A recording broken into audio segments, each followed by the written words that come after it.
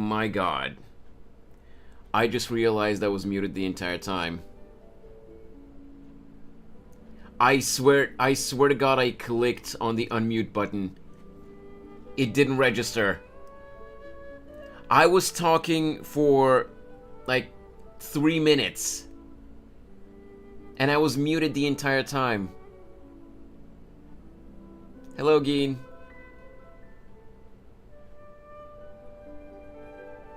Please, feel free to laugh at my brainlessness. Oh, unwise boomer of the well, what is your wisdom of the day?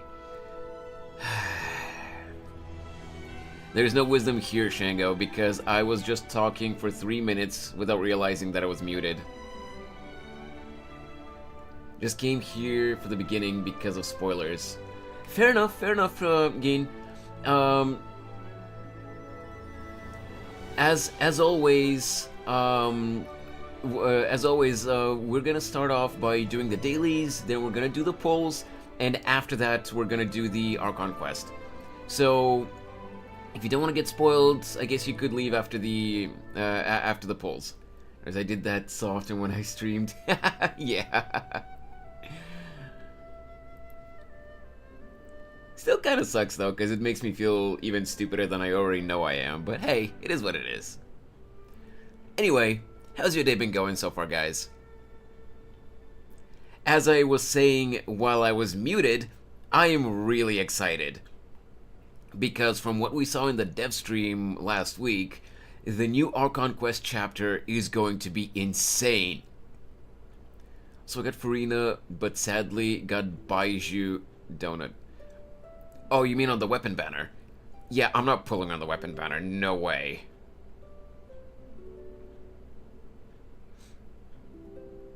I'm free to play, Geen, you know that. I cannot afford to waste wishes on the weapon banner, because if I hopefully manage to get Farina without using up too many pulls, I need to save for Arlecchino.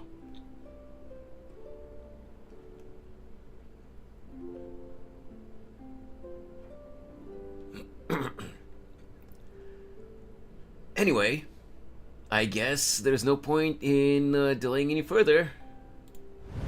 Yoink. Oh god. I forgot to turn off the switch source. Because of course I do. Of course I did. Alright. We are in Genshin.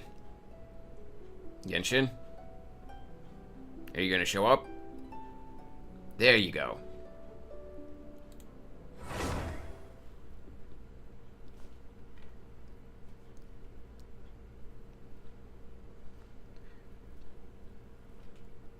Because we're also on YouTube today, I upped the volume of the game just a smidge by 10%.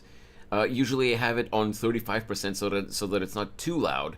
But I know that sometimes when I would stream on YouTube before, the game audio would for some reason be a little bit lower than it would come out when I stream on Twitch. So I upped the volume because I want everyone to be able to, if anyone actually watches my stream for this Archon quest instead of someone else's, like a bigger streamer, I would want everyone to be able to enjoy the Archon quests, you know, well, and being able to hear the game well enough. So I upped the volume by 10%, just a little bit. Like I said, I usually have it on 35%, now it's on 45 for today. Just to see if it's okay. If it's too loud, I can still bring it down. But I'm so excited. I'm so excited, and I just can't hide it. Watch me get a copyright strike just because I did that.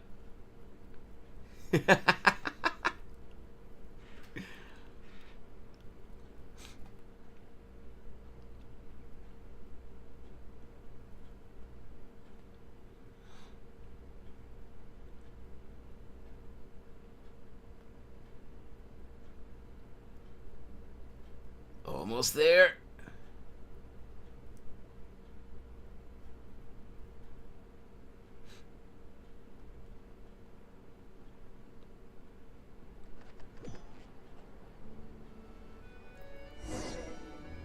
Huh. Days beneath the waves. Talk to Yves. Oh, and walking on water with Farina is really fun. Ooh, I can't wait. Okay.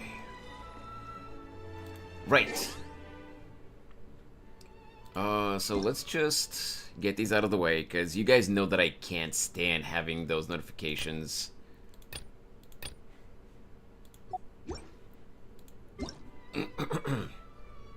Oh yeah, we also have... Wait, what? Compensation for issue with Nuvelet's level 6 constellation effect.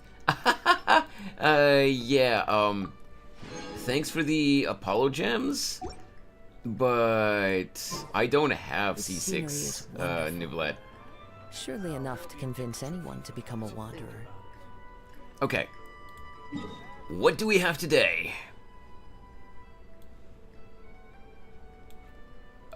This is emergency. Of course it is. Fishnado. Isn't this those new those new hydro enemies? It says days beneath the waves. Oh, okay, right. Okay, I'm officially blind as well. Pretty sure I only saw 3 dailies. So, days beneath the waves.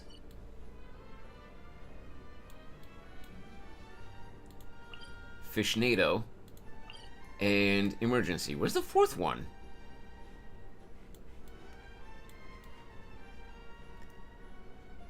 How's the dual stream going? I don't know, Rob. We just started.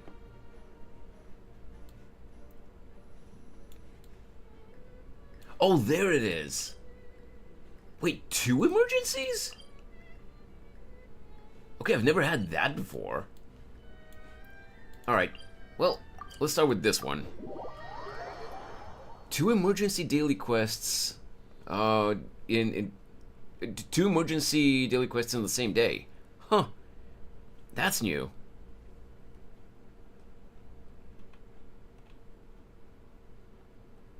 Okay. So... let's see. This daily quest is usually a quick one.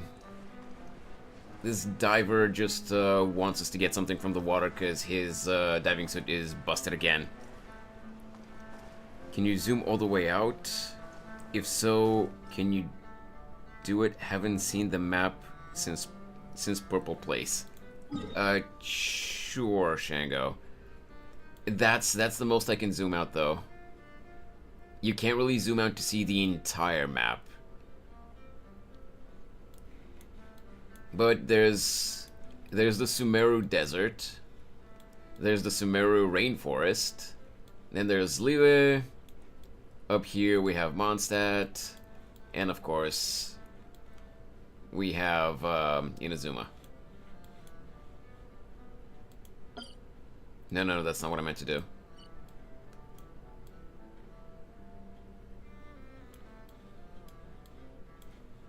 Okay.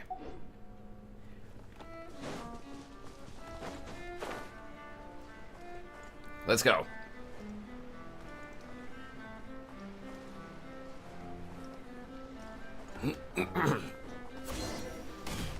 Oh God. What is up with the frame rate? That rapacious rogue. How's your dive suit? Ah, it's you. Sight for sore eyes you are. The best I've seen all day. I'm sure you don't know what fresh new torture Goldman cooked up for us. He hired some number cruncher, real calculating sort, to figure out how many objects each of us can salvage each day. Then he forced us to haul salvage ashore based on these calculations. But I mean, we get tired, get injured, grow hungry, And sometimes we just don't have the energy. We can't simply haul that much out every single time. But does Goldman care? No! If we can't match that quota, he scolds us and even docks our pay. Who cares if he scolds you, man? As long as the pay's good, then just grit your teeth and bear it. I know that's not really a good mentality, but hey. A job's a job, I guess. Not that this is the bean counter's fault. He's a good fellow named Finnegan, a real sympathetic type. While he was doing his calculations, he would consult us regarding our daily work. One day, when he'd finished hearing what we had to say and done his sums, he then stood up all of a sudden, ran into Goldman's house, and began yelling at that rogue. I heard him say, "This is unreasonable. They're people, not machines." He wound up being thrown out by Goldman's underlings and fell into a puddle. We had to help him up and out of it. How the fellow apologized, wept even. I couldn't blame him. None of us could. He's one of Goldman's victims, just like us. He promised that he'd think of some way to help us get justice, but really, we all hope he never comes back to this cesspit.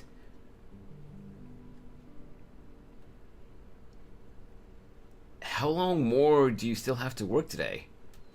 How much work do you got left today? A ton, I'm afraid. Can't say when I'll be done either. Just gotta do as much as I can and hope I don't get docked too much, Mora. Let me help you out. Really? You'd still help me out? You really are my savior. If only that Goldman had half your good heart. Oh no, I'm so sorry. I shouldn't even have compared that boorish boar to you. As before, I'll mark the location of the objects for you.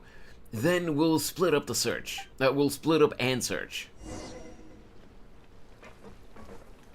I don't know if it's just my imagination or if it's actually a fact, but I feel like Yelan swims faster than Kazuha, for example. Okay.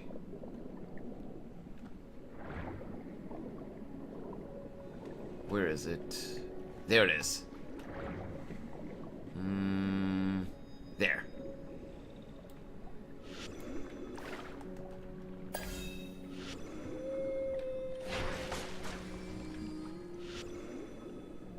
It's over here.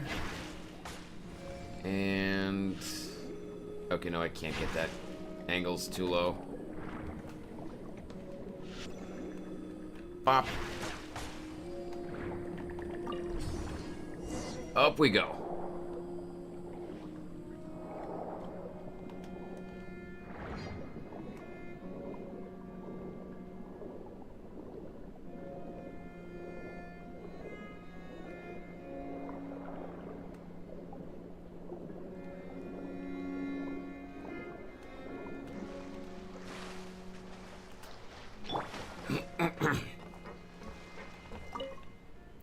Have you helped me salvage those things?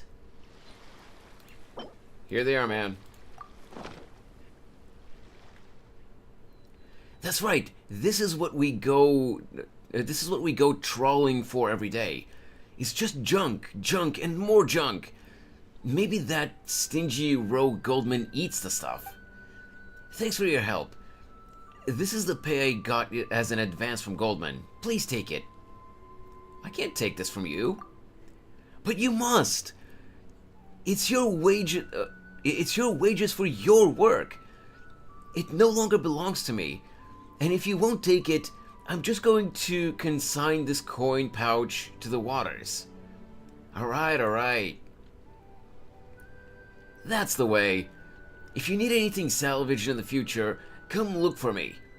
I'll get it out for you in one piece, no matter what it is. But for now, I've got to continue repairing my dive suit. Isn't this hole a little too big?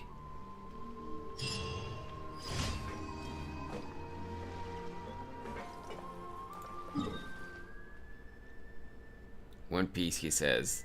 I knew you would do that joke, Rob. Okay. So. There they are. Let's get the first of the two emergencies.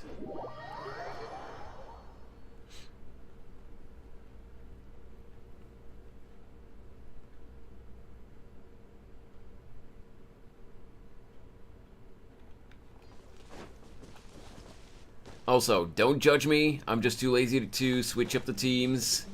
But I am going to just use this team with Yelan to fight these Hydro enemies. Gotcha. The wind knows. Yomi is gonna get them quickly enough.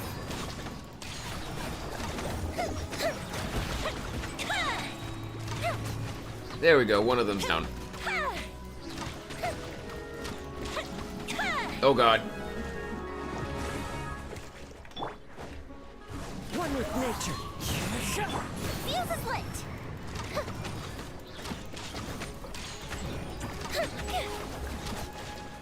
There it is. We'll just get these drops. Cool. We have a couple more waypoints that I haven't gotten here, but not now.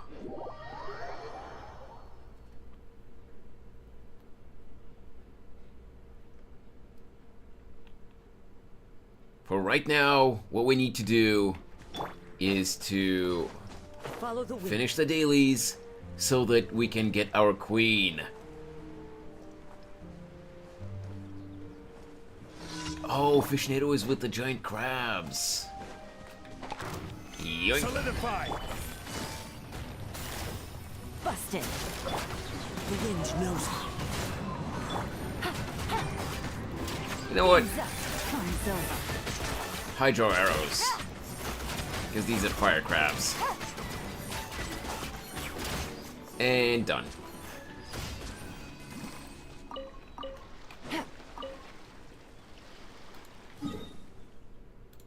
Last daily.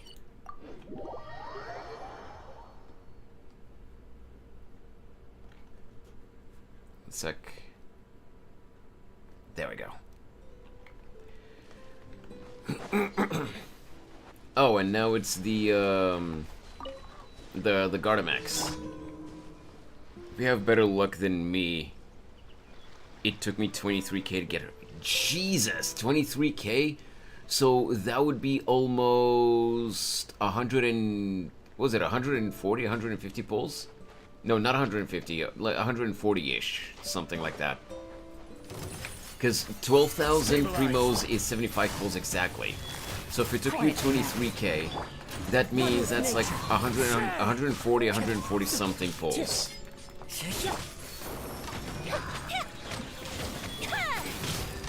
Oh, sorry, my guy. Didn't mean to wake you up. I just wanted to kill the robots.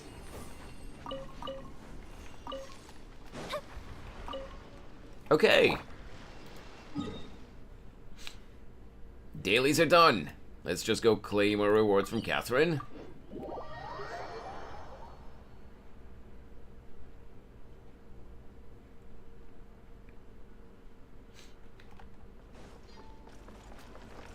Add Astra.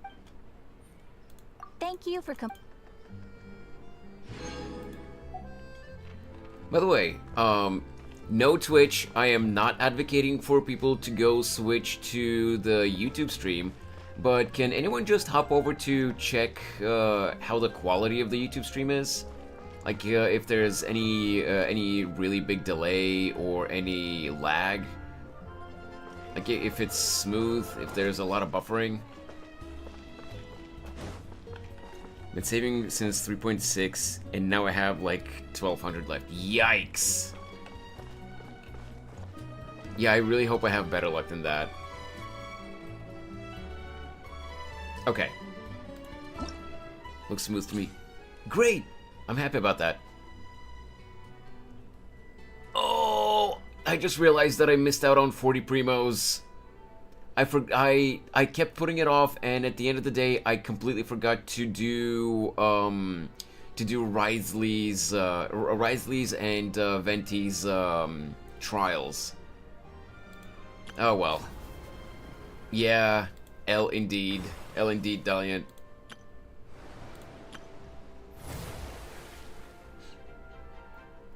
Okay, let's just get rid of these.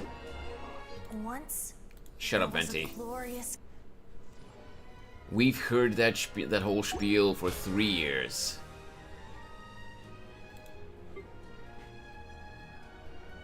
Mine 10 items. Wait, did I not? Oh, I did not. Astra Abyssosk. You're being good luck. Welcome to the Adventurers Guild. Okay, Rob. Let's just get these so that we can get the daily battle pass stuff.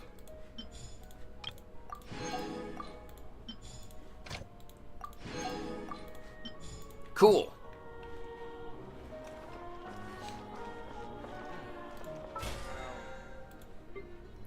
There we go. Well, you started stream right when I went to get groceries. Okay, so I don't know if... Hey, Geen! I see you there on YouTube. And yes, don't judge me. He is not built yet, I know. Perhaps we could take a walk by a riverbank or somewhere similarly fluvial. But I'm bringing out Nouvellette, and I'm going to the Opera House. That's where I'm gonna pull. I see you over there on YouTube, Geen.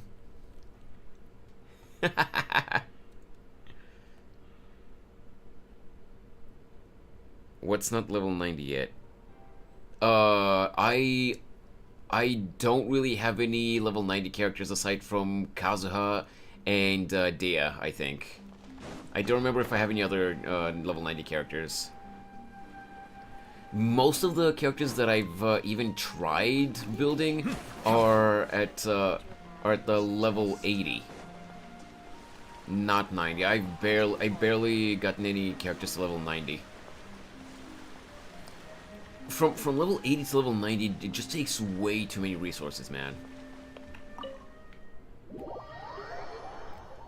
You want me to sacrifice some people for you? No, that's okay, Snorri.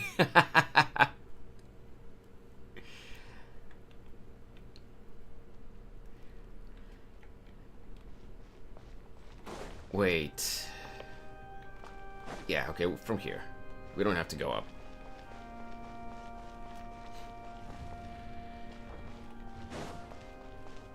So no throwing Risley off a bridge. Wait, Snorri, did you get Risley? I don't remember. Oh, you know what? I'm gonna go up there on the on Nouvellette's chair. Oh, if you've told me that, I've forgotten that you've gotten him, Snorri.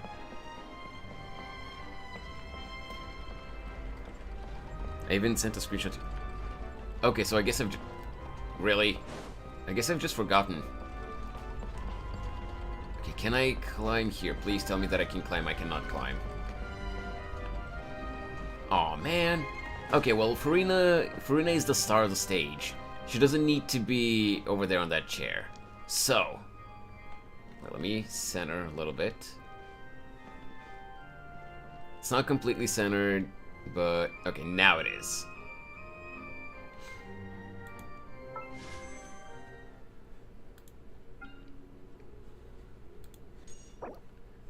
I'm not gonna be pulling on the... Wait, what? Oh. I'm not gonna be pulling on the weapon banner, but... Still have to select a weapon so that we get that notification mark off. Okay. We have 15,517 Primo Gems, which means that comes out to about let's see, 12,000 is 75 and 3,200 is 20, so 95 96 pulls is what I have in the form of Primos. And then we have 31 in the form of already waiting Fates. That means that I have 126, 127 pulls, if my math is not off.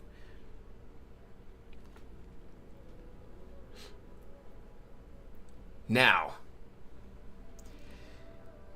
let's see.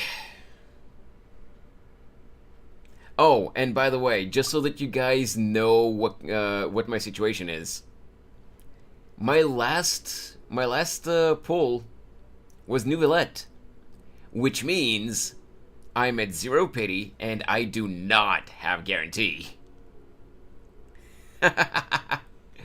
Let's see.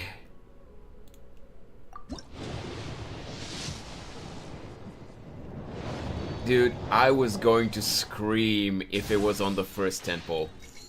Now, let's see how long it'll take to get Charlotte. 2, 3, 4, 5. Kale. Okay, that was 6, right? 7, 8, 9, and 10. Yes. Okay. Okay, a Kale constellation. Not bad, not bad.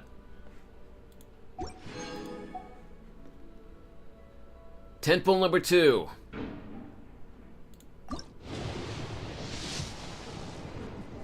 Well, no 5-star here. 1, 2, 3, 4, 5. Hello, Beto. 6, 7, 8, 9, 10. Woof. Alright, well, we're not getting... we're not really gonna get her that easily, apparently. Farina, I mean. If I get Farina but I don't get Charlotte, I'm not gonna complain. Let's go. Third time's a charm, right? Ah, almost. 1, 2. Oh, come on, really? 3, 4, 5, 6, 7, 8, 9, and 10.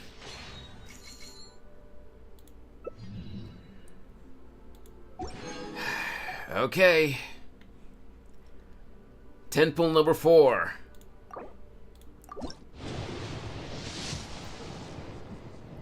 Oof. 1, 2. That's another Beto.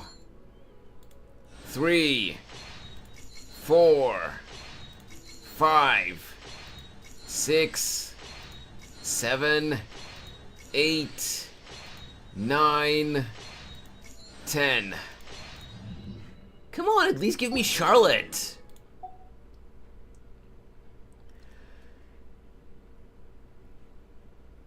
Temple number 5. To be fair, Fontaine is the 5th out of the nations that we've been introduced so far, so maybe?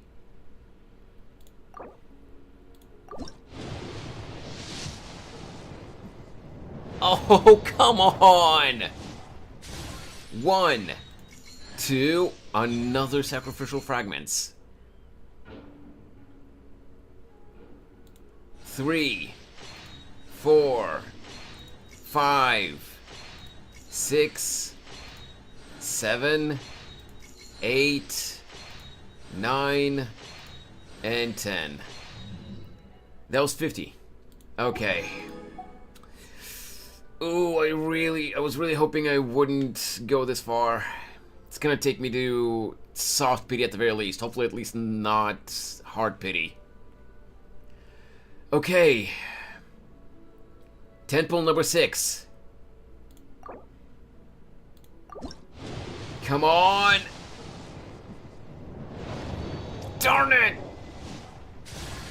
There she is, Charlotte. Okay, that's one win. 1, 2, 3, 4. Sacrificial greatsword. Okay. 5, 6, 7, 8, 9, and 10. Okay. We got the reporter girl.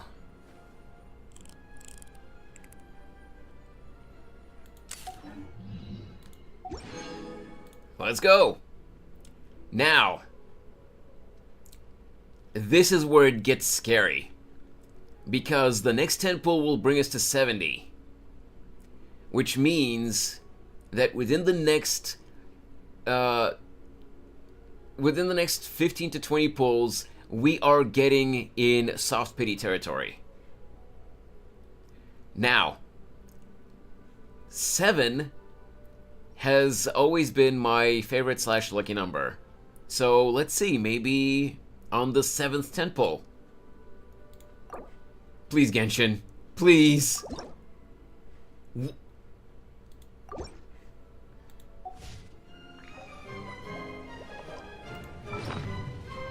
No one say anything. No one say anything. I haven't disposed of my low tier weapons.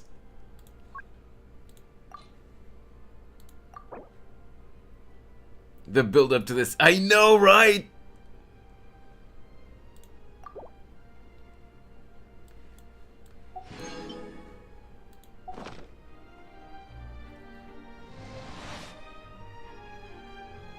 Wait, can I get rid of more?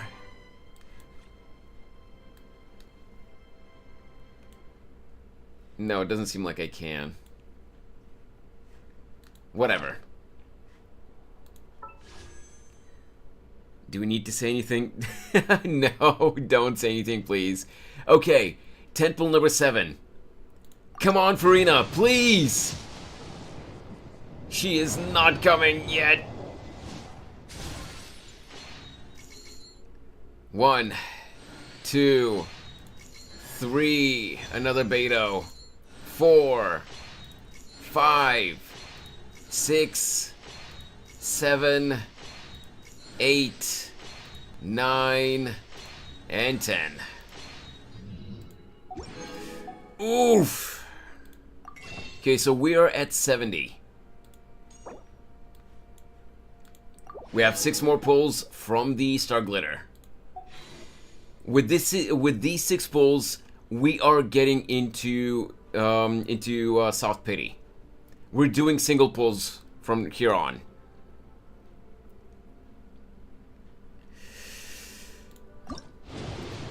$71.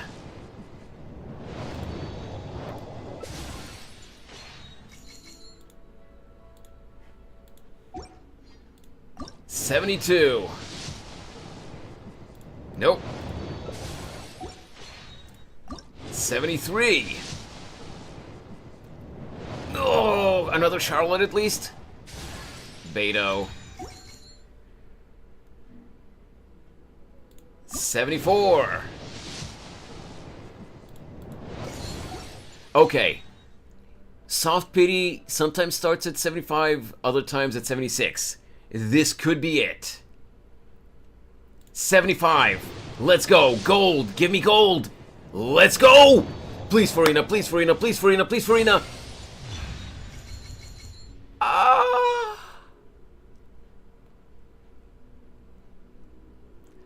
Wrong Hydro.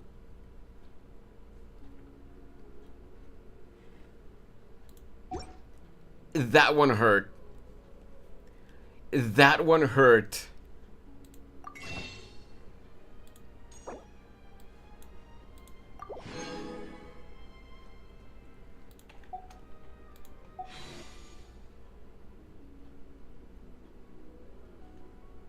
Ow. Okay, so 0 now, but guaranteed. True. Is it at least good constellation? I don't know, and I don't care right now. Well, let's go again. So much for saving for Arlecchino. First 10 pull. We already got, well, we already got Charlotte, so I don't care about doing them one by one. 20. Nope. 30.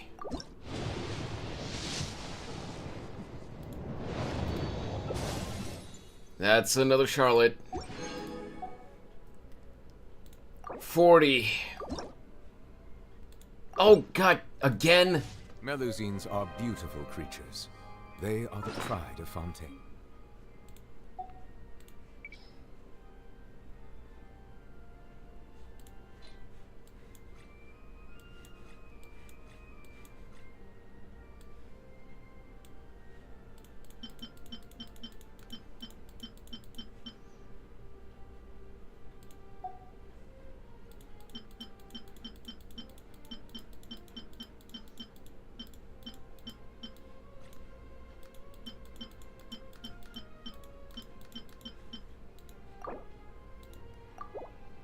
Should have sacrificed Nuvalet.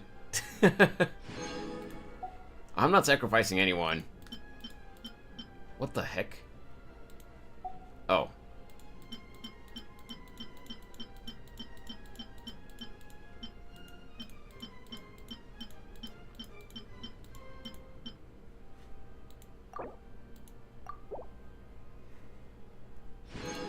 Okay. Be sure to be... What were we at? 30, so this is 40. Please, Farina, please! Oh!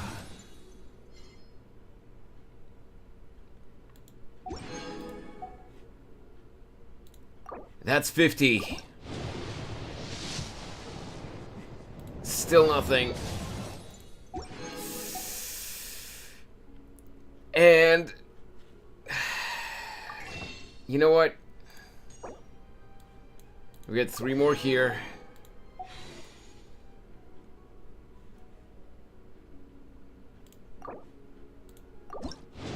$60. Oh!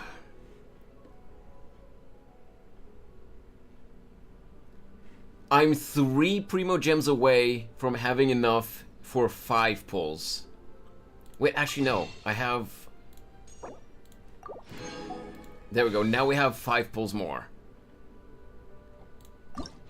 61.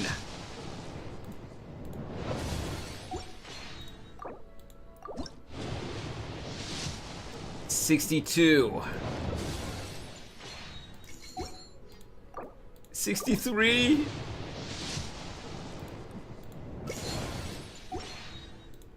$64. Oh, come on! Another Charlotte. And 65.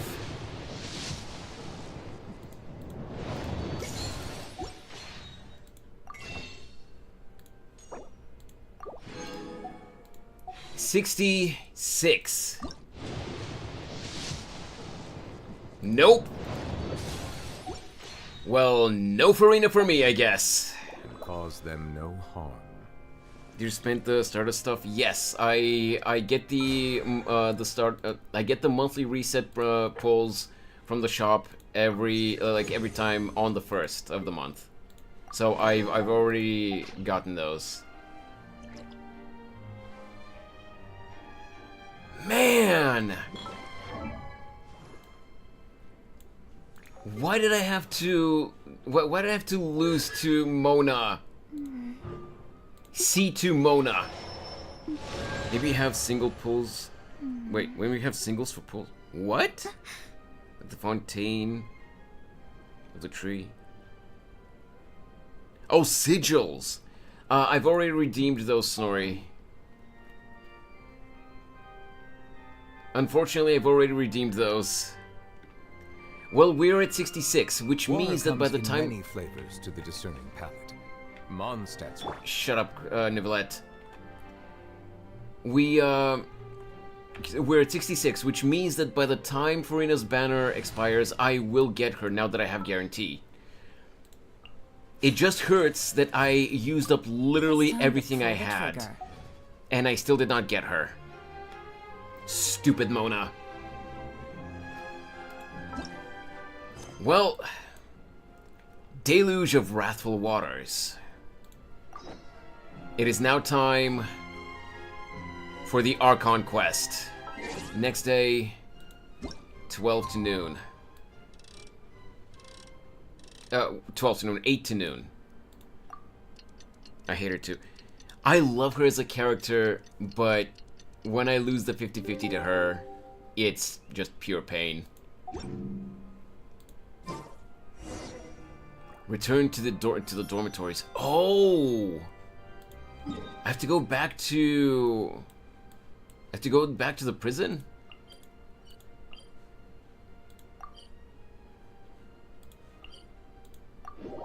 Okay, story time. Well, I'll be going now. Have fun doing the quest. Okay, Geen. Thanks so much.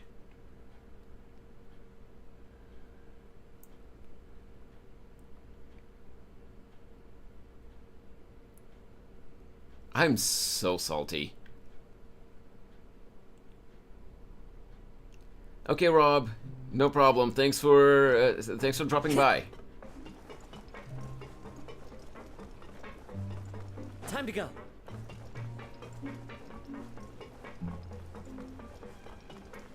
Let's see.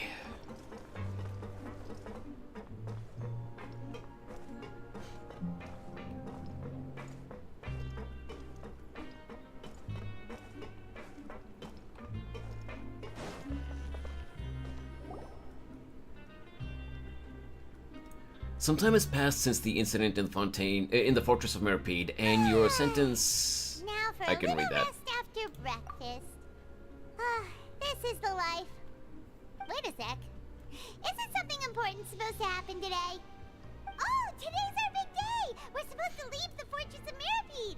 Come on, we've got to go complete the release procedures now!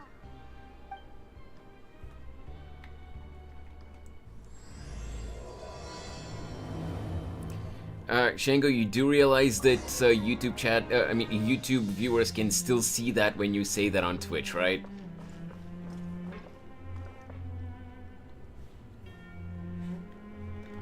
Snorri, because YouTube doesn't like people being degenerates too much. I've told you that many times.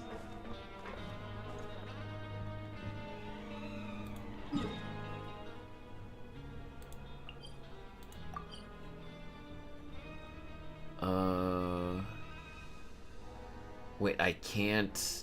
Oh, I can't just teleport there. I have to actually use the lifts. Boo!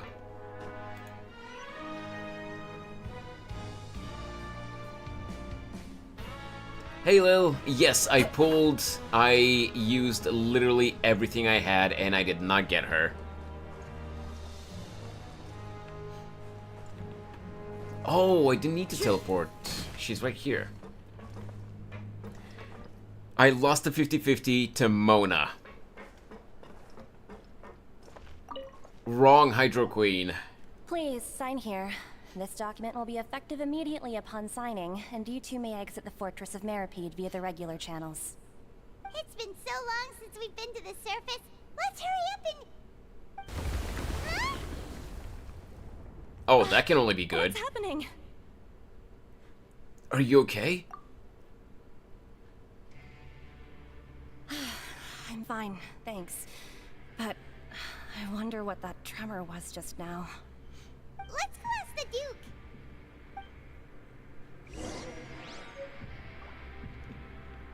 Oh, wow. A new life's beginning. Wait, what was that? I couldn't see that. It's gonna be here.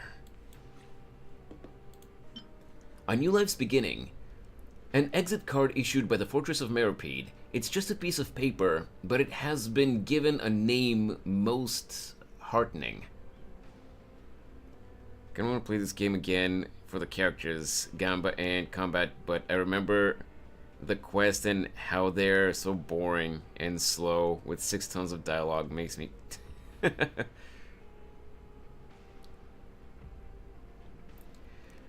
You guys skipping a story-driven game. I will never understand you. Anyway. We continue with the story.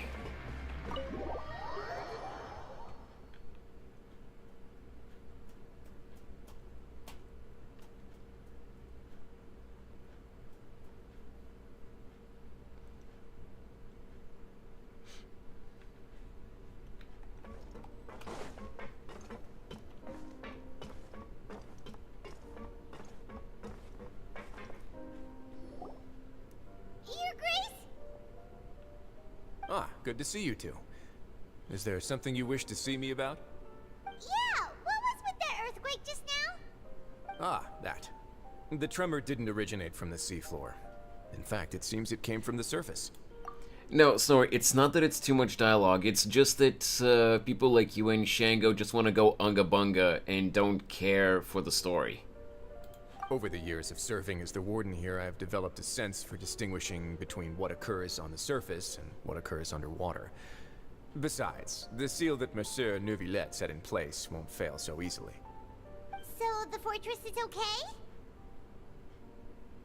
If you recall our last incident, if there really were a problem, there would be crowds of inmates in a panic right now.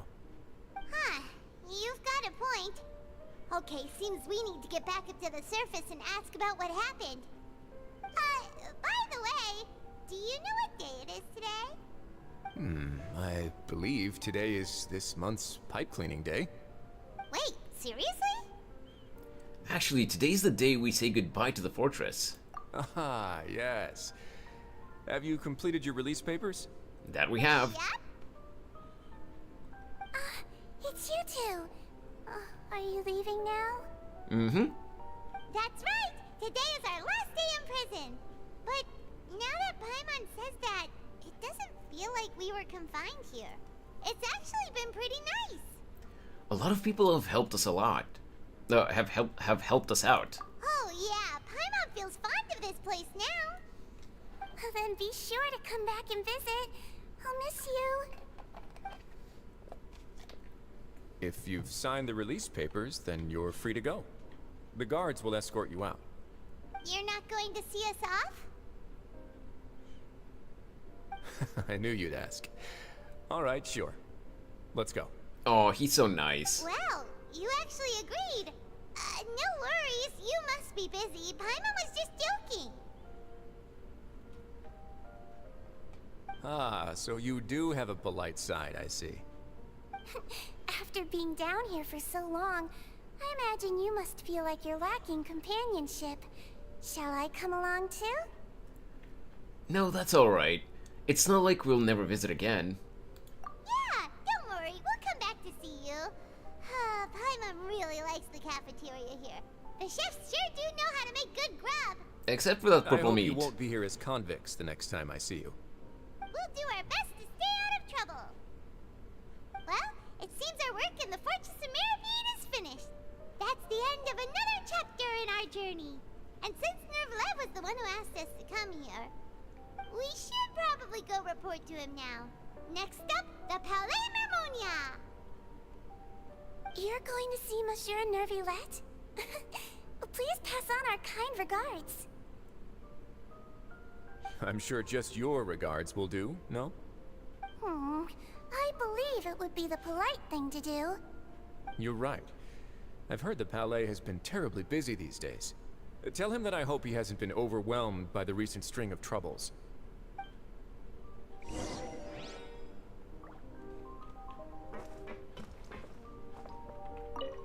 If if you're concerned about things at the Palais, why don't you take some time to go up and check things out?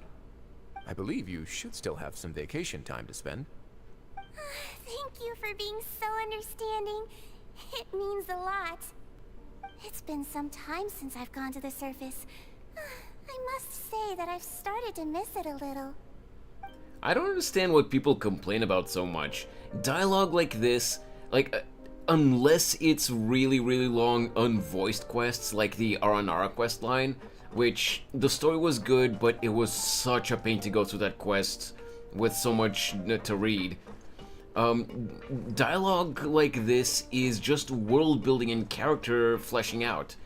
Like, I don't see the problem. It's actually really nice to me to see characters interacting like that.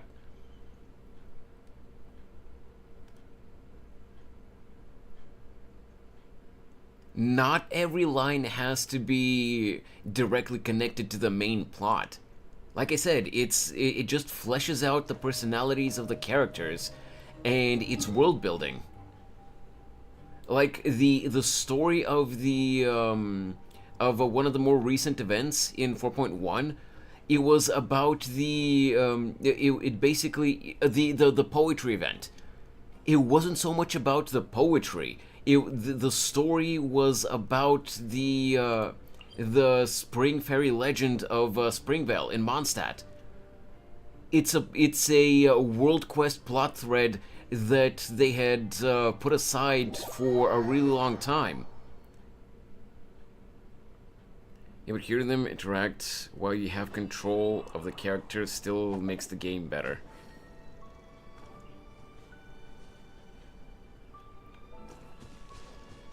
I mean, I guess. Okay, so before we go to Nouvellette, I'm going to go and just activate one waypoint, because we're literally just 3 primos away from having another pull. And I want to see if we can get Farina. Oh, there it is. Get the same plot dump with a passive conversation. It's not the same. It's not the same, Hiro.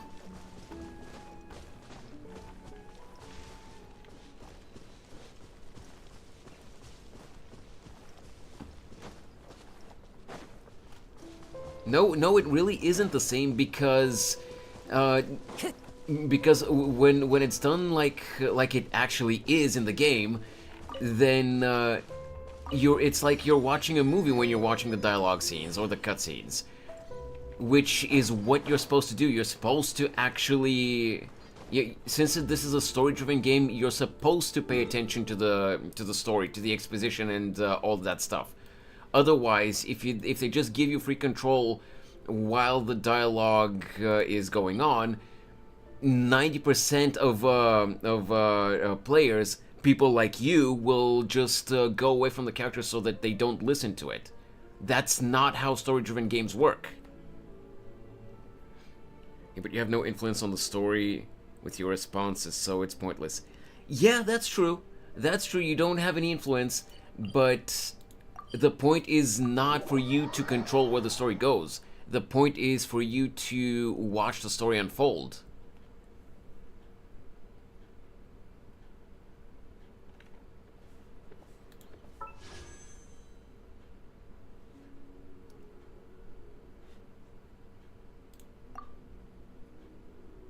If you didn't have to click once during the cutscene, people wouldn't complain. Yeah, okay. I will give you that. Since the choices, quote unquote, that they give us during dialogue scenes are literally just flavor text, they don't actually impact anything. If we didn't actually have to click and we just sat back and watched the cutscene or the dialogue scene, then it would have been a little bit better. But I honestly don't mind it that much. Is it a little bit annoying? Sure. Is it experience breaking for me? No, I wouldn't say that. Anyway, this is pool 67 if I remember correctly. Oh, darn it. Oh well. There are leaves around, and I know just the tune to accompany them. Yeah, Hiro, and this is 67 after having lost to Mona at 75, I think.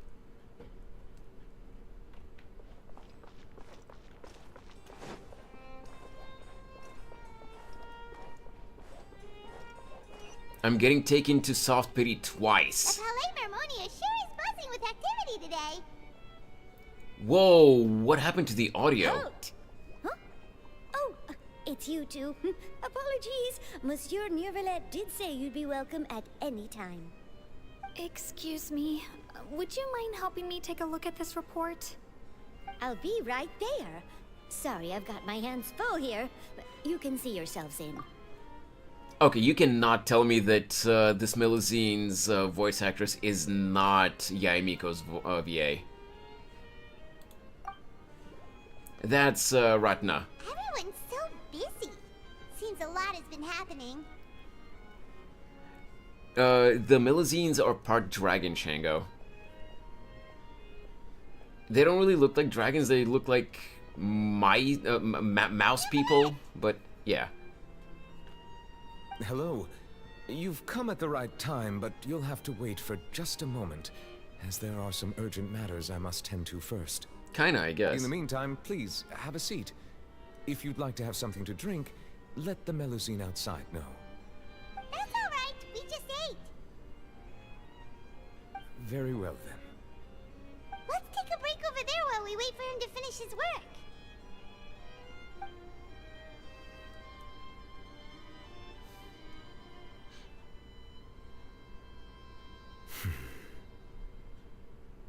All right.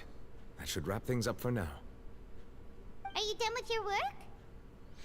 Yes, sorry to keep you waiting.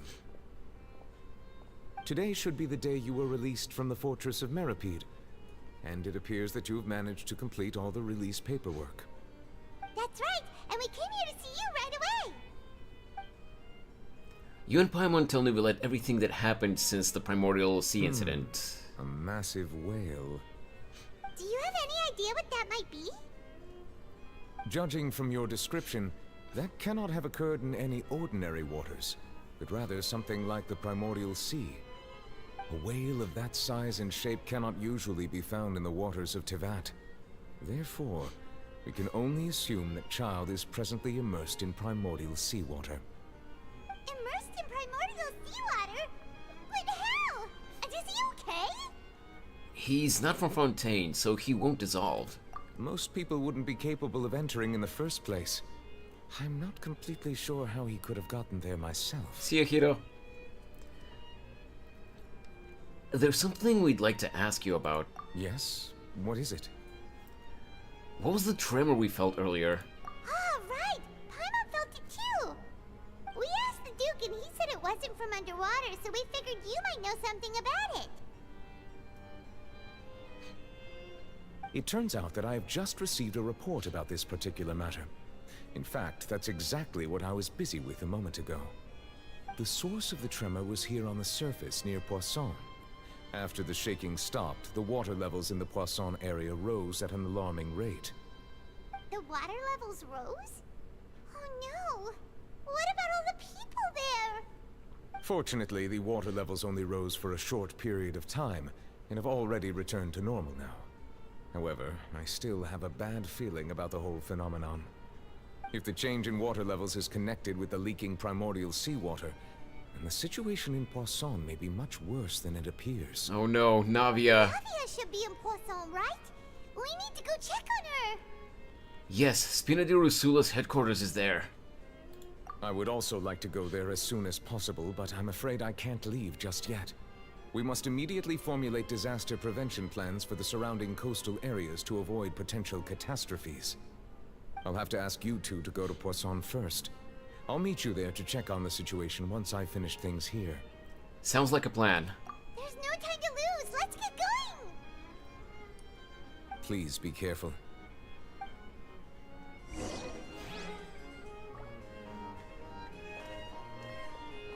Honestly though, I can't say that I'm surprised with my polls for Farina. I mean, I kinda used up all of my luck with my pulls in Honkai Star Rail.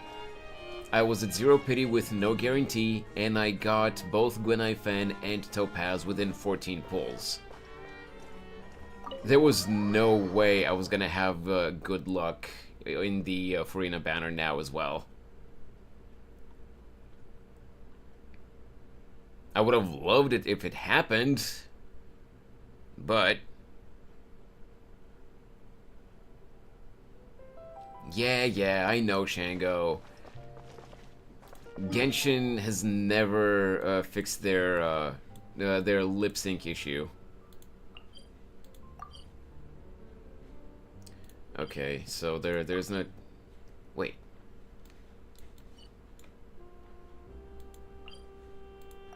There we go, there is a teleport point there. And you call that, like a movie scene. Stop nitpicking. Yes, it's bad that they're not lip synced, but I just listened to the dialogue. What happened here?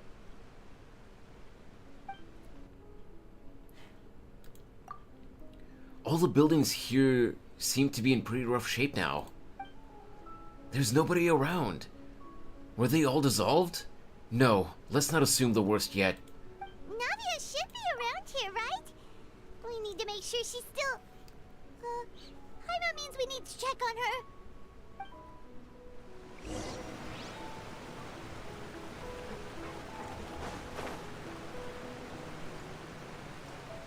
Oh hey, there's a guy up there. Okay, yeah, we're obviously supposed to talk to this guy, but from down below. Yup. We haven't seen a single soul all the way here. Oh, this is getting scary. What will I ever do now? Look, there's someone on the roof over there. Just stay put. We're coming up. Watch your balance. All right, just hurry.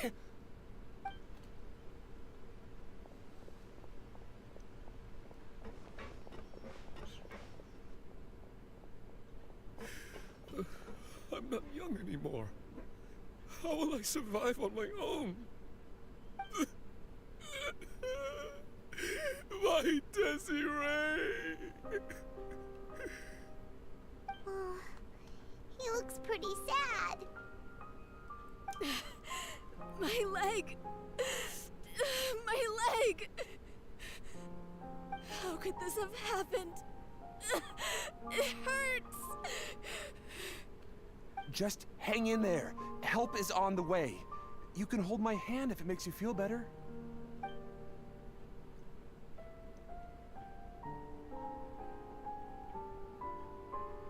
What happened here?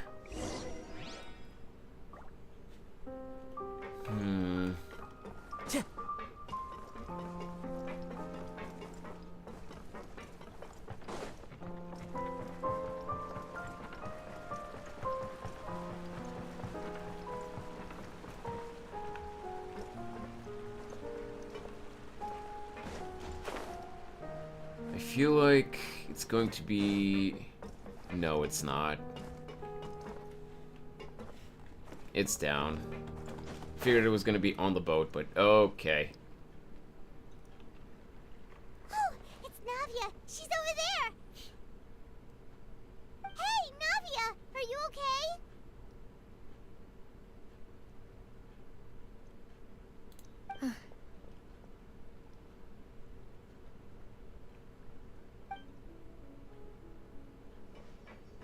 You're here. We heard there was a situation in Poisson, so we came as quickly as we could. Yes. As you can see, the water level suddenly rose. It caused quite the disturbance, in fact.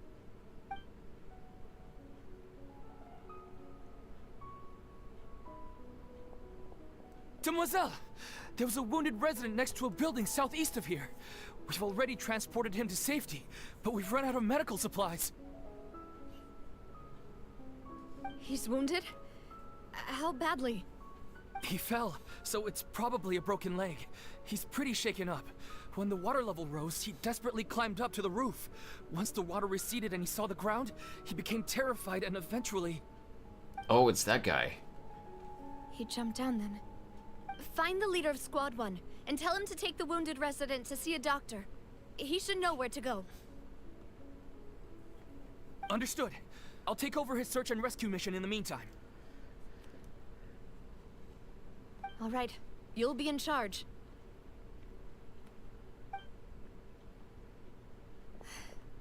I'm sorry. Where were we? The situation in Poisson? Ah, right. Allow me to explain. Yeah, please tell us what happened.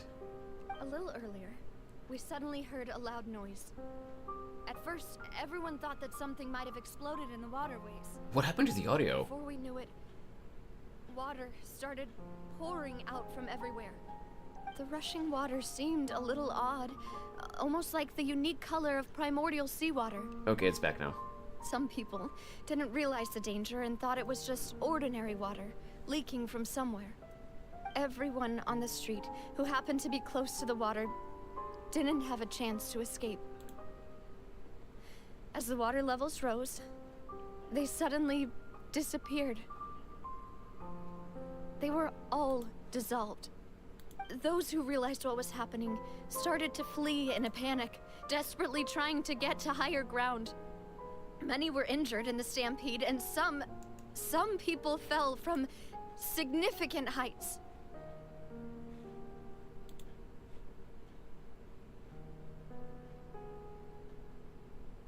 The Spina di Rosula initiated rescue operations as quickly as possible, but there have been a lot of casualties. Fortunately, the water began to recede after some time, and the chaos came to an end. The water that flooded the area contained primordial seawater, so the lower levels of Poisson are still hazardous. To ensure everyone's safety, I've asked the people there to leave as soon as possible. No one knows if this could happen again.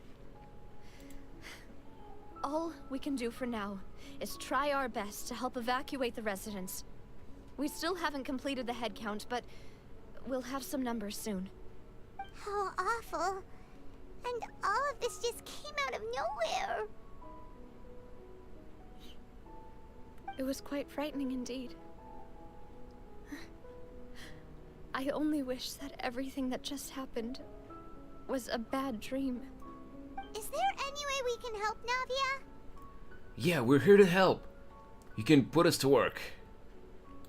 Thank you for being so willing to help in a moment of crisis like this. You don't know how much it means to me.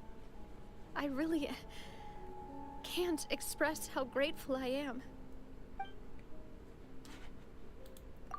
Wait, we're missing some people, aren't we? Oh no. Did her assistants get dissolved? Don't say that, Navia. That's what friends are for.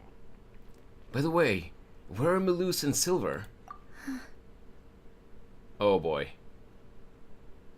Demoiselle! We've got a situation here!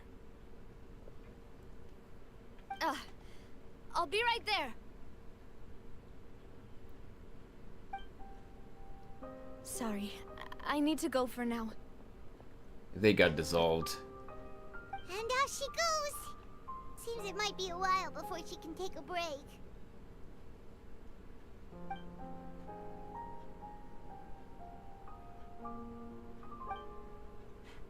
Navia walks around talking with many people and organizing various matters. Okay. Her decisions... The wounded are being tended to. Yeah, I can and we read that. finished a preliminary head count. More support has just arrived, so I suppose I finally have a moment to focus on my own matters. Of course, we should remain ready for anything and continue doing our best to rescue others. I'll be sure to have everyone at the Spina di Rosula ready to render assistance. Traveler, Paimon, would you two accompany me to my father's grave for a moment? Of course. Huh? Right now? I understand. Thank you.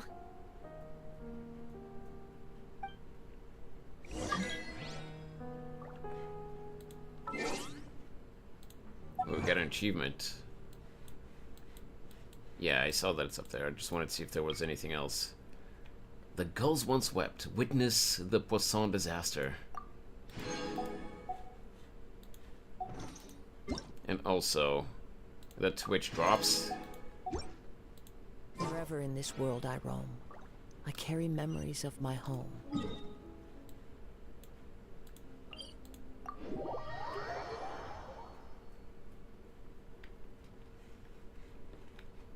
Time to go.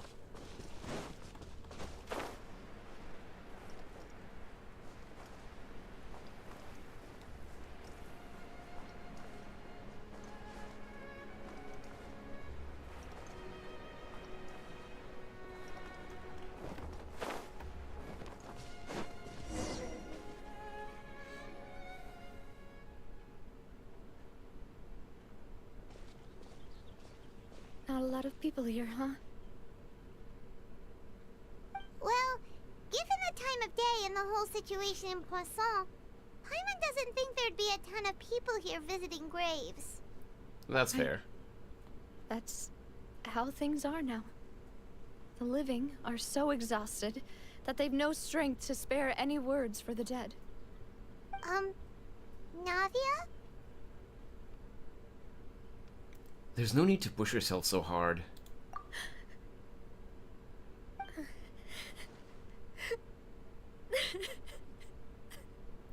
Oh no. Please don't cry. Navia, what's wrong? Sorry. I just... Malus and Silver. They won't ever come back here again. What should I do, Papa?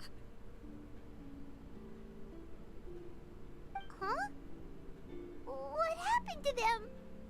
Navia, I'm sorry for your loss. Everyone agreed on the rescue plan, but still, I was the one who initiated it. Every time I see Navia on screen, I just want to hug her. Evacuate the residents. True. But they couldn't leave in time. And... and they were caught in the seawater.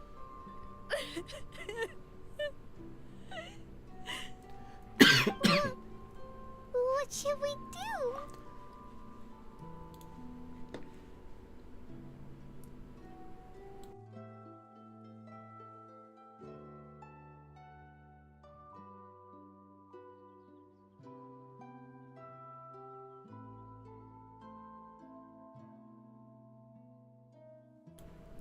Sorry about that. Ugh, something got caught in my throat, and I really needed to get it out.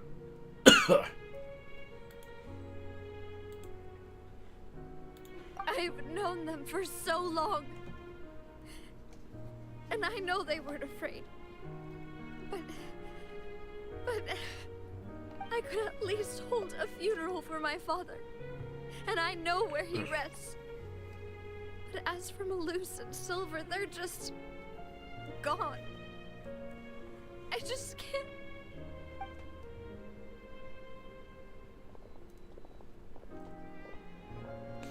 Everything looks so clean after it rains. Even the gravestones. I didn't expect that you'd enjoy a glass of red wine in front of Master Callus's grave. I can understand. Besides, the scenery here isn't half bad. See, it's not just me. I always want to bring something when I visit Papa. Perhaps we might even have a picnic. He wouldn't be angry, would he? How could Master ever be upset with you, Demoiselle? Yet the cemetery is the home of those who have passed, is it not? Everyone ends up here sooner or later, no matter who you are. Buying yourself a plot in advance, are you? No need yet. But when I do, I hope you'll let me be buried beside Master Callus, Demoiselle. Oh. Hey, stop joking around. I'm quite serious. That way, it will save us both the trip to see each other whenever you visit your father's grave. Don't talk like that, old man. In that case, could I be buried on his other side?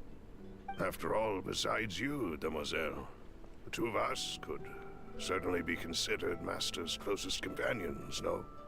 Personally, I believe we fill those shoes just fine. Why are you bringing this up all of a sudden? Seriously. All right. I'll remember your requests. But I'd really prefer not to talk about this stuff. And what do you mean by saving me a trip? I'd make the journey even if I had to visit you two somewhere else. I'd promised to let them rest in peace here. But here I am breaking that promise. I'm sorry for letting you see me in a mess like this. I don't usually cry, really. Paimon doesn't know how to help you feel better. But, well, she understands how you feel. I had always thought I could make my wishes come true. But now that I think about it, that never solely relied on me. Many things can only be accomplished with someone else's help. Malus and Silver have helped me so much. But by contrast, I could do nothing for them. I'm so sorry. You can spend as much time as you need here, Navia. We'll stay with you. Yeah, we're here for you. Thank you. Right now, you don't know how much that means. By the way, you can have a look at this. It's a list of victims from the incident that took place here. Obena, Khan, Burnett, Giverny, Francine, Karina, Daisy Ray, Joinville, Julianne, Esson, as well as Malus and Silver. So, everyone else is safe. But still... It's okay. I know what you're thinking. And you're right. We lost Malus and Silver. But we were able to save more than we anticipated. The overall outcome indicates that the cost was worth it. No one's sacrifice is truly necessary. Right! Don't think that way, Navia. One person might be saved at the expense of another, sure, but that isn't something we should ever consider a trade. Malus and Silver were not the price for saving anyone. They're heroes. You're right. Thank you, Paimon. What you said just now was pretty amazing, actually. I'll remember your words. Oh, really? Seems you've become more eloquent in the time since we last met. Oh, hello. The knave? What are you doing here? Ah, is everything going well on your side? Yes, my people are carrying out the mission according to your request. All the residents of Poisson have been evacuated, and we're preparing to relocate them to higher ground. Wait, she's actually As helping? for these supplies, we have everything taken care of. There is no need to worry. Thank you very much. Wait, do you two know each other? We just met recently. Right, Miss Navia? Usually, I would call this a coincidental encounter. That doesn't quite fit this time. Besides, it never even crossed my mind that a Fatui Harbinger would come looking for me. Thanks to the Knave, Spina di Rosula received generous support from the Fatui, which allowed us to complete the rescue and evacuation work so quickly. Mutual aid is essential to fostering positive developments. We were already in the area, in any case, so it was nothing. That said, I must say that you're a lot sharper than you let on. I'm sure you understand what I mean. I apologize for all the ways in which I tested you previously. We've never worked with a Fatui before, and it's extremely important for us to know who we're working with. My subordinates have reported that Fatui soldiers have been observing water levels and taking head counts in various locations. I hear that they've also prepared a large amount of emergency supplies. I'm quite surprised. This is nothing to brag about, nor do I intend to.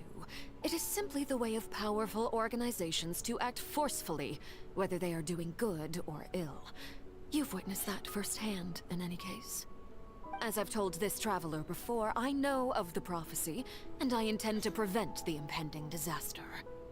Lending your organization a hand was a natural first step in accomplishing that. As such, do not be troubled by this token of our sincerity. Perhaps one day, you'll also be able to help me in the same way. Without your help, there would have been many more casualties. I won't forget your kindness. Furthermore, I sincerely regret what happened to Malus and Silver. I only wish that my people could have arrived a little earlier to prevent this from happening. Don't say that. You and your subordinates did everything you could. As Paimon said, Malus and Silver didn't choose to sacrifice themselves for any specific person. And they weren't the price paid for other salvation. They chose to become heroes themselves. I've never liked hearing people put it that way. It's like trying to relieve pain by saying some noble-sounding words. But right now, there's nothing more suitable. They really did become heroes. That You're they right. did. I'm sorry for your loss, Miss Navia.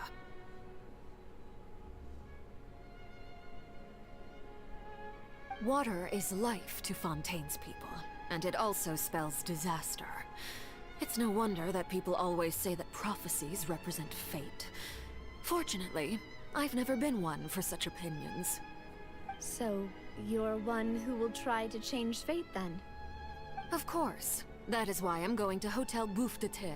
I still have some things to take care of, and the children need my attention. Hotel By Bouffe the de way, Thé. Traveler, Paimon, one more thing.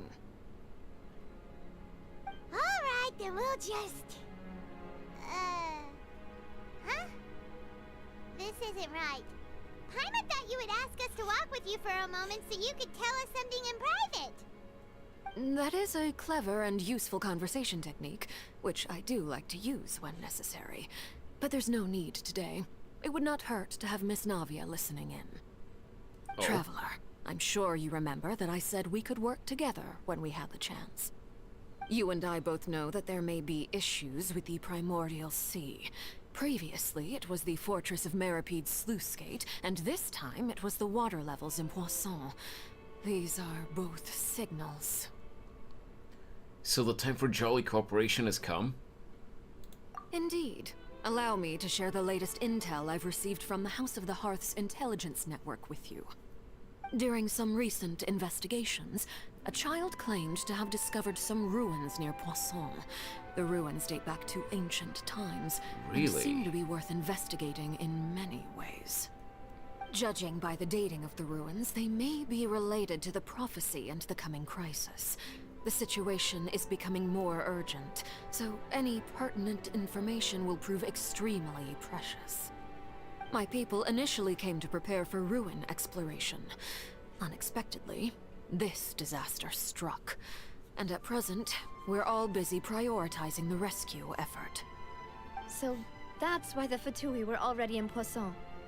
I wanted to take the children along, but unfortunately, Linny, Lynette, and Fremine have all been dispatched to higher ground to assist affected residents. Linny told me that outside of the house, the person they trust most is you. Which is why I want to give you this task. Are you sure this will be okay? Can you trust an outsider like me? The House of the Hearth's members see each other as family. But Linny, Lynette, and Fremine said that they also see you as such, even though you are not from the house. I'm sure you already understand how earnest they consider their friendship with you to be. I mean, yeah. Oh, that somehow makes Paimon feel kinda happy. The intel I just shared about the ruins could fetch a high price. But since the children consider you family, it's only natural that I freely share it with you. Got it! So all we gotta do is go to some ruins, right? We can handle that. Excuse me, but may I tag along? Paimon, you're gonna You jinx us. wish to join, Miss Navia? But are you sure you're up back to exploring some ruins? You need to rest. Well, I'm sad, yes. But I can't just go back and plop myself into a chair by the roadside and do nothing. There's no point in being depressed while we still have a disaster on our hands. As my father's successor, I must live up to the hopes he had in me. Besides, I'm also doing this for myself. I need something, a distraction, to keep my mind off Malus and Silver. That's understandable. Navi is strong, but she needs company right now. We can be that company if she goes to explore the ruins with us. Since you put it that way, I have no objections. What do you say, traveler? We'll go to the ruins together. All right. The ruins are to the south of Poisson. Here's the map. Okay, the three of us will handle it. Come on, let's pack up and get going.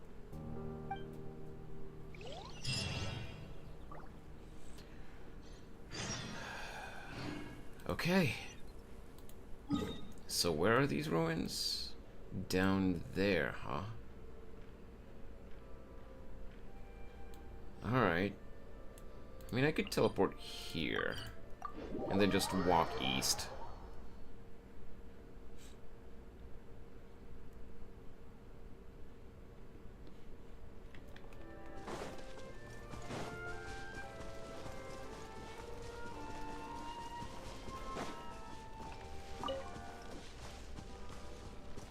I'm very curious what revelations we're gonna get. Yeah, we'll go here by the shore.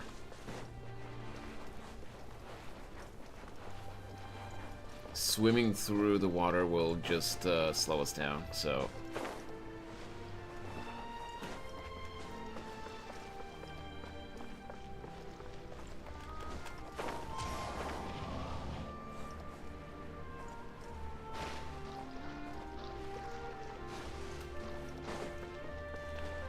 Okay, there we go. So, are these the ruins the knave was talking about? Whoa, talk about old. They seem to be pretty ancient, all right. Let's go in and have a look. Just be careful. That's a domain, all right. Place of Secrets. Recommended level 90. Okay. For intelligence indicates that this place may play host to heretofore unknown clues.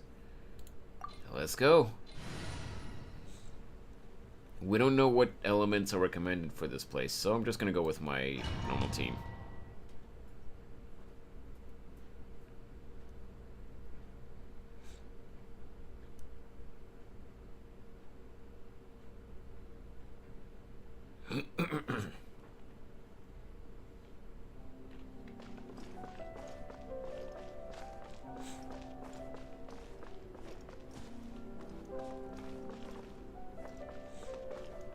Let's see. Is there anything here?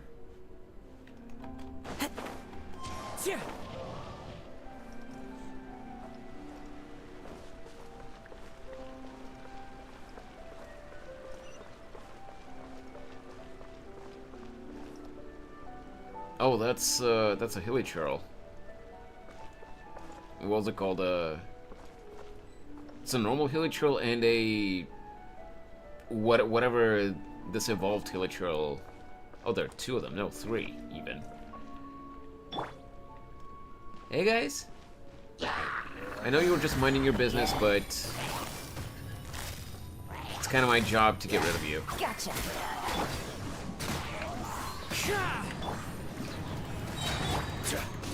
No, I meant to switch to Yumiya.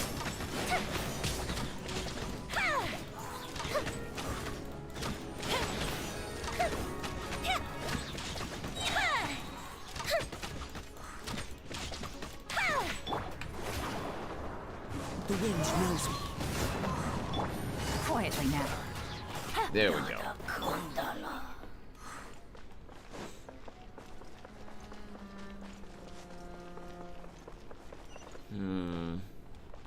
It's not here.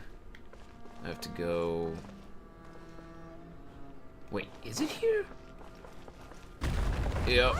The floor here isn't safe. You don't say, Paimon. Oh. More hilly trolls.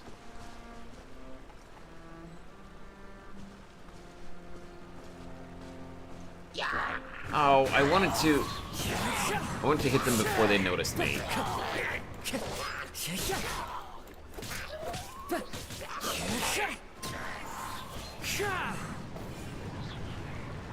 Chest.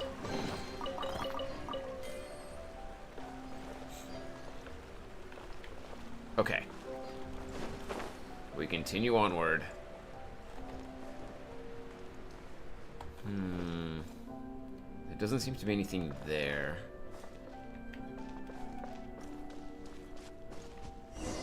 Oh, okay.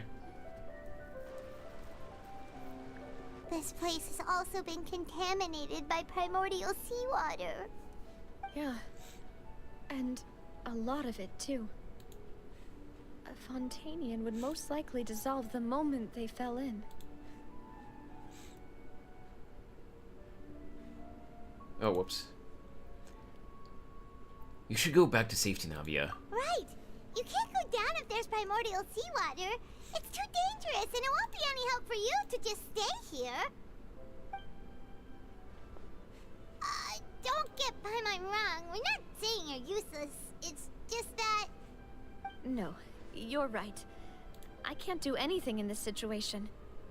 I'll leave this to you.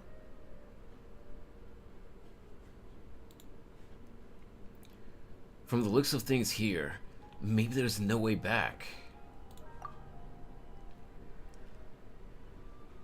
Yeah, she probably shouldn't have come with us to begin with. Complicates things.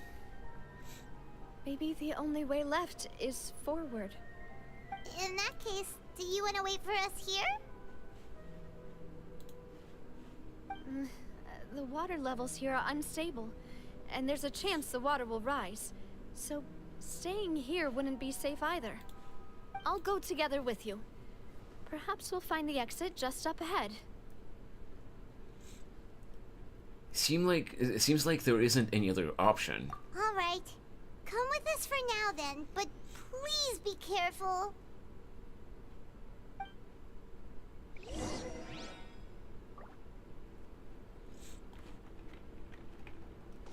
Wait, no, here. So that's a makeshift ladder. Kinda. No, it's a dead end. Let's try climbing over from the side. Yeah, you didn't have to tell me, Paimon. This is visible enough that I kind of figured that's where I'm supposed to go.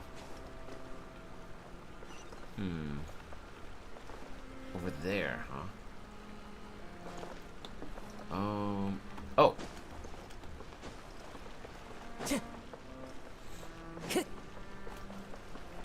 What do we got here? Why are there cabbages and carrots here? And no, not carrots, radishes.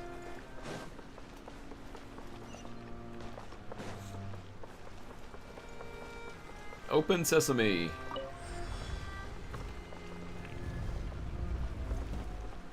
Whoa. It's a D&D die.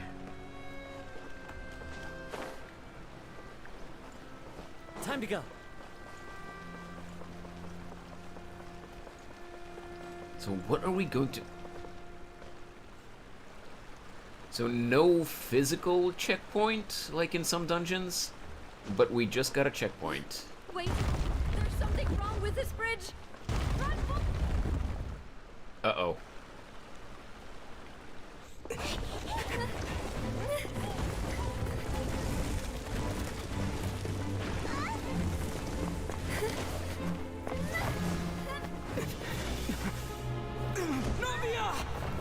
No!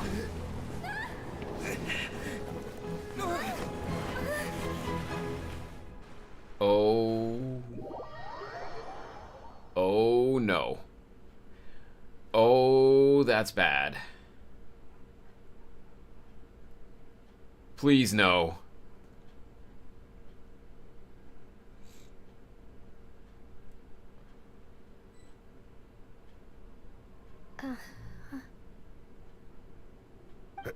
Demoiselle? Huh? Demoiselle, what are you doing here by yourself? Would you be standing here till dark if I hadn't come to get you? Maybe she just wants some time to herself, Malus. Hmm? Oh. Was I sleeping? Yes, it would appear so. Hey, Red. I must be tired. That's quite possible. However, you were the one that suggested we go out for a walk. Oh, right. I nearly forgot. It must have slipped my mind when I dozed off. I haven't had a nap today yet. Notice how there's a little bit of a ripple in the background. This is a familiar feeling. As if they're underwater. Something's a little strange. Is something the matter, Demoiselle? Oh, no. No, I'm fine. I was just trying to recall why we came out for a walk. Do you remember Mr. Giverny? Yo, happy birthday, Red! Red! Our help before with foreign merchants who had a debt dispute with him, and we'd resolved the matter not long ago. We were headed to see how things were going with him at the moment. Ah, right. Yes. I remember now. Oh, Miss Navia. Ah, Mr. Malus. And Mr. Silver, too. It's good to see all of you. I'd sing happy birthday to you, but I don't want to torture everyone's ears, both on Twitch and on YouTube. How have you been? I've been great. Thanks to your help, those bothersome merchants finally realized that I wasn't the one they were looking for. Why, I wasn't even the guarantor for that person. They were knocking at my door day and night. Even my neighbor, Obina, was getting fed up with them. Sometimes force is required to calm someone down and get them to listen to what you have to say. That's right. Oh, by the way, Burnett, what was it that you wanted to give to Miss Navia again? Oh, yes. One moment, I have it right here. Miss Navia, these are some flower seeds that I prepared. Please take them. They're a very good variety, and they'll become very big and beautiful once they bloom.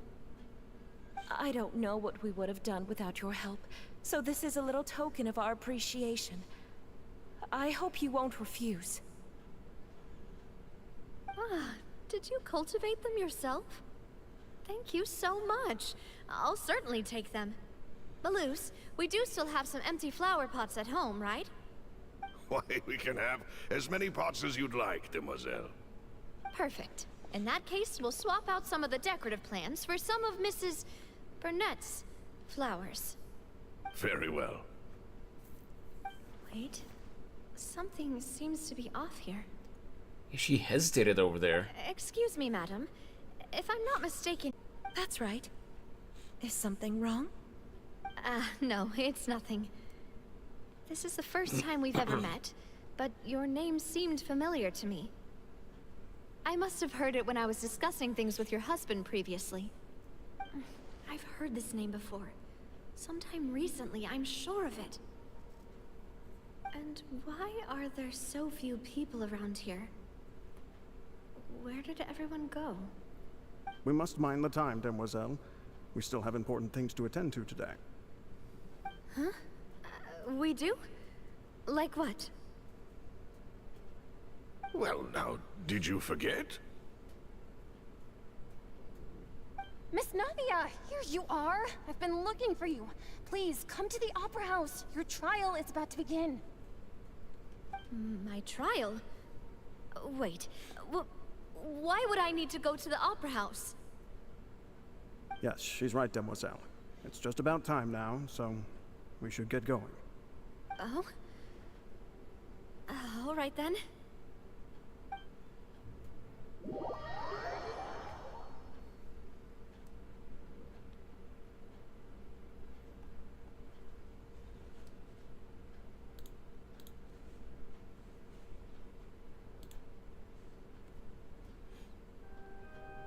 Look, it's Navia. She's here. And her two attendants are with her. Goodness, everyone's finally here. What is going on? There sure are a lot of people here to see the trial. And they all seem to be oddly excited about something. I even know some of these people. Karina, Desiree, Joyville, Jolien, Essen. Why are so many people here? And why do I have no recollection of this case? And as for the judge... huh? Where's Monsieur Neuvillette? Please sit in the defendant's seat. Don't worry, Silver and I shall accompany you. All right. But are you sure you can stand behind me? This is kind of creepy, yeah. Typically, it wouldn't be allowed, but today is an exception.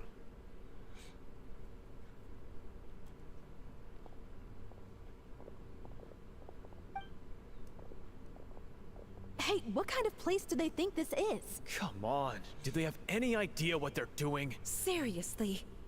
Enough with the whispering! Could someone please tell me where Monsieur Neuvillette is? And why I'm standing trial? My dear Miss Navia, have you not yet realized what you've done? In that case, allow me to explain. Please do, because we have no idea what's going on. No, you are Master Callus's successor, the head of the Spina di Rosula, someone held in high regard by every soul in Poisson. After you took over the Spina, you treated all of us just like the late Master Callus had. If anyone in need reached out to you for help, you responded. Not only you, but your butler, your subordinates, nearly everyone in the Spina di Rosula fought for the well-being of those in Poisson. Wait a moment. Aren't you just proving that I'm a good person? Yes, correct. Absolutely right. And that is why you stand accused. You have helped so many people get through so many difficulties. You are one with us. We are inseparable. We are one big family, all of us who are from Poisson, inextricably linked. And with you being so important, we couldn't possibly do without you. Therefore, this fair and honorable court shall declare you guilty, and you shall stay here. You will be together with us. Oh, forever. jeez. Huh? What are you saying? Everything you have said is correct. I have indeed done a lot for my hometown, and I would be willing to be with you all, but what is the purpose of having me stand here like this? What is there to discuss? Ah, well, if that's what you think, then I have no further comments. How wonderful, Miss Navia!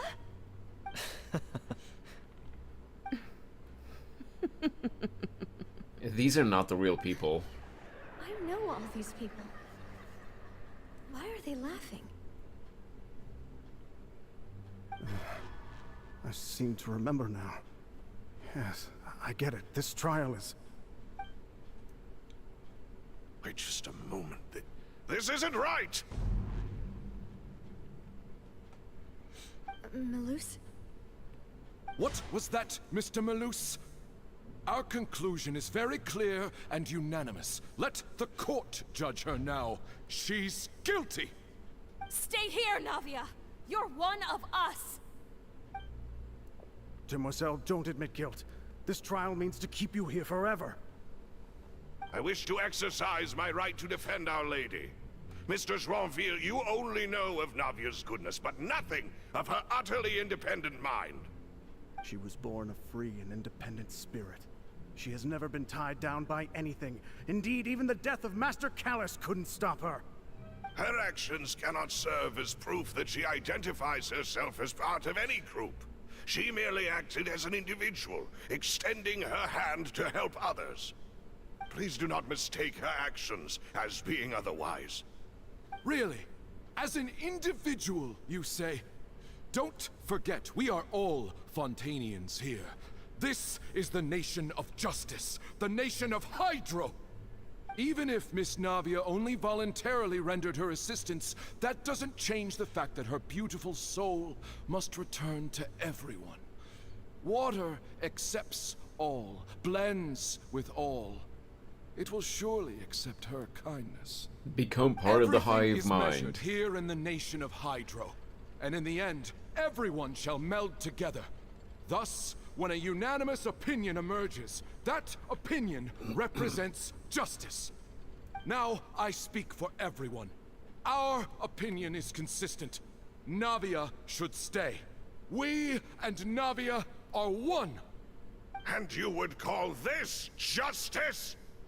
Preposterous. You are merely jealous that Demoiselle still has a chance to exist as an individual. Have you forgotten how much you all once longed to become individuals, to become independent? Do you mean to defy our justice? Oh If God. justice is flawed, then why should we acknowledge it? As you said, we can also have our own justice. Silver and I shall defend Demoiselle. And that is how we will enforce justice. Ugh, my head... It hurts. Demoiselle. Silver, it hurts. My head is spinning. All I can see is stars swirling in front of me. I remember now. Everything that seemed odd from the very beginning.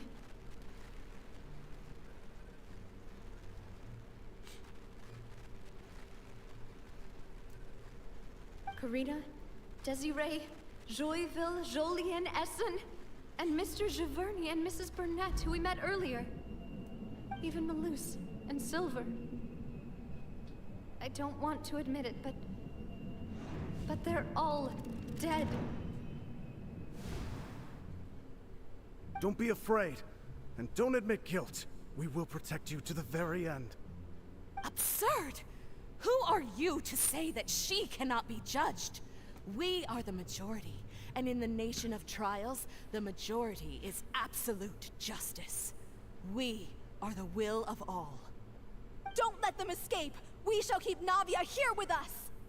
Mr. Malus and Mr. Silver, must you be so stubborn? Oh How could no. the two of you possibly hope to stand against the collective? Do not resist. This judgment is fair and just. What was that? Navia belongs to us. After all that happened, she should Oh. not be left alone in Poisson. What are you saying? Wait, No more excuses! everyone's turning into Oceanids. Jealous. Jealous. How could she possibly be an independent individual? What's with these people? Who's jealous of her? She belongs to us. Miss Navia, she... Silence. That's...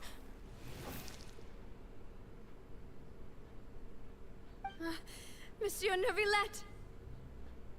Such commotion is prohibited in the court. The accusations you just presented are nonsense and cannot constitute a proper trial. The court will adjourn for the rest of the day. In this, I shall hear no objections from any unauthorized party.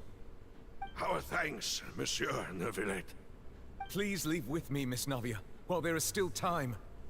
But... Go on now, Demoiselle. This is your only chance to leave this place.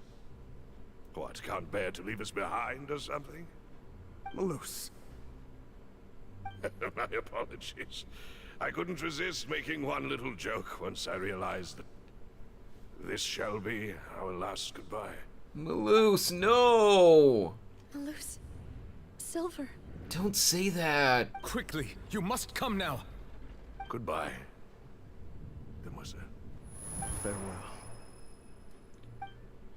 Wait, so Neuvillette saved her?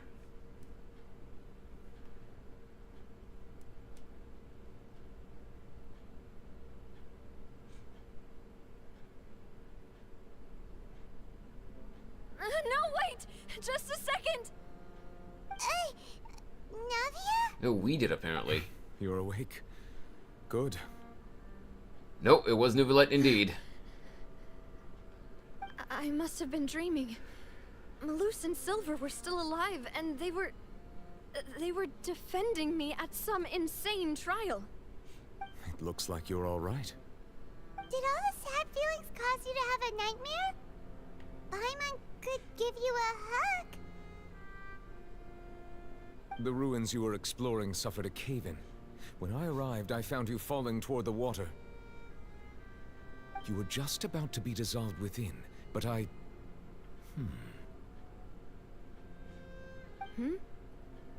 What is it?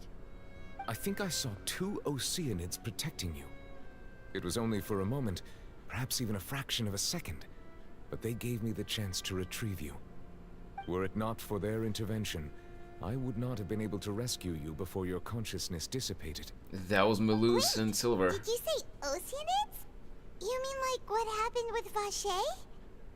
So people that are dissolved become Oceanids? Perhaps those 2 Oceanids were the people you saw in your dream. I always told them that they didn't have to protect me. To think that they'd keep doing so even after death.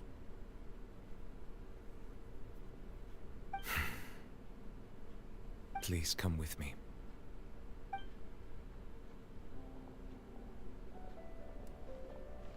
Neuvillette, are you okay?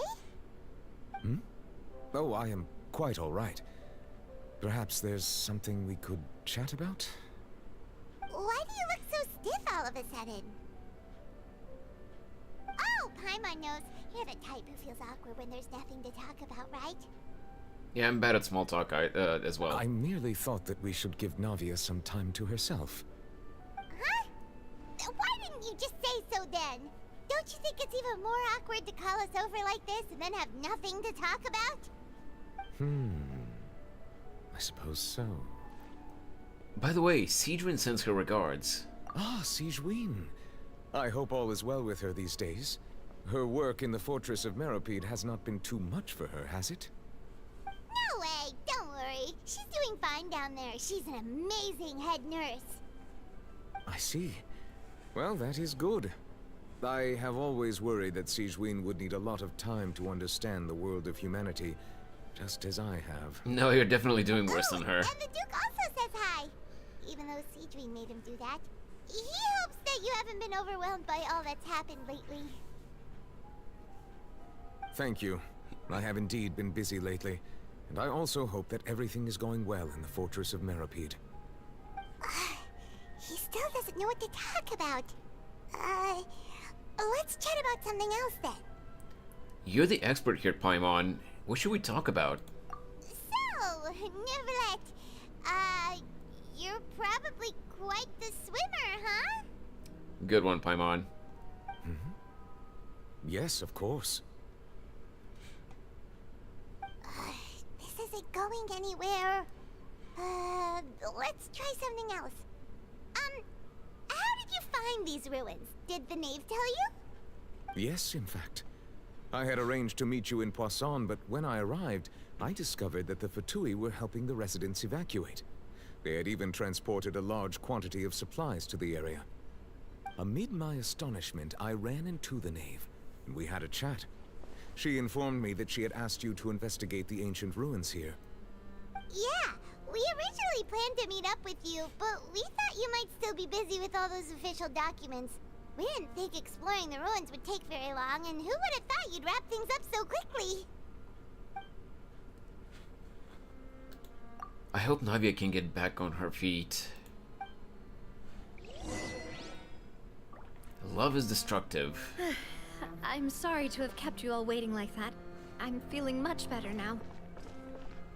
I guess we should get going again. Will you come with us, Monsieur Neuvillette? Yes, if you wouldn't mind my company. All right! Another one joins the party! Let's get going then! Okay, I just didn't want to cut off the dialogue.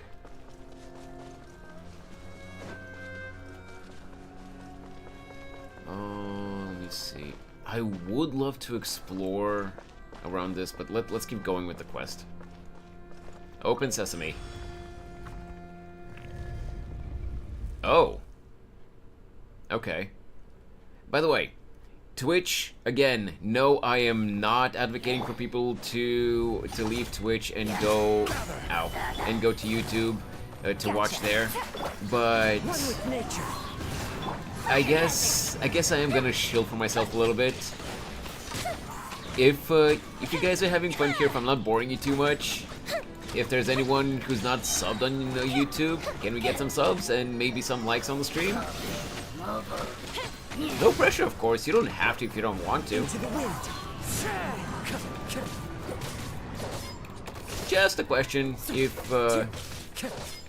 if you'd want to help out, because I do like my main goal for the YouTube channel is still for it to be an art-related channel where I will eventually be posting animation videos and maybe, you know, like more art time lapses and so on and so on. But you know, until I manage to start doing that, I will be doing gaming streams every now and then, like this. And any sub and likes on the streams and videos will help. Follow the wind. Ooh, I almost fell.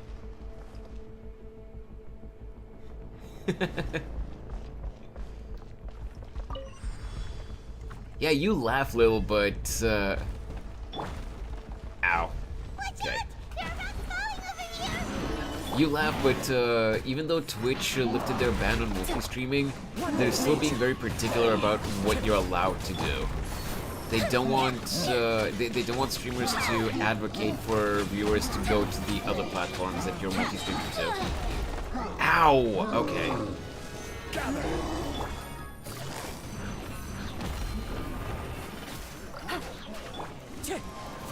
Okay, why'd I do that?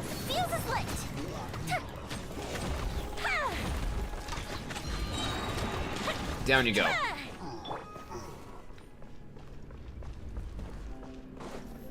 Okay. We continue up. Oh god.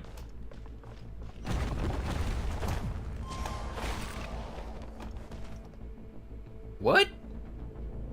What happened? Oh.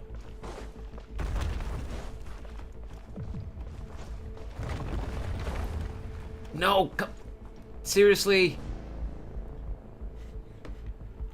I get teleported back because I don't manage to get on here. That's dumb though. Oh god, oh god, oh god.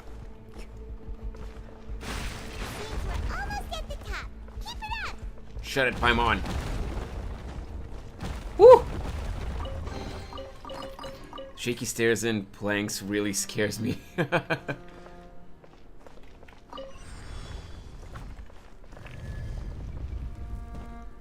More of these hilly churls and a ruin guard. Great. Yeah. Busted. What? Did they cut off my animation?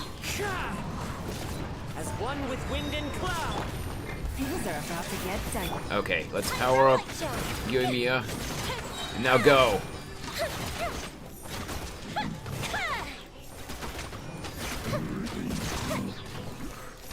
Wait, so I didn't have to kill these two to unlock the door? I just had to kill the ruin guard? Solidify! Gotcha. The wind knows me. Fire hazard. There we go.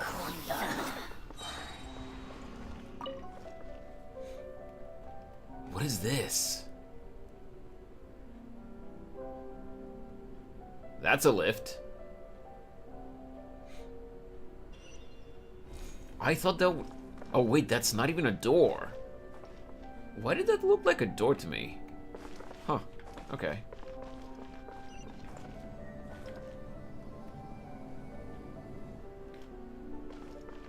Let me just double check. Are there any chests here? There are not.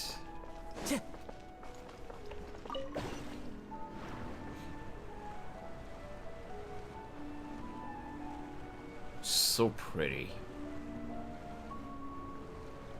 I hope we'll be able to explore this domain even after the quest.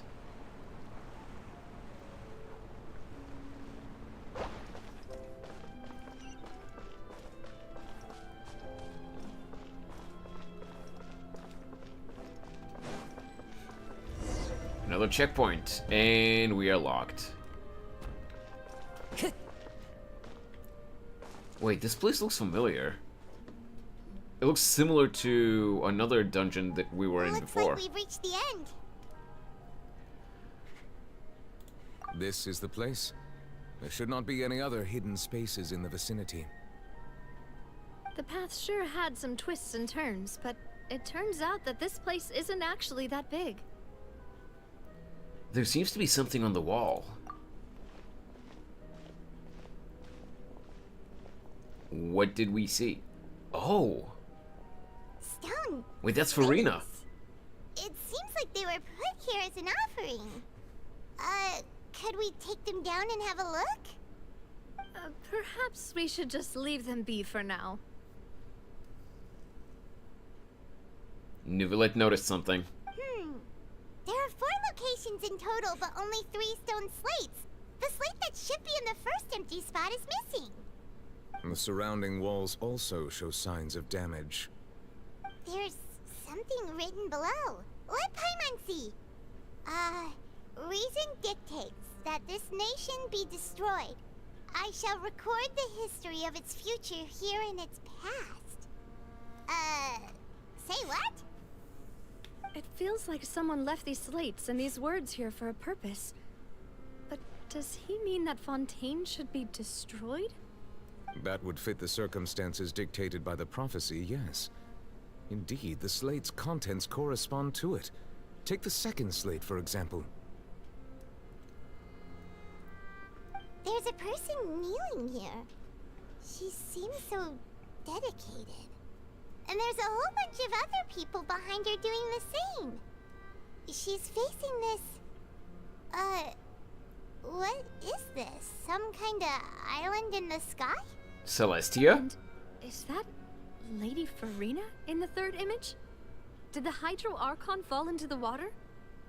And is that a ring of people around her? Paimon doesn't quite get it. Are they all in the water? The fourth image. I know this one. This exactly matches the content of the prophecy. The people will all be dissolved into the waters, and only the Hydro Archon will remain, weeping on her throne. Yes, they do seem to match.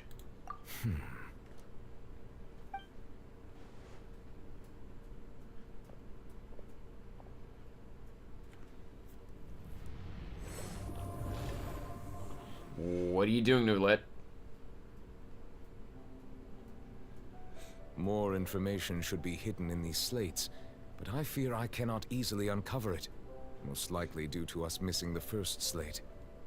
I am very sorry. Don't blame yourself, Monsieur Neuvillette. Deciphering ancient stone slates isn't one of your duties. Ooh, Paimon's getting the chills just looking at these slates.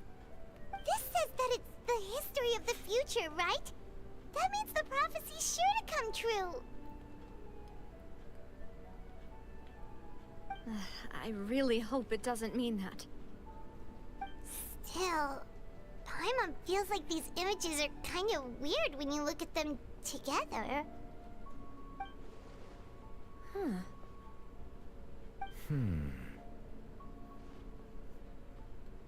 I get what you mean, Paimon.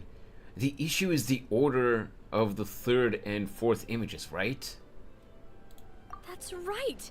If the images are in chronological order, shouldn't the fourth, the waters drowning Fontaine, come before the third, where the Hydro Archon herself falls into the water? And yet the order is reversed here. Wait, I'm confused. The second image is also quite concerning. What sin are the people in the images confessing to? If we go by timing, Lady Farina only emerges in the third image. That means that the person in the second image might be the previous Hydro Archon.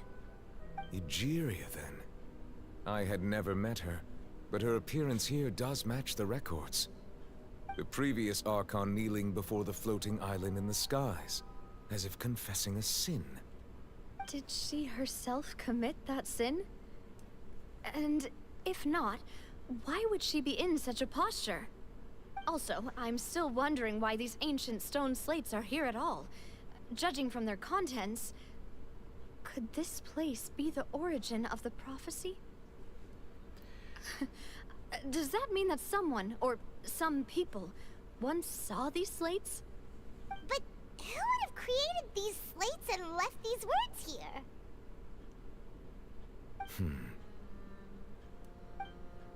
It seems that any further clues will have to come from Farina. In that case, there's no time to lose. There's nothing else to be gained here, so let's head back first. Yeah, we better get somewhere safe for now.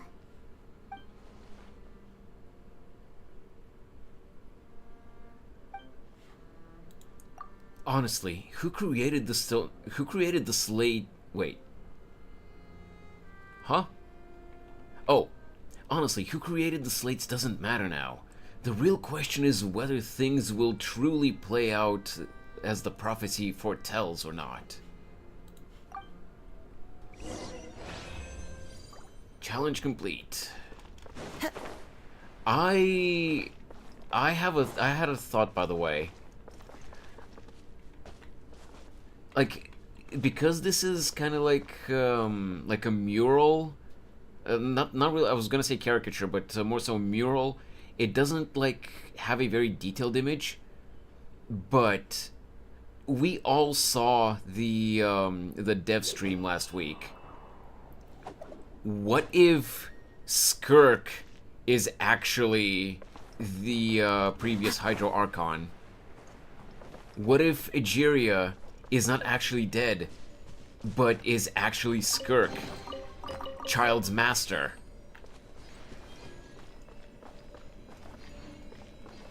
I'm probably talking on I'm probably talking out of my ass here, but what if?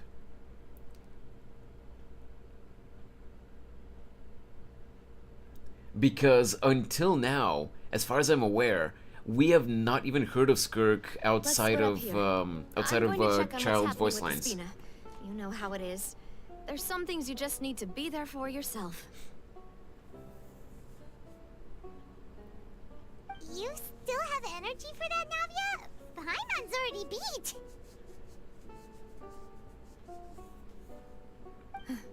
Just head back to the Fleuve Cendre and have a rest then. Thanks for keeping me company all this time. I'll depart as well. Thanks for your hard work today. Rest well, everyone.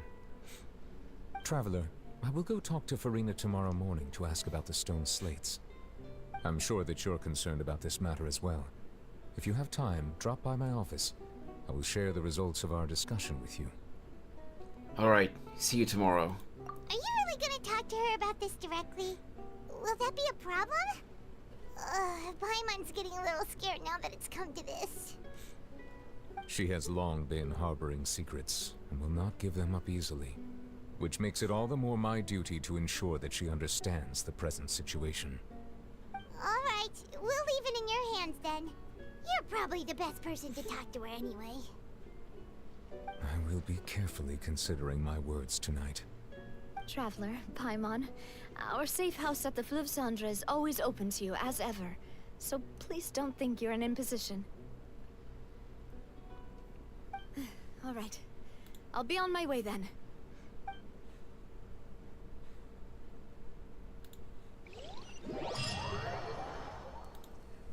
One moment, please.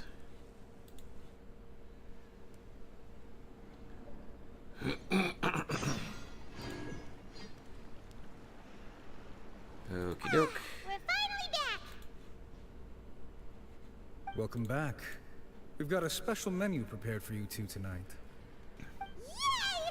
And there's good food too! Navi, no, the boss is the best. You did great as well, Paimon. Ooh. Nice, these are all Paimon! That looks nice. Paimon's already starting to forget what happened today. Mona? What? That voice. Is that who I think it is? Is that why I lost my 50-50 to Mona? Genshin, I hate you. It's you two. What are you doing in Fontaine? Also, Lil, you saying nice theory you'll see at the end is making me think that I'm on the right path. Lady Magistus! Aether would not refer to her like that. Did the stars not tell you that we might meet here? Seriously, nobody just uses a scry glass whenever they've got time to just see who they'll meet on the road. Still, we didn't expect to see you here. Wait, you're not a Fontainian, are you, Mona? Well, I have some business to attend to here, so I booked a hotel in the city. I was just out for a stroll when I bumped into you. Quite unexpectedly, if I might add. Why did you think I was from Fontaine, though? Is that because Magistus doesn't sound much like a Mondstadter surname? Yeah, let's go with that. Well, I used to have my own surname, which was, well, some other thing. Either way, the old hag told me when she took me as her disciple that the first step to being a great astrologist's pupil was to change that name. Wait, There's nothing for it, really. She really is amazing at astrology, so I changed my name to what it is now according to her wishes. To my surprise, however, Magistus is not the name of some ancient house or clan. It isn't? Wait, so Mona's actually a Fontaine, Although it is a used by us Mondstadian? in place of surnames, it generally just means great. Wow! Imagine including a boast in your name. Wait, are you gonna have to put that into your genealogy as well? I reckon so. In any case, I'd give my disciple a name like this as well, if I were to take one. And may I ask your master's name? And may I ask what your master's name is? Astromancer Barbeloth Trismegistus. Oh God. Whoa, that's a long one. Yup. Does it also mean great or something? My name means Mona the Great Astrologist. As for the old hag, hers is, in plain speech, the thrice as great Scholar of the Stars. Oh, great. Just take it as a title specific to astrologists. Thrice as great? That's so petty. Isn't it though? I know, right? That's just how she is. She used to call herself Magistus, actually, but when she took me in, she changed her name to Trismegistus. Talk about excessive. Magistus is thus the calling card of our school, so to speak, which makes it about the same as a surname. It's all right if you don't get it. You can look into it further should you need to study astrology more deeply. How about Triple Strength Traveler or Triple Appetite Paimon? I'm gonna mess with Paimon. But anyway, you're not Fontainian, are you, Mona? You're from Mondstadt, right? Well, I was born in Mondstadt, yes. My parents migrated to Dornman Port, and I traveled with the old hag for a while, after which I settled down in Mondstadt City. Oh, that's a good thing then. At least we know you won't be dissolved by Fontaine's waters. I don't think we were supposed to tell her that. Speaking of that, I'm sure She you're probably aware knows. that a bunch of things have happened here in Fontaine, right? I know you're not a local, but I'd avoid getting too close to any water that looks strange all the same. There's something ominous about it. Well, the water, I mean. Did you come by Fontaine because? Did you come to Fontaine because of the prophecy, Mona? That was the main reason, yes. Just a while back, the Steambird invited me to take part in a panel and speak about the circulation of the prophecy as an astrologist. The invitation was sent quite early on. I don't think anyone expected Fontaine to be in this much trouble. What do you make of that prophecy, Mona? Just tell us what you think as an astrologist. Your word would go a long way to make things more certain and less scary. What I can tell you is that I'm an astrologist, and that this prophecy concerns the fate of Fontaine, even that of all Tevat. Ascertaining this is akin to reading the fortune of the whole world. I'm afraid that this is not something that just anyone can do. If I could do it, you would no longer call me an astrologist, but a visionary. But on the flip side, the prophecy is so huge and powerful that it must surely come from a powerful visionary. Its contents involve the fate of the world. Disregarding it would be a mistake. A visionary? Sounds really powerful and all, but does such a person really exist? Of course. The old hag could do it, and I'd bet there are others amongst those Hexenzirkel colleagues of hers who could do something similar. I need to ascertain the accuracy of the prophecy. Could you help me get in touch with your master? Are you sure? All right, I'll help you. It isn't often that I see you with such a serious look on your face. I'll tell you once I hear back from her. Thanks, Mona. You're amazing as always. Oh, well, this is something only I can do after all. So yes, your praises are quite welcome. She's so susceptible to praise. For you, of all the people we know, you know the star's the best. Indeed.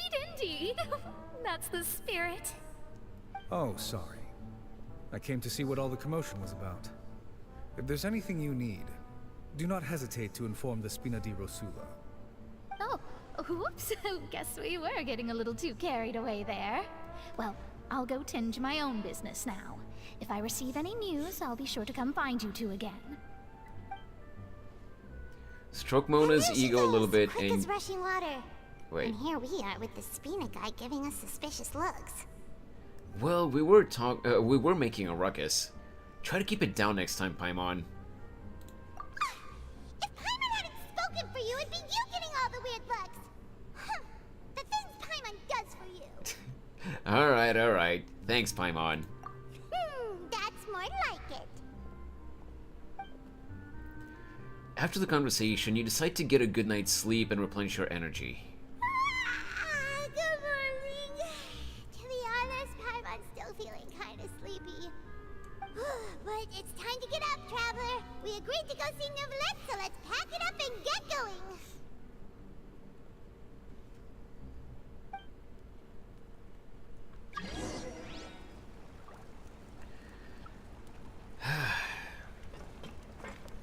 Yeah, so what I was saying was just give Mona a little bit of praise, stroke her ego a little bit, and she becomes putty in your hands.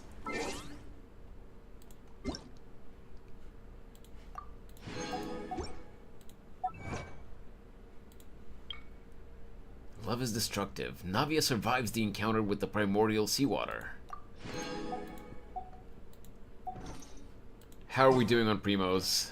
I probably don't have enough. Yeah, I don't. I still need 100 more. God, why did it have to take everything I had?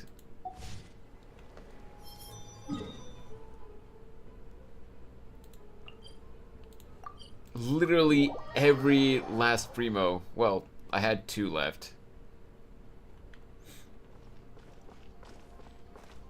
And I still don't have the Farina. What is my pity, actually? I'm pretty sure it's 67. Either 67 or 68. But let me check.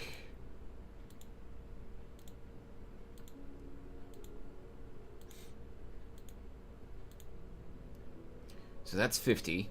55. 60. 65. Yeah, I'm at 67. I love you as a character, Mona, but why? Why? I could have saved for Arlecchino.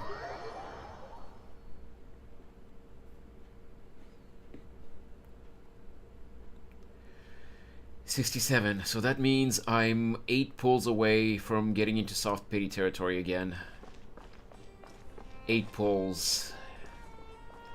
That's about, I think, just over 1,000 primos.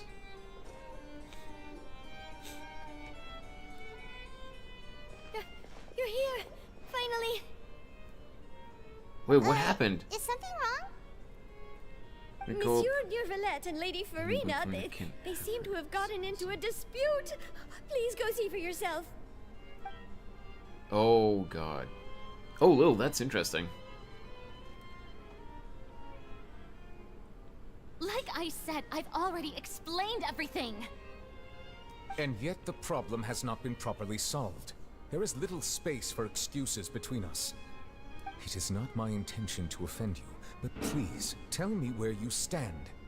You are the Hydro Archon Focalor, are you not? Look at this. This is a list of the victims from the recent Poisson incident.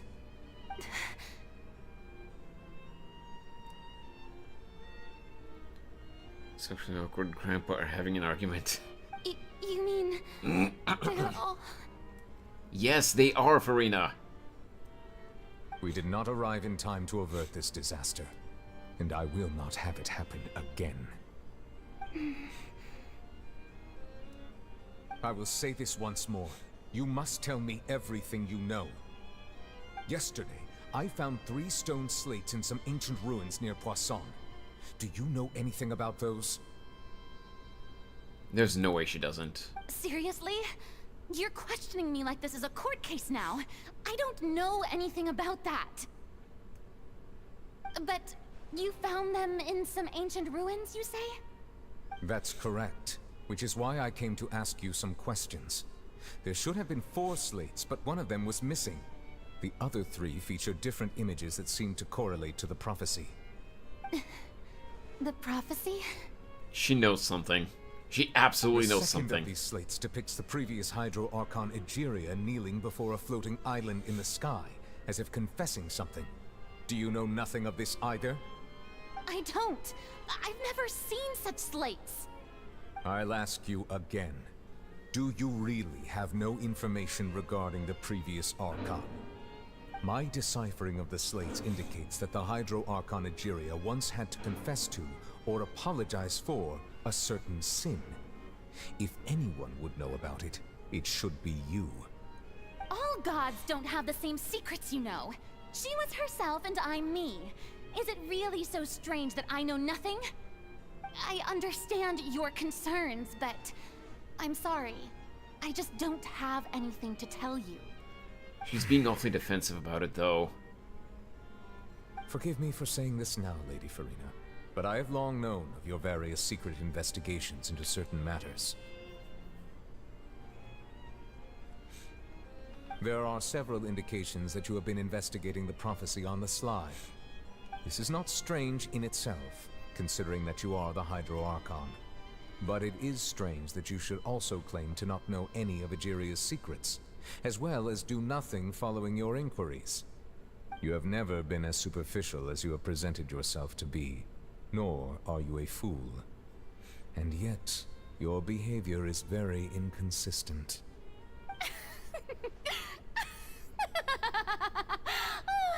So you've been watching me all this time, have you? I didn't think you were that type. You... Well, since you know about my secret investigations, then you should know I'm actually working to take care of it. And yet you've done nothing. There's no point questioning or suspecting me. You're the Eunuchs, but you're still my subordinate. You should be following my lead. Just trust in me, your Archon, and do as I say. Never mind whether you can truly convince yourself to or not. It'll all turn out fine. That's all I have to say.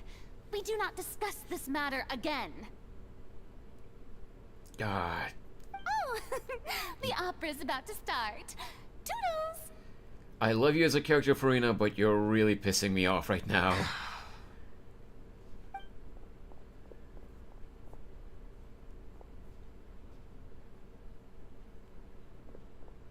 Oh yeah, that slow-mo was definitely not foreshadowing. Notice us standing by the door? Wonder what's up with her. She was smiling. No, I'm sure she will, She didn't seem in the Lil. mood to care if we were listening in or not. I'm sure she will. It's just that, like, I like the writing. Don't get me wrong. I like the writing. It's just, how should I explain it? I hate that I love this trope. Like, the character is not bad. They're not a villain. They're not a bad character. But they're so some characters are written like this, that they're so insecure and unsure about what they're trying to do, that they're constantly playing dumb even when everyone knows that something's not right, that that something is suspicious.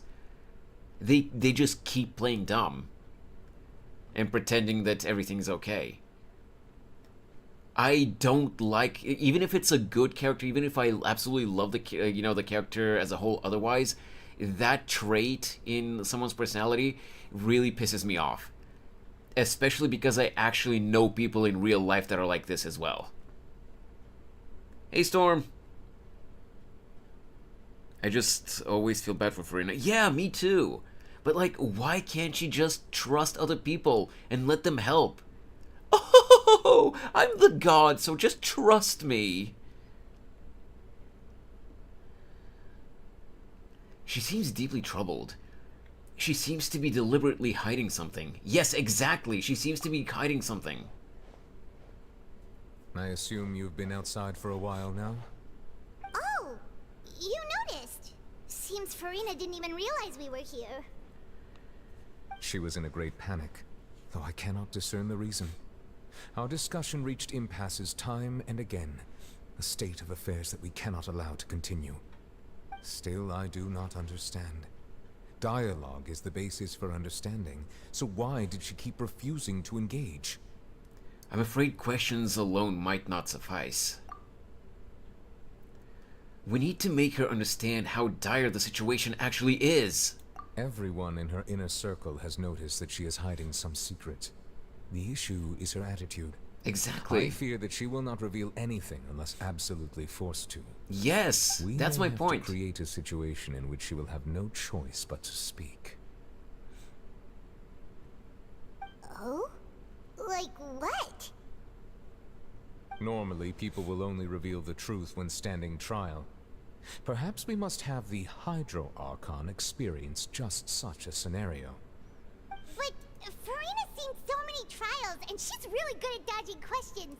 How do we make sure that she won't just slip away at the first chance she gets?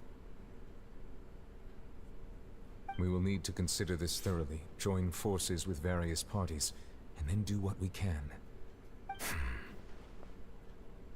If at all possible, I would prefer to recuse myself from this affair, but we must prevent the prophecy from coming to pass. This may be cruel to her, but all Fontaine is in crisis. The information a god possesses is too precious, and so we must take a chance on this. In that case, we will need help. But who will lend us their aid to do such a thing? Oh, I think I know who to call. A few days later, on a boat somewhere in quiet Poisson.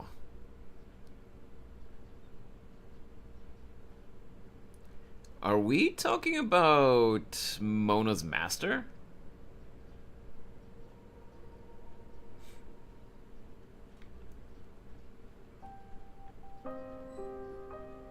Look for the objective in this area. Okay. Everyone, huh? Speaking of which, it was pretty smart of you to think of hiding here. Poisson was just involved in a disaster, so it's presently devoid of people. That naturally makes it the best choice. And here you are drinking tea like it's the most natural thing in the world, huh? That's what families should do. Sit and enjoy a leisurely time together. It's nice to enjoy tea here, you know? Care for a cup? Lend me your ears, everyone. Or perhaps one of you might like to start us off. How about you, friend?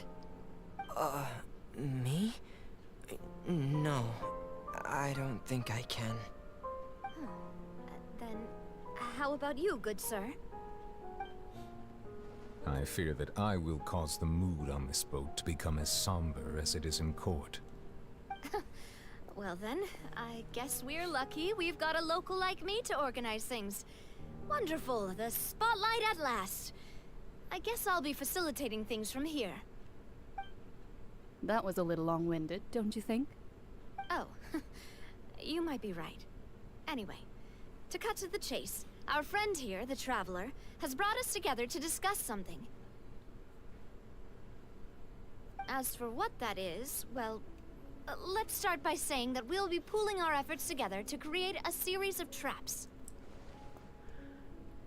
Oh, how intriguing. Well, it's just an expression, really. One that I just learned from Chlorand, and used on the spot. So, let's invite her to explain in detail. A round of applause, please. I really don't think that's necessary. Huh? Didn't you say that you would be facilitating this? Oh, come now. Your work doesn't involve much public speaking, right? This is a good chance to practice. You might even pick up some fancy oratory tricks to impress your boss with in the future. I see. And what does my boss say? He is glad that you consider him your boss. Do go on.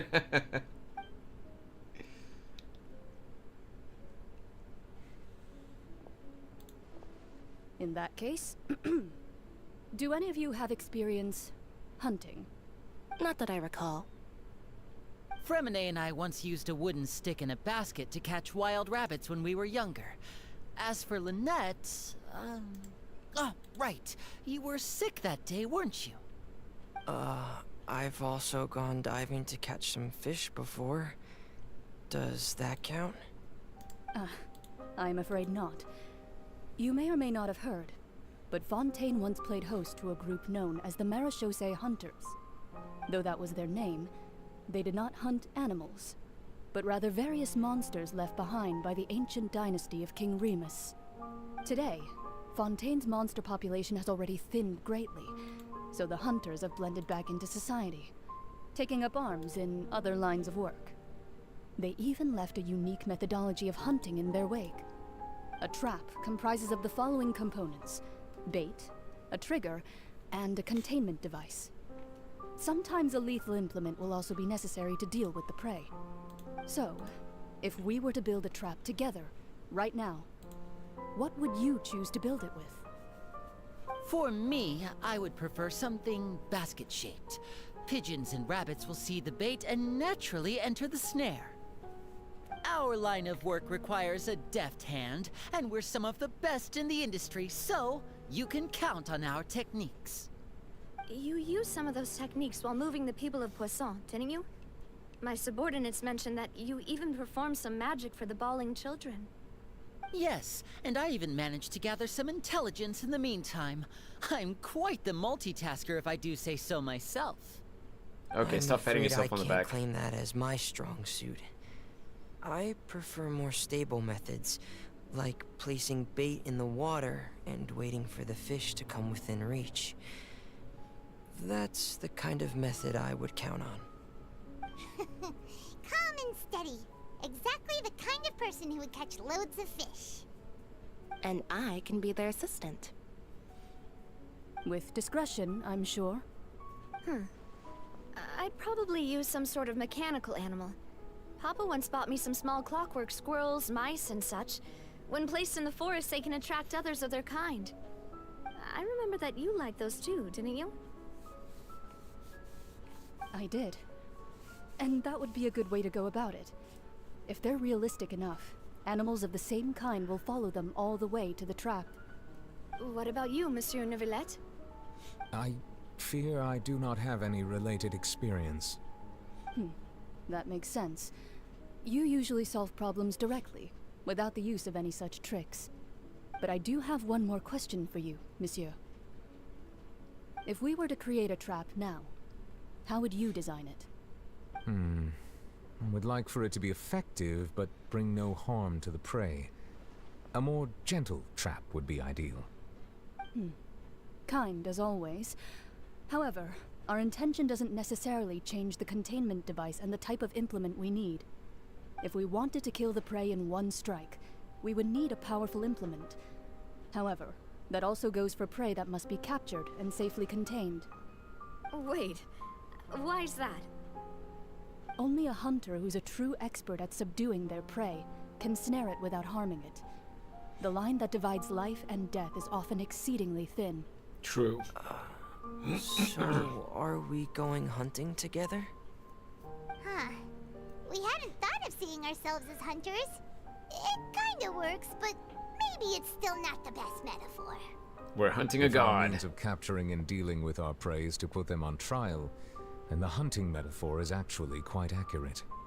But we shall require much more courage than any hunter to judge a god, being whose seat is an exalted throne. That's right. Oh, so that's what's going on. Sounds very interesting. Cloren's hunting metaphor was just that, a metaphor. You will not call this a hunt because that is not what you should do at present, nor has the relationship between you and Farina reached such a dire stage. What you need is simply the secrets she's keeping. Attempting to take her secrets is an act of sacrilegious disrespect, but must be done to prevent Fontaine from sinking into the waters as foretold in the prophecy. There is neither hunter nor prey, but there must be a trap. That is what you will need.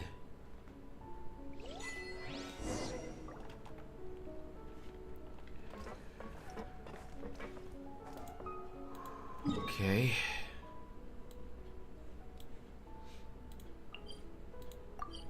Go to the Spina di Rosula base.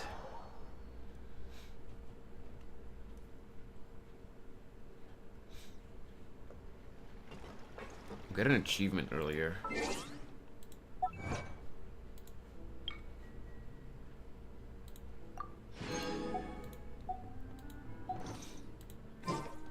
Time to go.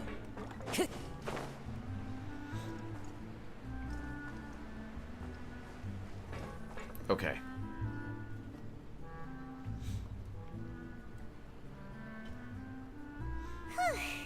It's been a tough few days, hasn't it? So much has been happening. Those meetings sure did make me hungry.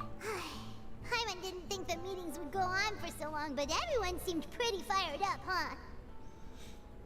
Hyman thought they'd be at least a little frightened.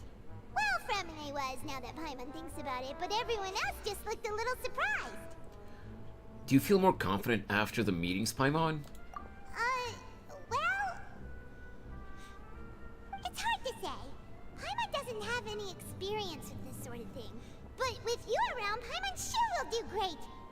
After all, you're the most reliable person in the world, aren't you? huh? Is something wrong? Did you just pour some tea? Paimon didn't notice you doing that at all. No, I didn't. Then what's that? Paimon's never seen that cup before. Don't be frightened. I'm just joining you two for tea. I merely refrained from saying anything till now. Ooh, that's Mona's master. Probably. But there's no one here. Ah, have you forgotten me already? Wait, was that Mona herself? You are familiar. You're the voice we heard from the sky in Sumeru. Huh? The voice from the sky, Oh yeah. I fear that description is wrong. Though, not completely wrong. You're feeling lost now, just as you were feeling previously. I sensed that confusion and thus came to you. Guiding people is an irresistible hobby of mine, after all. Who are you? And what do you want with us? Consider me a passerby, just accepting a commission from my friend's disciple on a whim. A friend's disciple? So this is one of the friends of Mona... Wait. So this is one of the friends of Mona's master? The enigmatic N of the Hexenzirkel? Allow me to ask you, will Fontaine's prophecy come true? The prophecy, yes. what has been prophesied will be fulfilled. You may view such things as the history of the future. What? Then is there any way we can stop it? I believe you have witnessed a failed attempt with your own eyes. Can everything in Tevat so easily be changed? There it is again. Fate. Can there really be no exceptions? Ah, so you've caught on. Just as prophecies are usually only the future as seen from the perspectives of the gods, could things be happening in hidden corners where the gods' gaze does not fall? Are the things that you shall see different from the fate that the gods perceive?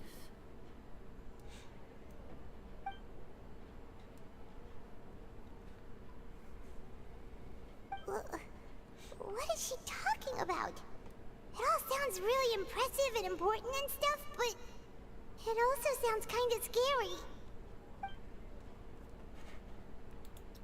The tea in the teacup is just about gone as well. No, it's not, actually. Unless this is the cup itself and not the tea. I believe that you understand, right? Some things are insignificant, but others you must reach out to change. Ultimately, Oh, it is gone. Okay. fate shall serve as your only guide, no matter what will happen in Tevat's future. All you need to do is to play your part. This was good tea, by the way. Thank you for your hospitality. Well, that'll be all for today. The voice. It's gone. Mage N. Is this the clue you're leaving for us? The unexpected news leads to complicated feelings. Okay, when you wake up, someone seems to be outside. I want to hear someone talking. Alright, coming! Paimon's yawns are making me yawn. You're getting more diligent, Paimon. Hey, it's you who's getting lazy, okay? Well, I see I've walked in on some lively banter. Have you been these past few days? Fine, just fine. I went to take part in that Steambird panel. It turned out to be more interesting than I expected. Not all Fontainians are pessimistic about this. One journalist mentioned that sitting around and waiting for the end to come would be wrong, and that they should make their own rescue preparations. I agreed, so we had a brief chat with her. Did she have pink hair by any chance? Yeah, it was Charlotte. Why, yes, it was Charlotte. You remember her, right? That daredevil journalist? I'm in full support of her view. Prophecies are very important, but how can people allow their lives to be commandeered by just a few words? That's right! Paimon's glad to hear something sensible for once. Ah, yes. About what we had discussed before. I did try, but I'm afraid I couldn't reach the old hag. I'll try again tonight, but I wouldn't get your hopes up. Actually, someone already came over. Huh? You tell Mona about your mysterious guest. Goodness gracious. Are you serious? I believe she came to pass a message to us. She said that even the god's gaze has blind spots. Pretty bold if you ask Paimon. Most people would believe the gods to be all-knowing, right? The Hexen Circle members are certainly anything but ordinary. As for the mage named N, the old hag has mentioned her a few times. She said that N's sense of direction is incredible, and that she loves guiding those who are lost. But I've never met her, and if she were still alive, she'd be... well, suffice it to say that the hag's at least a few hundred now, and N's been around for longer than that. Whoa. The Hexen Circle sounds like a scary group. But they must really stay in shape to live so long. Their abilities alone are pretty terrifying. If she came to see you personally, then the problem you're facing must truly be of great importance. I mean, she wasn't there in person, per I se. can't understand anything she said. Yes, she was quite cryptic, but I suspect she means that there is still a way to turn things around. She didn't say when or what that would be, though, so... Hexenzirkel means... it comes from German, and it means witch circle or enchanted circle or something like along those lines.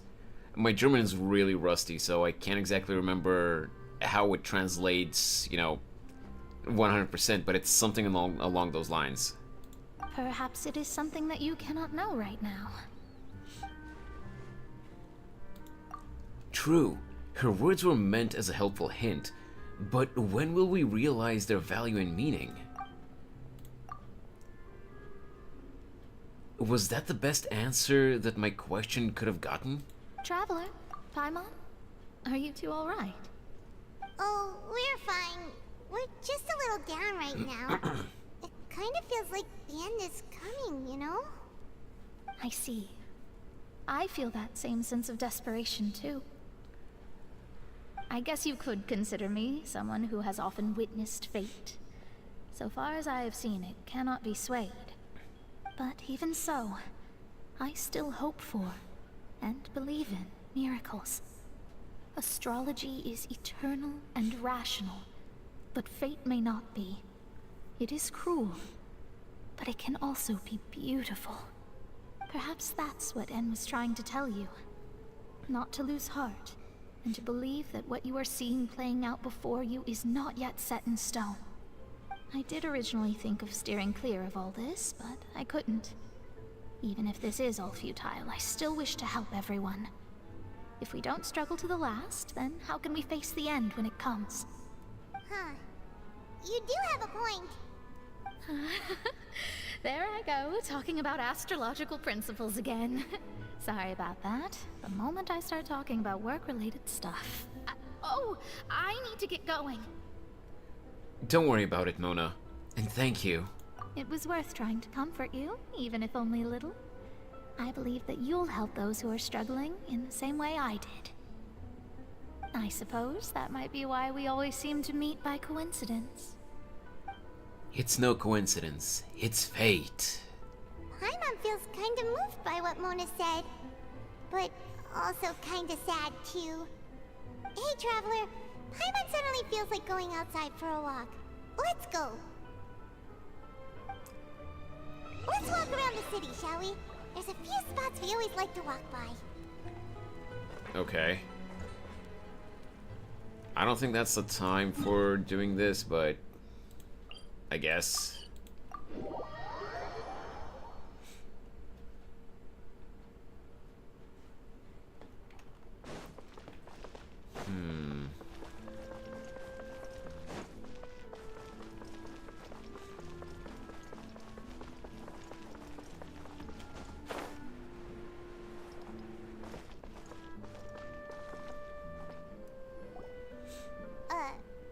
Huh? Our names are written in this newspaper. What's going on? Maybe we're famous? Let Paimon see! The underwater stronghold, the Fortress of Meripede, has continued in its noble autonomy, but that does not mean that others cannot interact with it. My recent attempts to enter the fortress bore little fruit. Huh. Guess Charlotte still hasn't given up on that. Thus, did an Outlander friend become the focus of this report? A blonde adventurer with their white fairy, legends trailing in their wake. It is said that this mysterious traveler once visited the underwater fortress. So while the fortress's interior remains a mystery behind closed doors, do not fear, for the tales of the traveler contain surprises in spades. Journalist Charlotte's biggest scoop yet, the Traveler's Trail, World Walker. Huh. Charlotte took so many awesome photos of us and we never even noticed her. World Walker, that's a cool she title. She hasn't been able to get a hold of anything at the fortress, so since we're easier to find, she's using us as the subject matter instead? That sure seems to be the case. Ugh, seriously? Well, fine. Those headlines and photos do look cool, so Paimon will forgive her this time.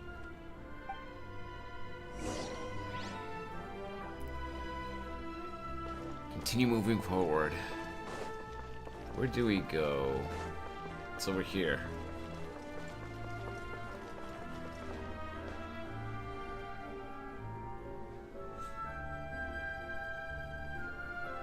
We're here! Paimon's hungry. Should we go in and get something to eat? Oh yeah, this restaurant.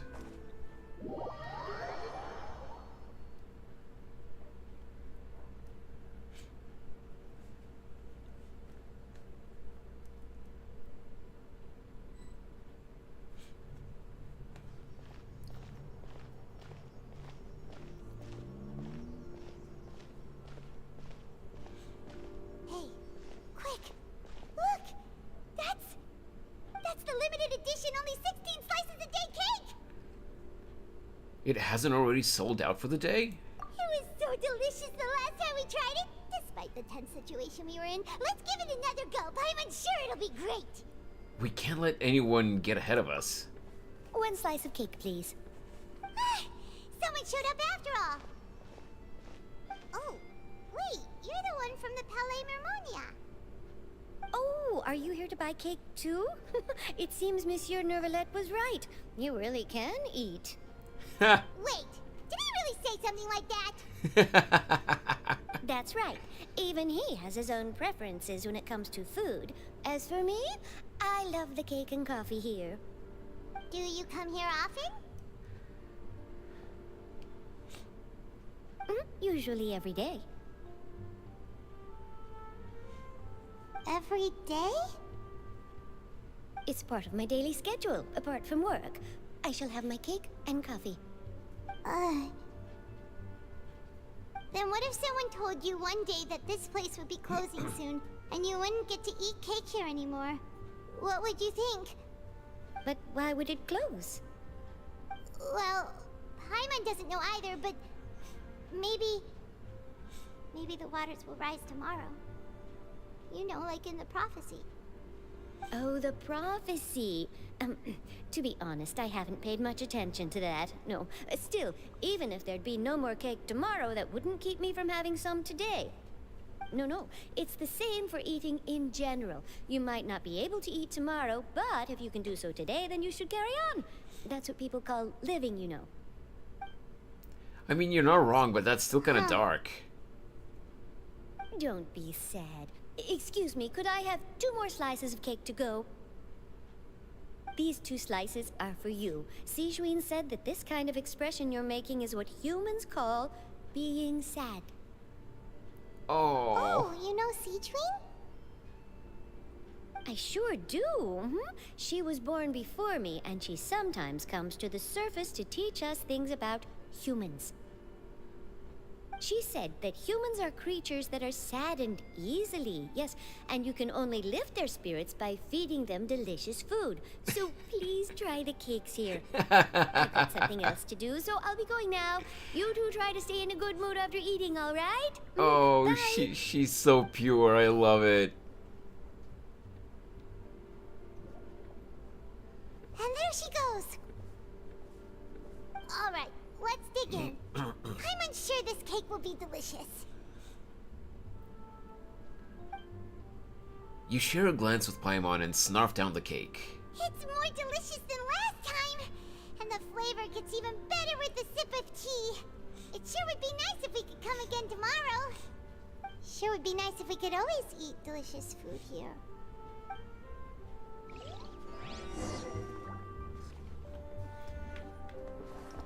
Leave the hotel.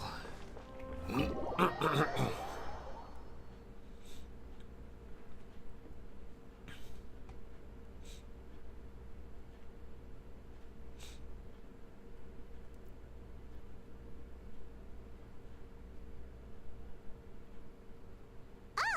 we're near the Steambird office.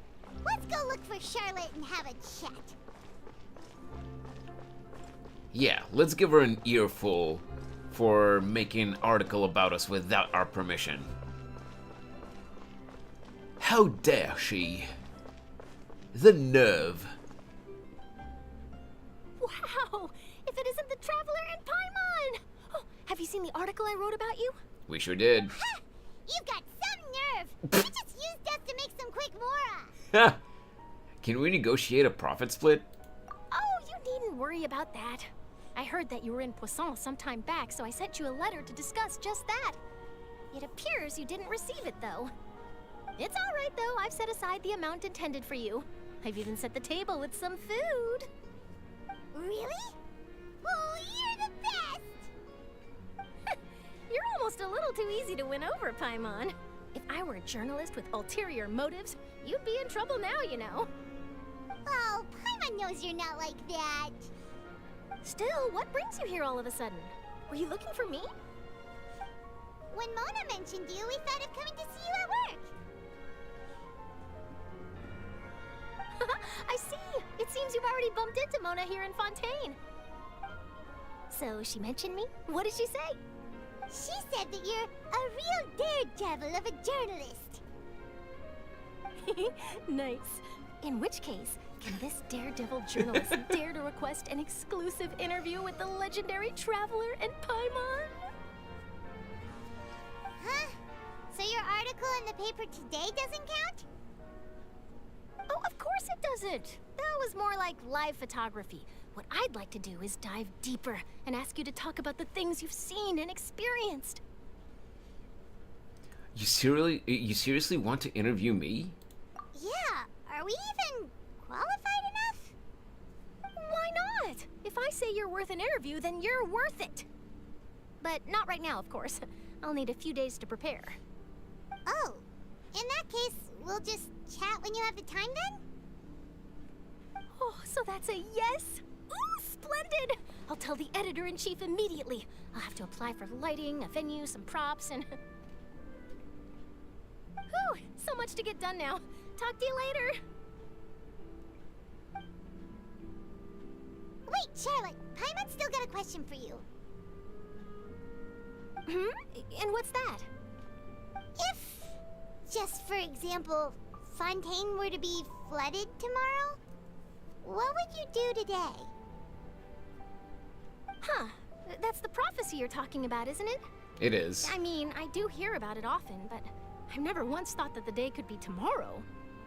If you're seriously asking, then I might try and think of a way to leave Fontaine. Oh, but I'm still a journalist first and foremost. That means I have a duty to be reporting from the scene. And secondly, I wouldn't forsake my homeland that easily.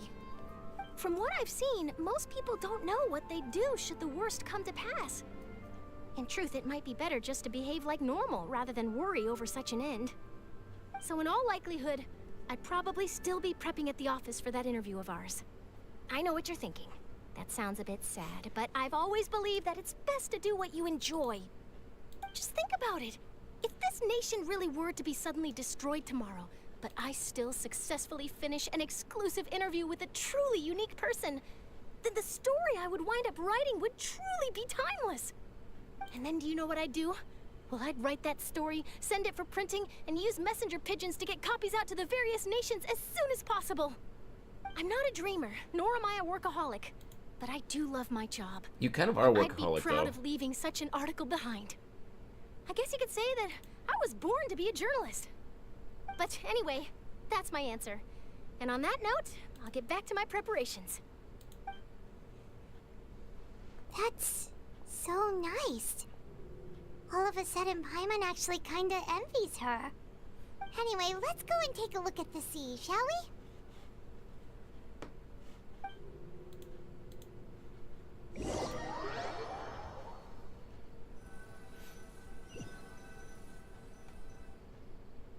The sea breeze and scenery can be a pretty soothing combo, huh? Paimon's been thinking.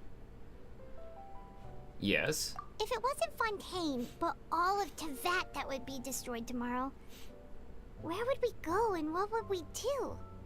No, Paimon should ask, if you could choose, what would you like to do?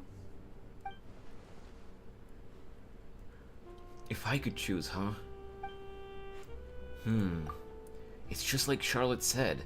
Suddenly trying to consider what to do is pointless. We've always been moving to the next destination, so we haven't spent much time thinking about these kinds of things. We didn't have to either, with us always being on the road and whatnot. Until that moment comes, I think I'll keep journeying on. You mean still traveling?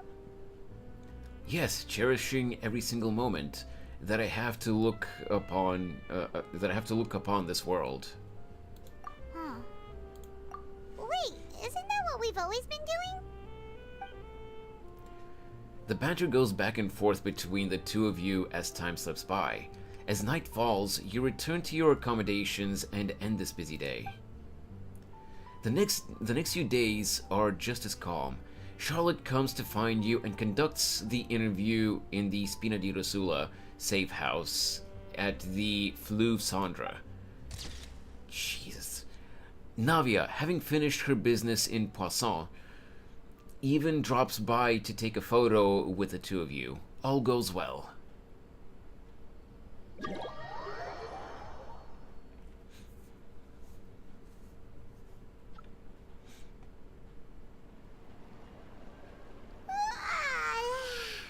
Feels like you'll grow mold if you stay here long enough.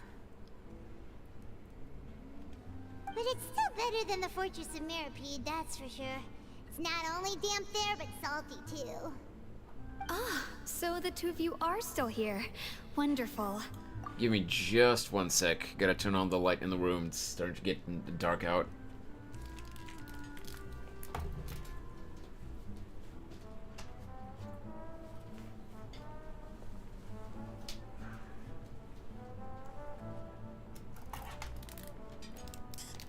I've been going only on sunlight until now, but can't do that anymore. Okay, let's go. Oh, you're from the Palais Mermonia, aren't you? Is she? Yes, I'm Isadora. Monsieur Nervillat sent me to look for you two before. I heard that afterward you went to the Fortress of Meropide. So are you under the impression that we might be wanted criminals? Not at all. I'm well aware that you're friends of his. Actually, I'm here to pass along a message from him. Let's hear it. Did something happen? Yes, inside the Opera House. The Maréchaussée Phantom has declared the incident a small-scale riot. Oh boy. A riot? Well, that said, I don't personally think it was that serious. Lady Farina was watching a performance at the Opera House, and while she was resting during an intermission, some other audience members suddenly started harassing her. Loudly Really? accusing her of doing nothing about the prophecy crisis. And before she could respond, others started to join in. Oh no, that can't be good. The crowd continued to grow, and protests against the Hydro Archon started to break out. So people have started to put the blame on Farina. Guess they finally found an outlet for the pressure they've been under due to the prophecy. I agree. People will naturally rely on gods, as is customary. But the moment people feel threatened, gods are also the first to be blamed. So what happened after that? Is Farina okay? Seeing that the situation was spiraling out of control and that further argument was pointless, she claimed that she'd gotten tired of this and left in a hurry. The Maréchaussée Phantom had their hands full maintaining order and did not catch where Lady Farina had gone. Only when things had stabilized did we realize that she had gone missing. So, you mean she's still missing? That's right. The Maréchaussée has dispatched many people to search for her, but we don't have any leads yet. That said, I don't think there's much to worry about. She is a god after all. Even if she were to fall into the hands of rioters, what could ordinary people do to her? I understand the situation. Good. Monsieur Nervillat sent me to tell you about the situation, but he didn't say anything else. Don't worry, this is more than enough to go on. Thanks for keeping us informed. Ah, is that so? Well, alright then. In that case, you two take care. I'll be heading back to the Palais now.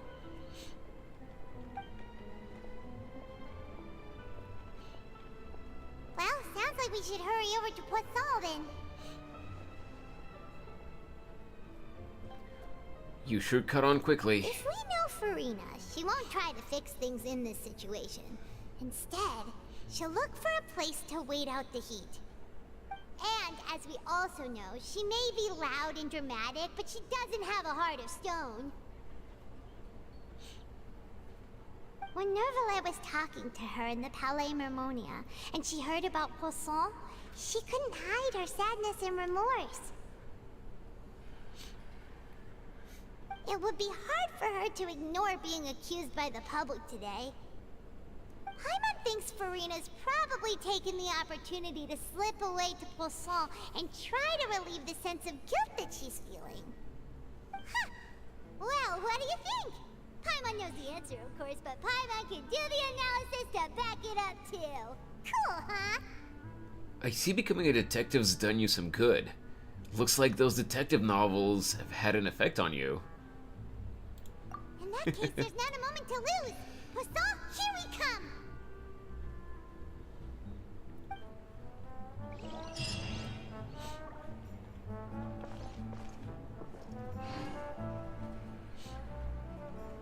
Can I please, please, please get some more polls?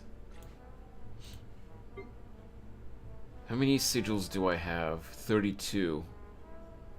Didn't I need 30 for the whatchamacallit? For the fountain? For each level? I don't seem to have any keys for Shrines of Depth. And I still need 100, roughly 100 primos. This scenery is...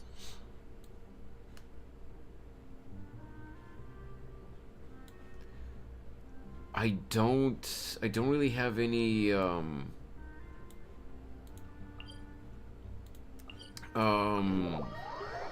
don't really have any levels on the fountain that will give me pulls, though. That would give me fates. This place looks deserted. Guess all the survivors must have evacuated already. All that's left here are signs of devastation. Yeah. Could Furina really be here? Let's try to find her as soon as possible. Listen to the music, though. I think we're about to get an emotional scene. Also, the last drop from Twitch, 30 primos. So I'm at 97 now. I need 63 more. Oh, there she is.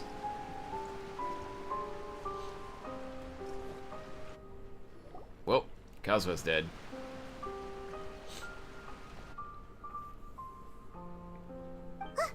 That's Furina, right over there. Shh. She really is here all on her own. Oh, wait. Shh. Stay quiet for now.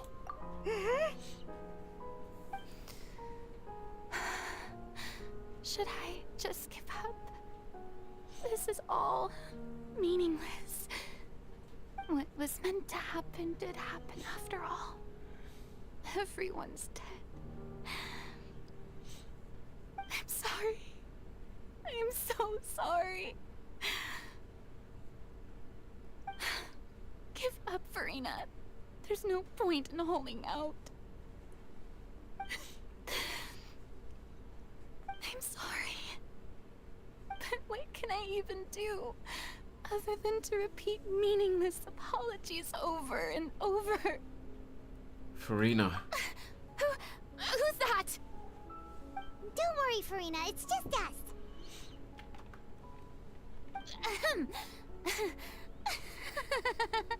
So it is you, blonde traveler from another land. Why, I almost thought you were someone from that mob of my ignorant subjects.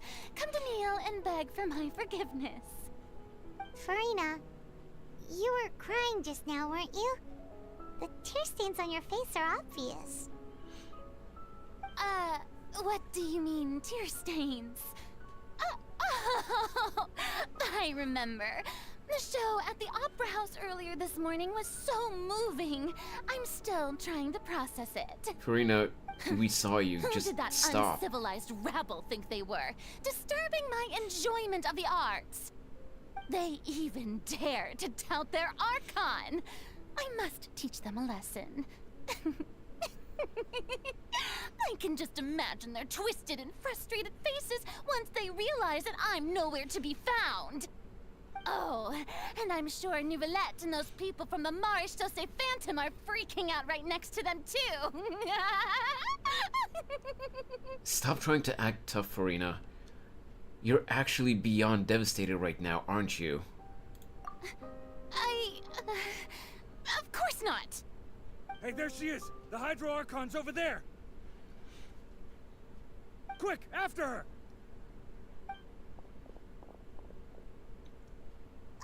Farina, those people seem to be after you. They are? They're just some rabid fans who want to cut the line because they haven't been able to meet me in person, aren't they? That's against the rules. I can't let them get their way. Oh my god, Farina! Farina just ran off. Quick, we have to catch up with her.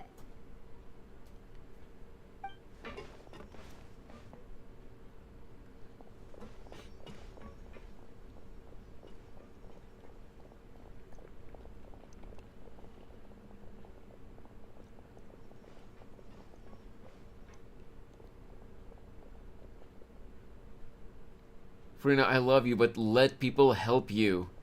Stop just trying to do stuff by yourself. And feeling sorry for yourself when you can't. This should be the place, right? Hey, Farina!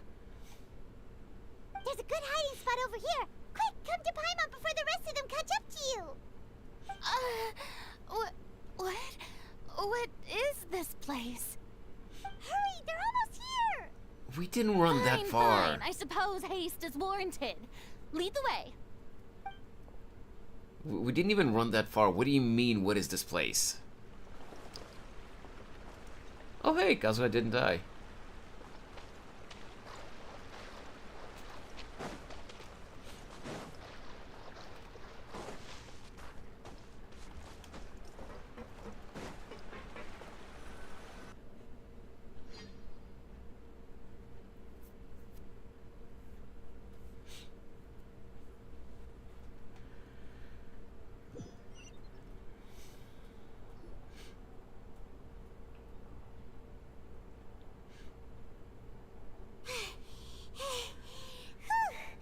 Paimon's exhausted.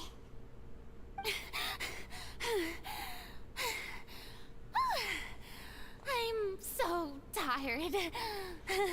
I totally thought they had caught me. No, I mean, I merely gave in to the sheer enthusiasm they displayed. This place is not what I'd call soundproof. You might want to lower your voice to stay hidden. You're right. Yep, that's a good girl.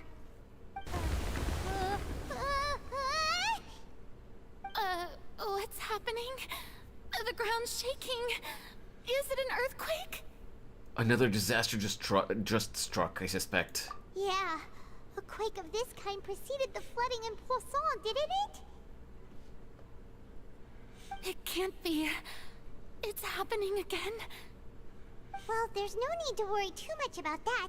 Nouvellette's made some emergency plans, so the evacuation should go a lot smoother this time. Yeah, I hope you're right. But the people of Poisson, they've already...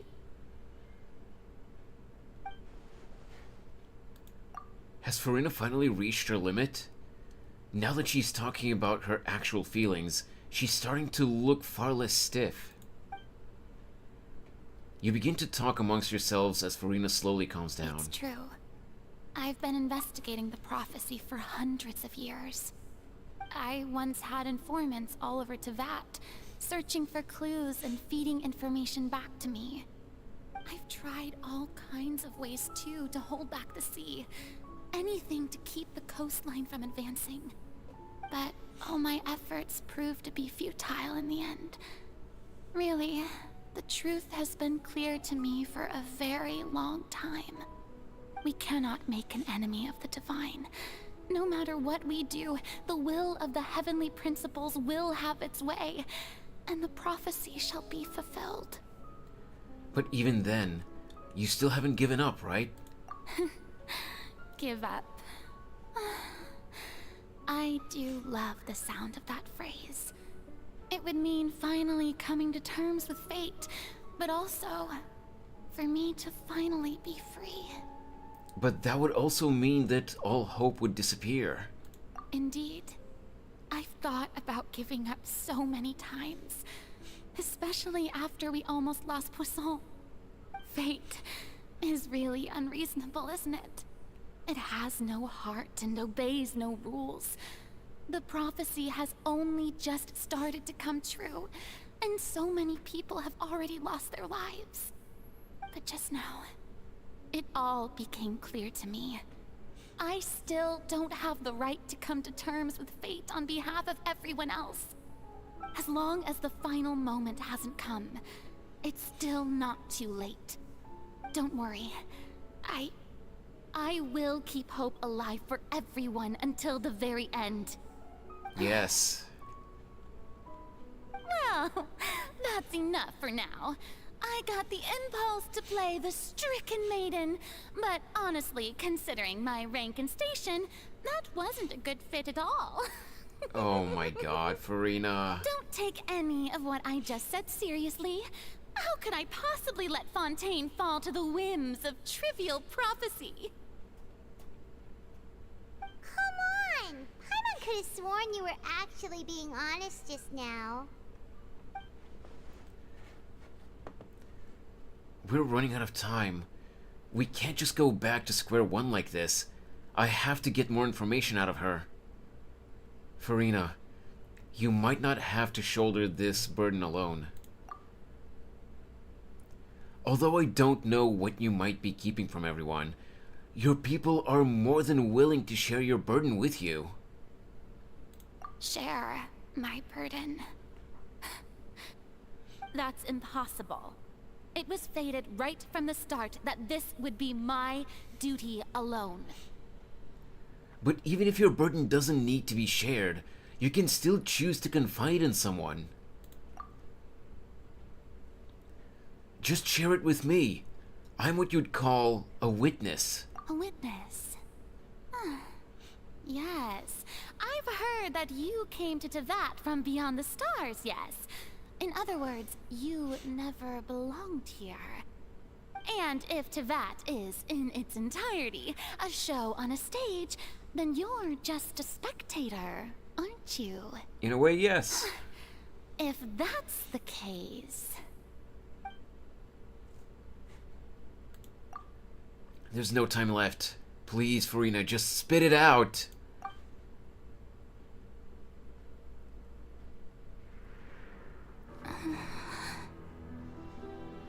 Ooh, pre-rendered cutscene. Something's about to happen. Something's about to happen. Something big. Yup, there it is. Oh no. Wait, what? Oh. Nuvilek used me. They used me for the trap without Ladies without and me gentlemen, knowing. this concludes my opening performance. Now, without further ado, we may proceed to the trial of our god. So this is what it is. Yes, you deserve praise for the effort you took to raise the dramatic stakes. Do not forget, however, that I am Focalor, the god of justice, the embodiment of justice itself. Does it not strike you as even the least bit absurd to bring the very concept of justice to trial? May I interpret these words as your refusal to stand trial? In that case, you will have the opportunity to defend your honor through a duel. Sledger! Hey! Thanks for the follow! You would draw your blade against a god?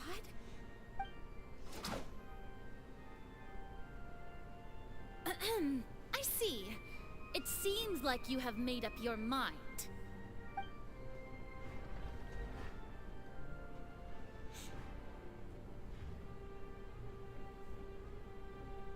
Paimon can't believe it. She just surrendered. What the heck is going on? Did I just see an archon surrender to a human? Wow, how utterly humiliating. Lady Farina, what is the meaning of this? It would seem that there has been a misunderstanding. To be clear, the raising of both hands is not always an indication of surrender. Looking for excuses again, huh? I raised my hands just now to indicate my acceptance of the trial. No duel shall be necessary. I will admit that I've been running away for a long time. I'm sorry, everyone. I was unable to protect the people of Poisson. It is my duty to stand trial for my crimes. You are not the only ones to be disappointed in me. I, too, am exceedingly disappointed in myself. But now, it is time for the Hydro Archon to show you her courage and resolve. I, Farina, will use this trial to show the world the true meaning of that you stream. I thought I should probably follow. I will protect you. Applaud and rejoice. One of the most outrageous and fantastical arcs known to the opera epiclese is now unfolding before your eyes. There's no way I've mentioned that many times that I stream, right? And whenever I have done so, it was never with the intention, you know, to get people to follow me or anything. It was always in relation to something else that I wanted to say. It was never my intention to shill for myself. Mark my words. This shall be one of the most exhilarating and brilliant shows ever to grace the stage of Fontaine. The trial of the Hydro Archon, Focalor, will now begin! Woohoo! Oh, now we're making history. Why does it feel like Farina just took over the whole thing? Like, come on! Didn't she just get forced to stand trial for her crimes? Also, even though she's still acting super dramatic, she is taking this seriously this time, right? I really hope so. Alright then. Who will be my opponent in this trial? The court asks the prosecutor to please take the stand. No, don't worry, Sledger. Thank you, Your Honor. Is that so? Very well. Then please speak, witness of Tivat, my accuser and fated opponent. We were so close to getting her to tell us the truth, and it still turned out like this in the end.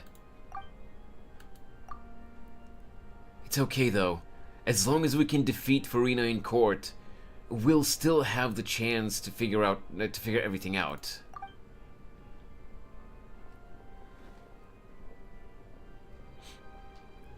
Have you pulled for Farina yet, Sledger? Also, please allow me to ask, as a final question before the trial begins. Just how much work did you do to force me onto this stage? Well, we did do a lot of prep after the meeting that day. I can go over the tasks assigned to the Spina di Rosula, since they were rather straightforward and easy. Navia, the president of the Spina di Rosula. Most of the people who participated in the disturbance this morning were my subordinates. They changed into plain clothes and came to the Opera House as regular audience members, waiting for the perfect opportunity to incite insurrection against you. The people's resentment against their Archon has been building as more and more of the prophecy is fulfilled. A spark was all we needed to turn smoldering anger into a flame. Well, at least, I hope you at least have guaranteed, so that you don't have to waste too many more pulls. I was at 0 pity with no guarantee. I lost the 50-50 to Mona at 75, and now I'm at 67. I'm free to play, by the way, so I have not swiped. I do not intend to swipe. So it really hurt to use up so many pulls and still not have Farina. Moreover, according to our understanding and analysis of you, when something like that occurred, you would likely flee the scene and head to Poisson by yourself. So, we arranged for a second group to lie in wait there. So, you mean the ones who scoured the settlement for me were also from the Spina? And their goal was to force you to step into the giant magic box so you may personally participate in the greatest magic performance in all of Fontainian history. That's right. That house was a magic box, rather than someone's residence. As the super ultimate version of the setup that I used when I first performed at the Opera Epiclese, the volume of the box was increased by a whole order of magnitude, and the distance it traversed was the entire gap between Poisson and Araneas. Its cargo, of course, was an archon instead of a human. Yikes. My thanks, Farina. Without your help, we could never have pulled off such an extraordinary performance. You're welcome? I guarantee. Of Look, course, though. this performance was only made I sure hope possible so. with Father's support. The House of the Hearth spent a massive amount of labor in Mora to pull this off. We had to select a location, construct the giant magic box, dig a tunnel, and open up a path through the water. It was a lot of work for all of us. So, in other words, the earthquake that we felt within the giant magic box was just a normal tremor from the transportation of the whole house? That's right. It wasn't a sign of another disaster to come. Sorry about that. We deceived you back there. Then, I can guess Nervilette and Cloran's parts. You gathered a crowd, prepared a stage, and made sure that the champion duelist would be immediately ready for a fight. Also that as soon as I appeared on the stage, the trial may commence without a hitch. Am I right? Yes, that is correct. Well, Clorand, I must commend you for your courage. Only the most outstanding champion duelist in all of Fontaine would accept a duel with an archon without flinching. Thank you. As for you, traveler, I suppose your role was to keep me distracted with conversation once you found me in Poisson. You'd make sure that I didn't notice anything amiss before revealing yourself as my prosecutor once we'd arrived onto the stage. No, you're wrong. She's pissed at us, by the way. Oh boy. Oh? My mission was to give you one last chance. We hoped that you'd share your secret with us before the magic box arrived onto the stage. Is that so? Then I suppose I must have missed my final chance. It's fine. It matters not. What's done is done. The stage is already set, so there's no reason to disappoint the audience. Let's see this trial through to the very end. Yeah, the only thing we can do now is to judge the Hydro Archon. Still, I can't help but be a little bothered by that conversation earlier. What did Farina want to say to me right before we arrived on the stage? Sir Prosecutor, please allow me to pass this along. This is a document that Miss Charlotte applied for and received permission to share with you during the trial. According to her, it should speed up the proceedings. Huh? Charlotte wanted to give us something? Oh, so she's here too! Hey, Charlotte! Oh, let Paimon see. Isn't this the exclusive interview that she did with us before? So she's already finished it, huh? Wait, then that means this document is a perfect timeline of everything that's happened ever since we stepped foot in Fontaine! Okay. So in other words, we can refer to this anthology of evidence every time we want to use something from our journey as evidence for an argument. It's a super practical gift. I never would have thought of using it this way. Let's quickly confirm the information in it. Just think of it as a refresher, alright? Oh, we're gonna have to choose the You evidence defeated the again. Hydro Archon in the very first duels you took part in at the Opera House. That's one for the history books, alright? Okay. Became Lenny's attorney. Well, we only need to read the new ones, honestly. I didn't think that you'd wind up getting to the bottom of the case I'd been following all this time. I guess you could also see this as a happy coincidence. The truth behind the serial disappearances of young women case. It turns out that Fontainians can be dissolved by water from the primordial sea. Over the years, Vacher kidnapped and dissolved many young girls for his experiments to try and find a way to bring back his wife, who had been dissolved. Child's conviction. This is the first time Monsieur Neuvillette had a difference of opinion with the Oratrice. Even the Hydro Archon can't figure it out. Though Neuvillette believed Child to be innocent, the Oratrice judged him as guilty in the end, and even Farina didn't know why. A Fatui Harbinger. She's an extraordinary person. Her instinct must mean something. The meeting with the Knave. During the diplomatic meeting with the Knave, she revealed that she had already probed Farina on her own, and believed it is possible that not only is Farina not really the Archon, but that she's actually afflicted with some sort of curse. Oh yeah, I actually forgot about that. The intrusion of the primordial sea into the fortress of Meripede. The fortress of Meripede was almost destroyed in a single day. That I didn't witness that scene personally will always be a source of professional regret, I think.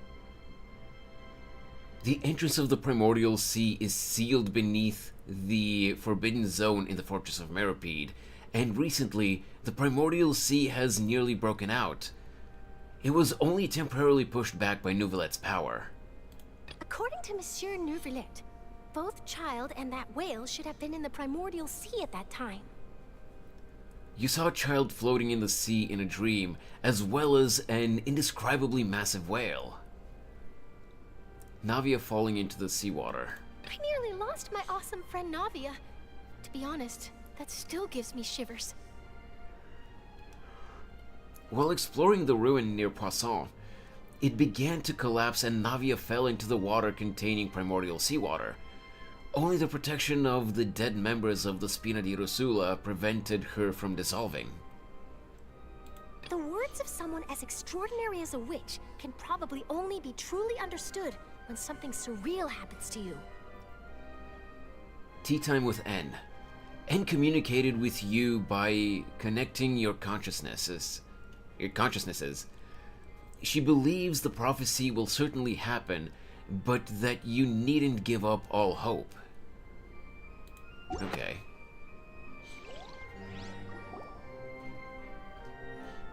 The prosecution and the defense are both in position. The trial shall now begin. Oh, come on, Neuvillette.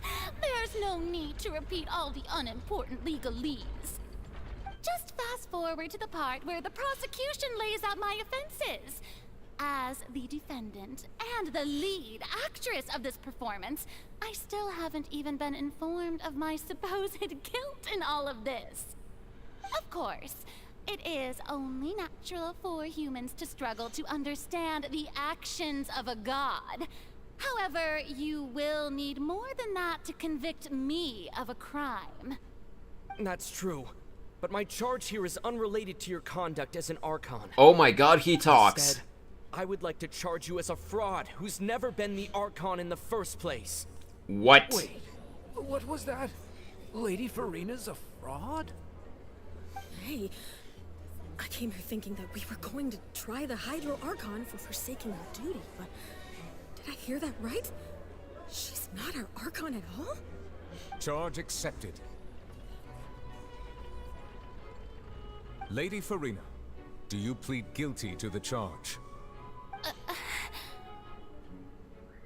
Farina? Lady Farina. I plead not guilty. How can I be guilty?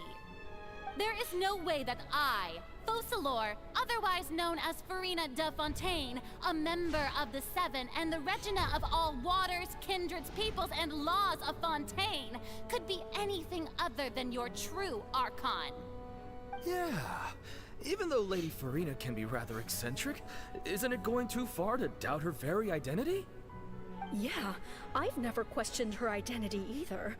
Sure, Lady Farina can be super irresponsible, but what grounds does that prosecutor have to make such a huge claim? I have cause to believe that common sense will prevail in this case. Many of the members of the audience have known me as the Hydro Archon ever since they were born. There would be no fooling their memory. See? Even the Oratrice has decided to show me its favor. Are you sure you want to commit to a charge that will never be upheld? If you wish to drop the case, I can promise you as the God of Justice that you will not have to face trial for making a false accusation. We will treat everything that's happened as a dramatic spectacle and move on with our lives. What do you say to that? Huh. An argument with near impossible odds, huh? We have to not only refute Farina's claims, but also overturn the long-held beliefs of the people. The people only see you as their archon because that's their long-held belief. Well, I tried to give you the chance to surrender. If you must persist, then let me ask. If you believe I'm not the Archon, then what manner of being do you think I am? And if I was not the Archon, then how did I manage to live for over 500 years? I've got to think carefully. What do we know to be special about Farina exactly? Wait. Could it be that Farina is an Oceanid? Oh my god.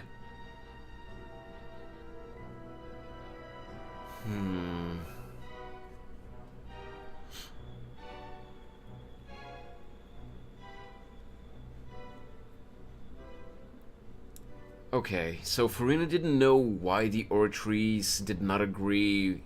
Why the Oratrice's judgment was not what Neuvillette believed, which has never happened before. So that's a red flag. Considering that the Oratrice is considered to be essentially part of the Archon.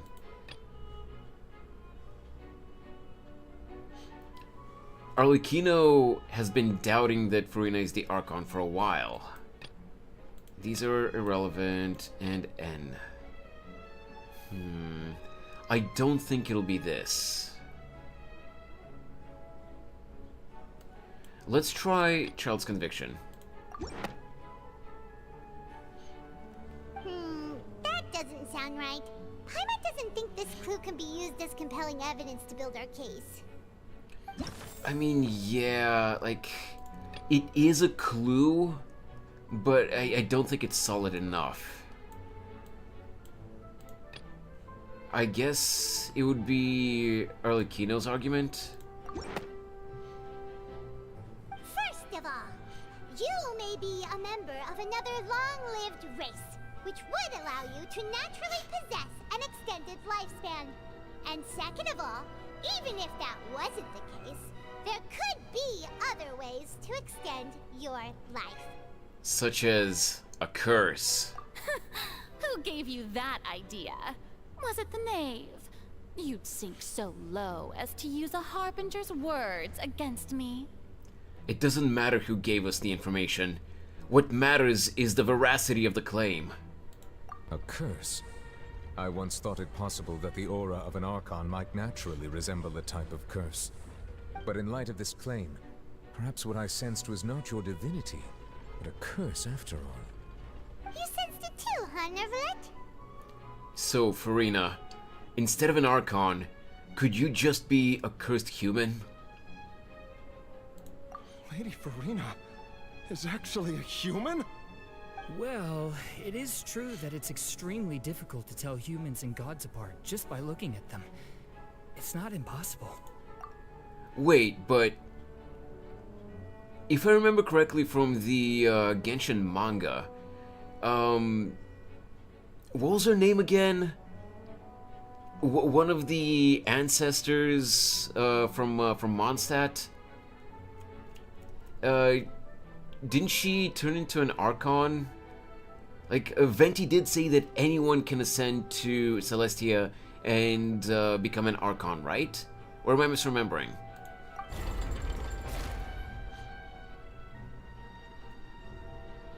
Well, don't start celebrating too early now. Even if I have been carrying a curse like you said, how does that prove that I am merely a human being? Besides, everyone knows that the main difference between a human and a god is the possession of authority. Gods can do what humans cannot. That's why they're worshipped as gods. For centuries, manifestations of my authority have served the nation of Fontaine. One need only to turn their eyes towards the Oratrice Mécanique d'Analyse Cardinal in this very opera house, or consider the endemnitium that is used in every aspect of life. Wait, that one trial proved the opposite. Farina actually has no control over the Oratrice at all. I'm actually not, like, super deep in the lore outside of what the game itself has told us, Sledger, but I do, like, I do occasionally watch Ashikai's videos where she delves deep into all of the lore that is written in the descriptions of, you know, of all the collectible items, in the Genshin manga, in the artifacts that you collect for characters. There are bits and pieces everywhere.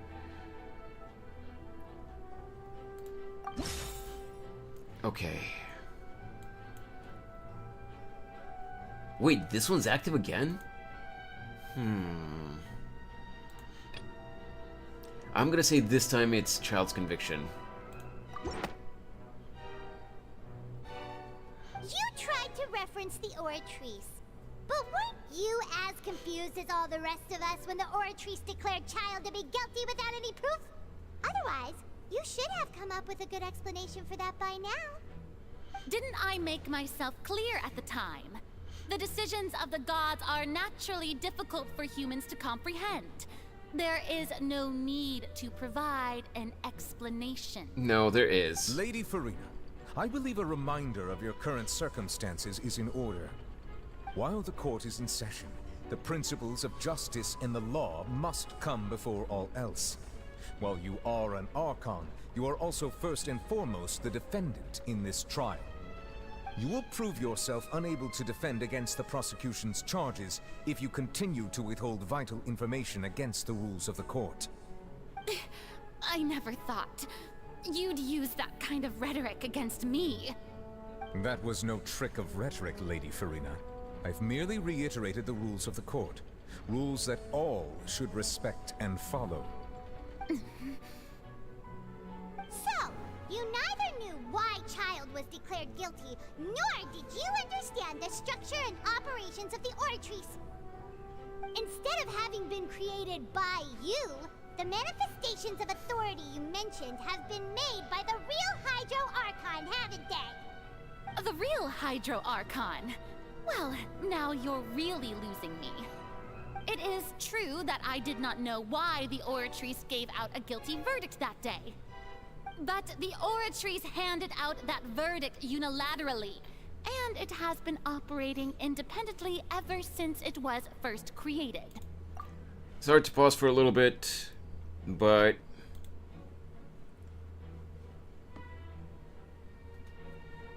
I need to step away for just.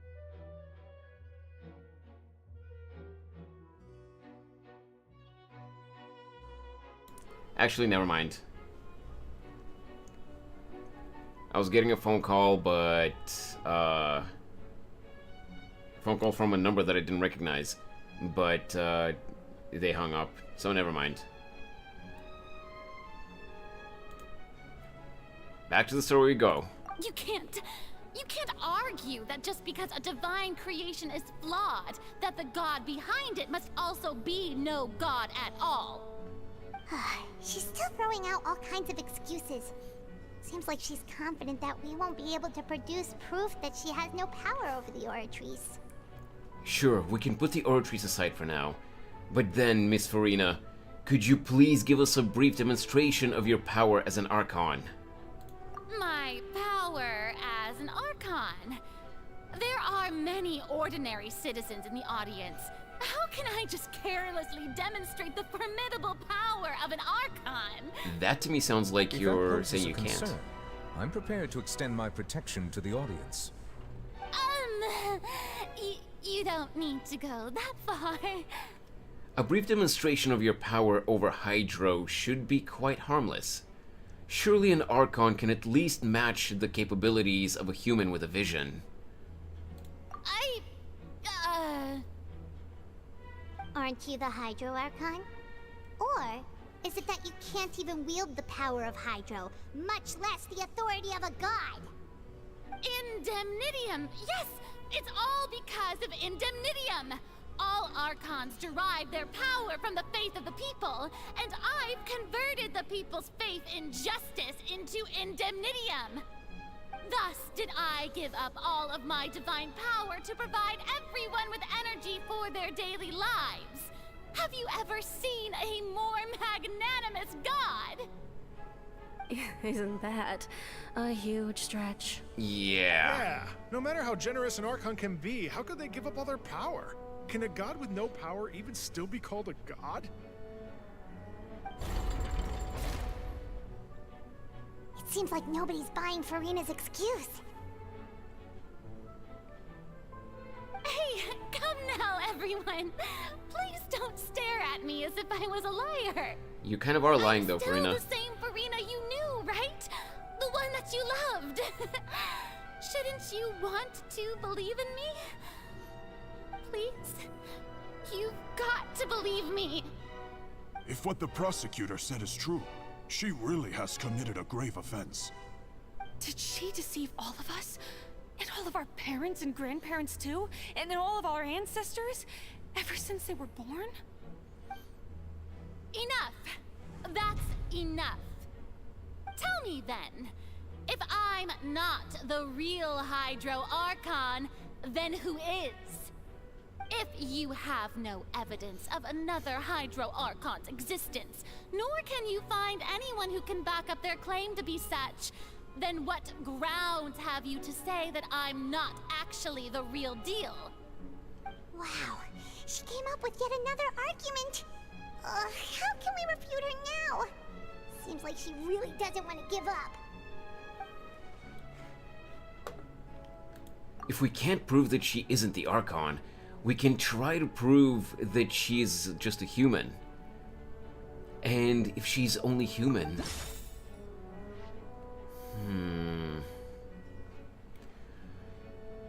A murder case unfolded in the midst of Linny and Lynette's first performance at the Grand Opera House. Though they were cleared of the accusations leveled against them, their identities as agents of the House of the Hearth were revealed. Okay, so this became... this became active again. This is still active too. This, I don't think that's relevant. I don't think this is relevant either.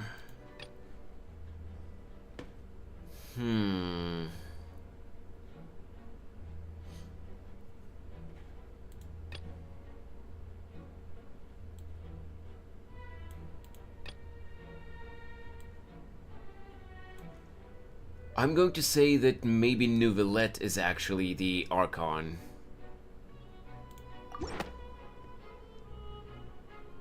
That doesn't sound right. Okay. Emma doesn't think this clue can be used as compelling evidence to build our case. Alright, well, he definitely still seems to have more power than Farina does. So I thought that that might be the one, but apparently not. I'm not sure this is relevant, though. Wasn't he the Hydro Dragon? He is, but that doesn't mean that he can't also be the Archon. At least that's what I think.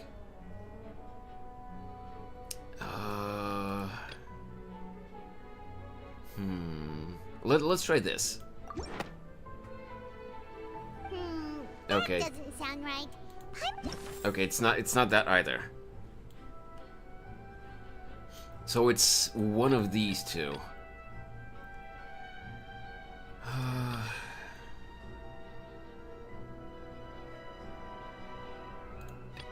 This. It has been established There we that go. all Fontainians can dissolve in water from the primordial sea. And that means...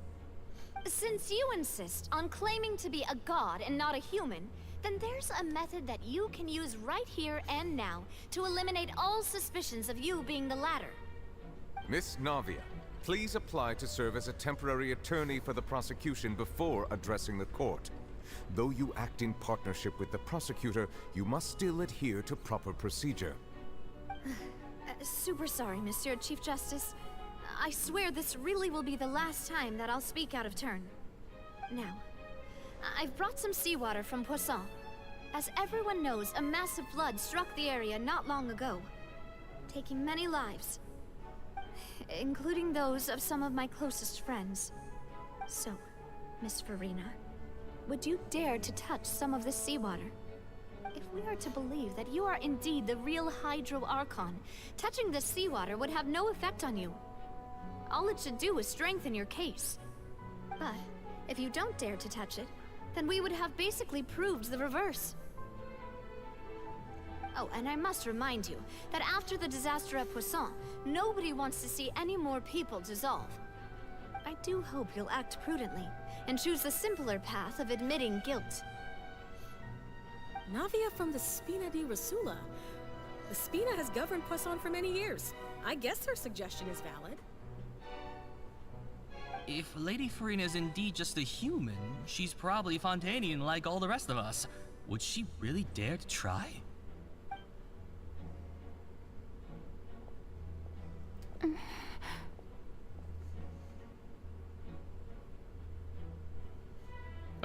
Farina? Lady Farina, this test has been unilaterally proposed by the prosecution. As it falls outside the realm of standard court proceedings, you possess the right to decline participation. Well, of course he had to tell her that. But refusing to participate is basically the same as a confession of guilt. She's just staring at the water without saying a single word. It really does seem like she's quite terrified of it. That could only mean... What's going on? Is she really planning to... That's not what we thought she would... Due to the inherent risk of the test, Lady Farina, you may...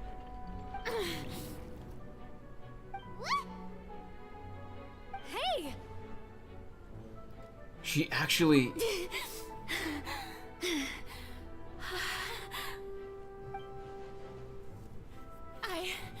I'm fine! Look at me, everyone! My hand is still here!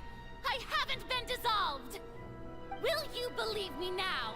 I really am your Archon! I'm nothing like a normal human who would fall apart as soon as they touch this water! Really? Was this not the most obvious thing in the world? Miss Siegewin? If you're present, Miss Siegewin, please come forward and attend to the defendant. Siegewin? Don't be nervous. It'll just take a few seconds. Let me see. That should be enough. Please announce the results of your evaluation to the court, Miss Siegewin. As everyone doubtlessly saw, Miss Farina was displaying symptoms of hyperventilation and flushed skin. These indicate that she was experiencing the adverse effects of exposure to primordial seawater. The extent to which she was affected is the same as other humans when exposed to primordial seawater of a similar concentration. Thank you, Miss Siegewin. Lady Farina, you may return to the defendant's stand. Wait, what did she just say? I didn't get dissolved! Shouldn't that be enough to prove my innocence? Well, considering your tendency to run from your problems, we did originally prepare a direct sample of the seawater around Poisson. However, after extensive discussion, we exchanged it for a sample that is not concentrated enough to dissolve an actual human. After all, on the off chance that something entirely unexpected might occur, we don't want anyone else to lose their life to the sea. Yeah, so out of regard for Farina's life, you secured a low-concentration sample and asked the head nurse to serve as an expert witness. It's a great thing that the direct sample wasn't actually used. Farina could have... I can't believe... You... So they tricked her. But what's really going on here? Farina can't not have... Wait. Farina can't have not known the consequences of touching the water as a human. This is too unlike how she usually acts. Unless it's actually more important for her to keep up her facade than to save her own life? But hadn't she given up on everything a long time ago? Listen to me, everyone! Please don't give me such cold and disdainful looks! What happened just now didn't prove a single thing! Then please, Farina, explain it to us. Think about it! How can you conclusively prove that an archon can't also be affected by the primordial seawater? Also, if I was really just a human, why would I dare to just put my hand in that kind of water?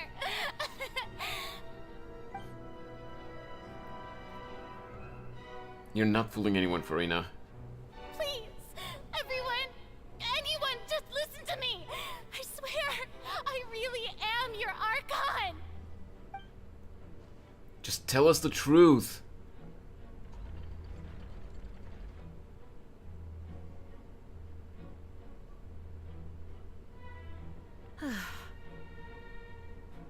I don't think anything she says at this point will sway anyone. The odds are just too stacked against her now. With all the things that have been said, Paimon doesn't think there's any way left for Farina to win. I believe the time for arguments and presentation of evidence has come to an end. If there are no objections, we will move on to the final judgment.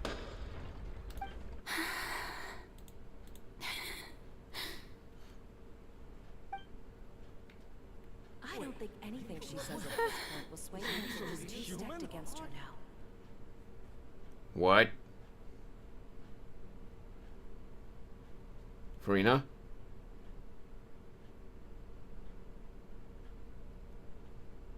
In my capacity as Chief Justice, I shall now render judgment on Farina's misrepresentation of herself as the Archon of Fontaine.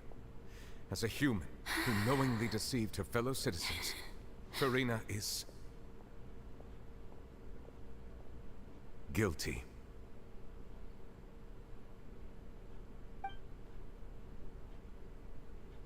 Her whole world just shattered. No, Farina. We shall now turn to the Oratrice Mécanique d'Analyse Cardinale to render the final verdict on the charges.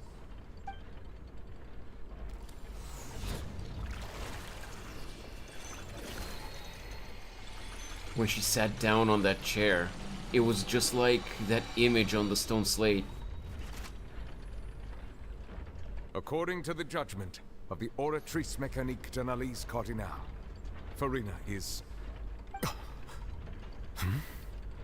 Well, what's wrong? What's the Oratrice's verdict? It can't be. Did the Oratrice just declare Farina to be innocent? No. The Oratrice also displays a guilty verdict. Isn't that correct then?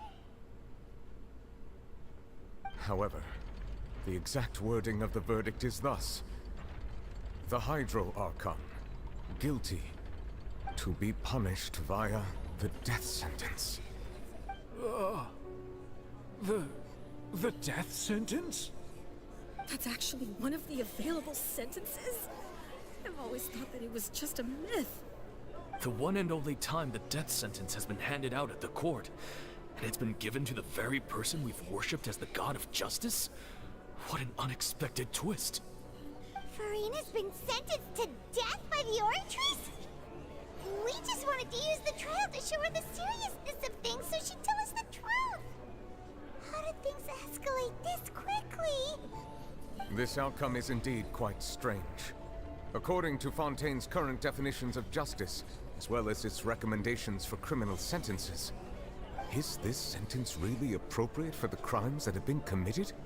Yeah! Even Fauché wasn't sentenced to death by the Oratrice. You know, the real evil mastermind behind the serial disappearances case. What's more strange is, instead of Farina, the Oratrice rendered judgment on the Hydro Archon. Indeed. Not only is Farina's sentence overly excessive, the very point of our trial today was also to prove that Farina has never been the Hydro Archon in the first place. But now, the Oratrice seems to have deliberately invoked the title of the Hydro Archon. What does this mean?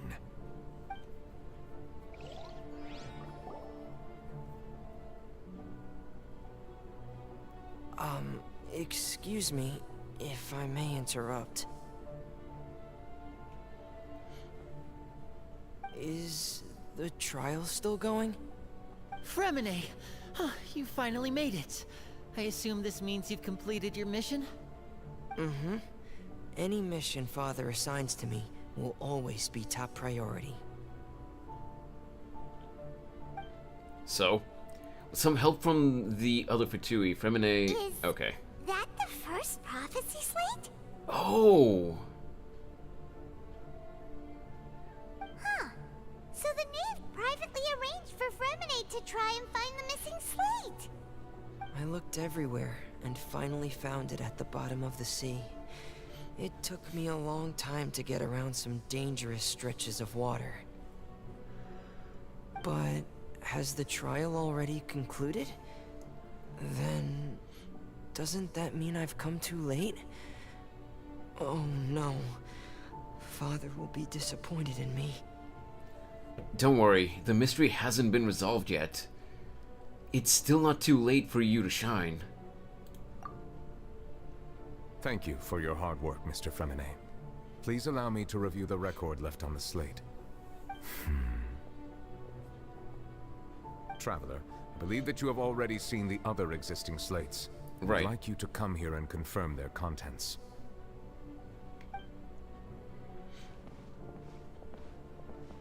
Huh? So what do you see? What is it? This looks like... the previous Hydro Archon releasing her divine power, turning the Oceanids into human beings. I believe I've now made sense of the Hydro Archon's crime. It has to do with Fontaine's lost history. Huh? Isn't the Hydro Archon just guilty of deceiving her people? Oh, wait, no, that's Farina, and we've already proven that she's not the Hydro Archon. Wait.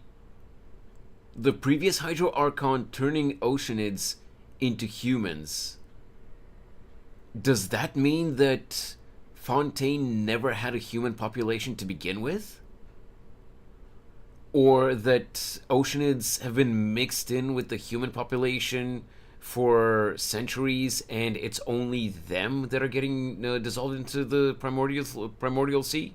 So when you say Hydro Archon, do you mean the real Hydro Archon we've been kind of talking about? In truth, everything that you've encountered in Fontaine up until this point can be traced back to the contents of these stone slates. However, I'm uncertain as to how much sense they currently make to you. An association between the contents of the slates and the events in real life. Okay, let's try to recall the contents of the other 3 stone slates. Paimon will do her best to help you remember.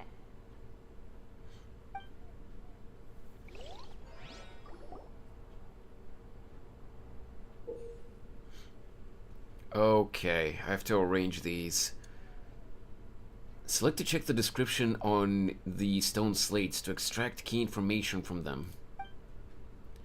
You can find scenarios related to the stone slate's contents in the incidents recorded in the interview notebook. There you can verify said content. As the verification process continues, the fountain water level in the menu interface will rise. When you have finished verifying all the stone slates, the truth behind the prophecy shall be revealed. Okay. The first stone slate describes what you just said. It seems to show the previous Hydro Archon using her divine power, and then the Oceanids turn into humans. Does that mean that Fontainians are transformed Oceanids? Oh, Paimon wasn't expecting that. But if Oceanids can turn into humans, then perhaps this process can be reversed as well.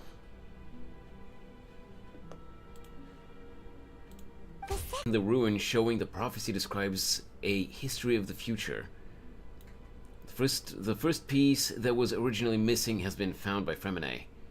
It seems to show the former Hydro Archon using divine power to turn Oceanids into people. Oh boy. Okay.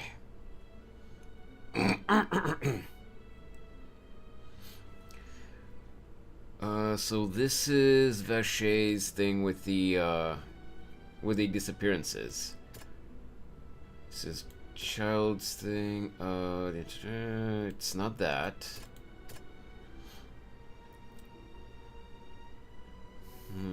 I don't think it's the fact that Navia didn't dissolve thanks to her two subordinates saving her. It's not this. Okay, let's read the entry about Farina. After the court proved that Farina was not the Hydro Archon, the verdict displayed by the oratories was actually the Hydro Archon guilty to be punished by the death sentence. I'm gonna say it's this. We know from the case of the serial disappearances of young women that Fontainians can be dissolved in primordial seawater. And the first stone slate tells us that long ago, the Hydro Archon used her power to turn Oceanids into humans. This might be the reason that Fontainians can dissolve. Right. Okay, so I got that one correctly. Second one, it shows Celestia floating in the sky, and the Hydro Archon and her people worshipping it together, but the heavens still brought judgment down upon them.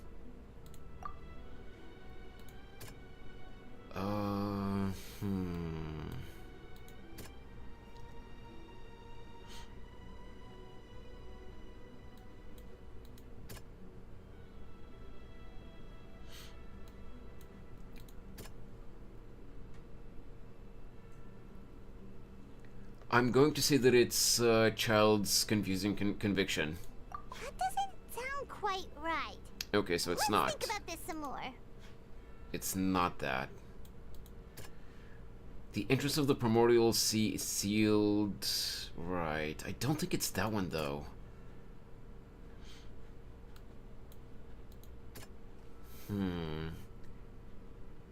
Farina's sentence, maybe? Oh, it is. Perhaps what is about to take place has all happened before. The true sin of the Hydro Archon that Nervalette mentioned, and the original sin cast down on the people of Fontaine by Celestia, as recorded on the stone slates. Okay. The third one. It shows the Hydro Archon sinking into the sea, surrounded by many people.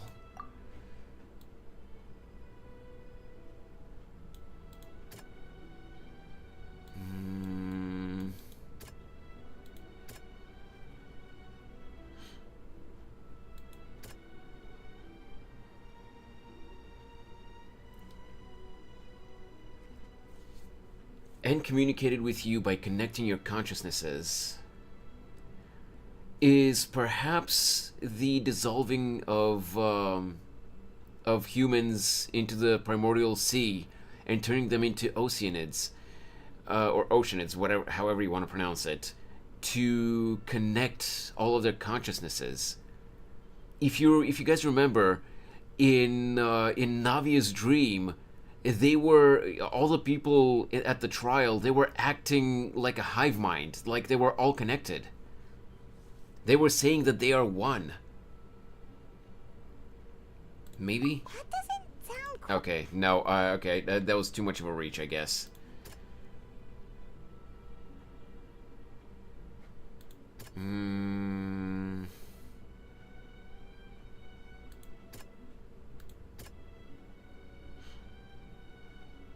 Navia's thing? Oh, it is. It's not as simple as falling into the sea. When Navia fell into the sea, her consciousness was subjected to judgment. The stone slates show the people gathered around the Hydro Archon in the sea. Could that be alluding to the same thing? Oh, as in the people are judging the Hydro Archon? Interesting. Okay, the last one. It shows a scene that is basically identical to that described in the prophecy circulating throughout Fontaine. Fontainians will eventually be dissolved into the sea, and the Hydro Archon will sit alone on her throne and weep. It's the one with Nouvellette. Yes, there it is. The prophecy from the stone slates found its way into society, but not many people believed it at first. The fortress of Meropide was nearly flooded with primordial seawater, which we know can cause Fontainians to dissolve. It seems increasingly likely that the prophecy may come true. If we hadn't dealt with it in time, things could have gone very badly. Indeed. They'll dissolve into the primordial sea but won't cease to exist. Their essence will flow in the seawater, converge, and take the form of an oceanid. The Hydro Archon was sentenced to death in court, shocking everyone present. Perhaps this means that her sin was actually Fontaine's original sin. Navia fell into the water inside those ruins, and she nearly dissolved. She was surrounded by the people of Poisson in a court within her consciousness, and was forced to take part in a trial meant to make her stay. The eruption of the primordial sea at the fortress of Meropide was the surest sign that the prophecy was about to come to pass no matter what. The prophecy's contents can all be verified by recent events.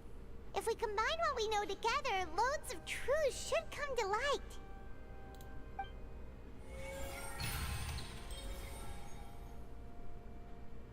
Verification complete. What does it all mean, though? There's still so many loose ends. Huh? Oh, Paimon gets it now! So that's how you can make sense of it! But then it feels like we're going to have to share some truly shocking revelations. Let's hear them. The first slate reveals that Fontainians are not real humans. Incredible. I called it. Annie, did you hear that? We're not real humans. All Fontainians were originally created by the late previous Hydro Archon, with oceanids as their basis.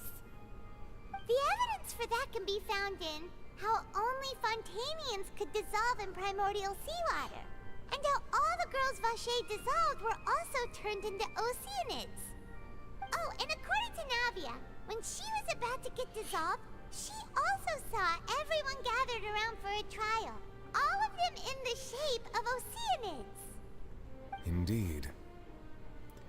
The second slate reveals that the crime of the Hydro Archon was her creation of Fontainians from oceanids. Yeah, and it follows from the content of the first slate that she probably angered Celestia by creating humans without prior permission. That could also explain why the Oratrice judged the Hydro Archon to be guilty. It's to account for that ancient sin. The Hydro Archon's true sin was creating us? And yet, after many hundreds of years, the Hydro Archon's creations have turned around to try to judge the Archon within the Opera Epiclese. The twists of history are often the most unexpected of all. As for the third slate, I'm still convinced that it should come after the fourth slate. Yeah, isn't the image here just like when Navia fell into the sea? So wouldn't it be trying to show the image of the Hydro Archon also falling into the sea once the prophecy has been fulfilled in the fourth slate? The fourth slate depicts the fulfillment of the prophecy as it's already widely known. In the end, the people will all be dissolved into the waters, and only the Hydro Archon will remain weeping on her throne. Only then will the sins of the people of Fontaine be washed away. Did Paimon get all that right? You've made some keen deductions. I must say, given how much you still don't know, it is impressive that you've already managed to connect so many pieces of the truth. However, while you were able to decode all the information on the slates, they've also been etched with an additional layer of hidden information using a different power source. When we were at the ruins, I tried to decipher the hidden information recorded in the slates. But since we only had 3 slates at the time, I was unable to come to a full conclusion. Now that the slate collection is complete, I shall make another attempt to decipher the narrative recorded within. If everything goes well, we should finally be informed of the unadulterated truth.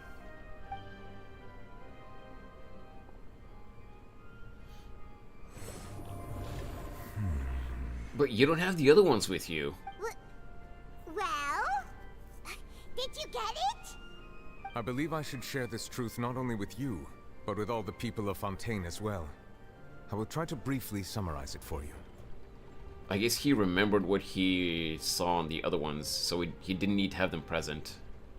Your hypotheses regarding the origin of Fontainians and the sin of the Hydro Archon were both correct.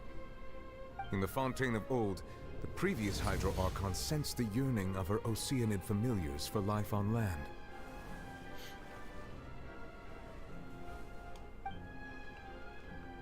The Oceanids were enamored with the beauty and romanticism of human beings, and wishing to have those experiences for themselves, expressed to the Hydro Archon their desire to become of a similar kind.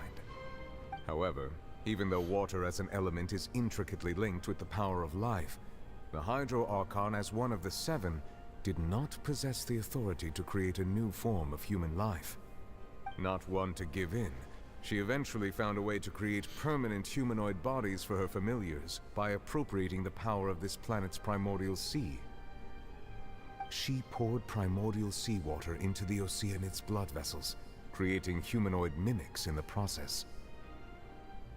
But if Fontainians were to ever come into direct contact with water from the primordial sea, the power within their bodies would escape these artificial restraints and return to the sea. As a result, their forms would collapse, and they would be reverted to their original forms as Oceanids. Of course, the Hydro Archon never received permission from the heavenly principles to create a new human race. And thus, the Hydro Archon and all of her creations came to shoulder the original sin of appropriating the power of the primordial sea. That is the true history of how the people of Fontaine first came into being. So we were all Oceanids before we turned into human beings? That's way too much information for me.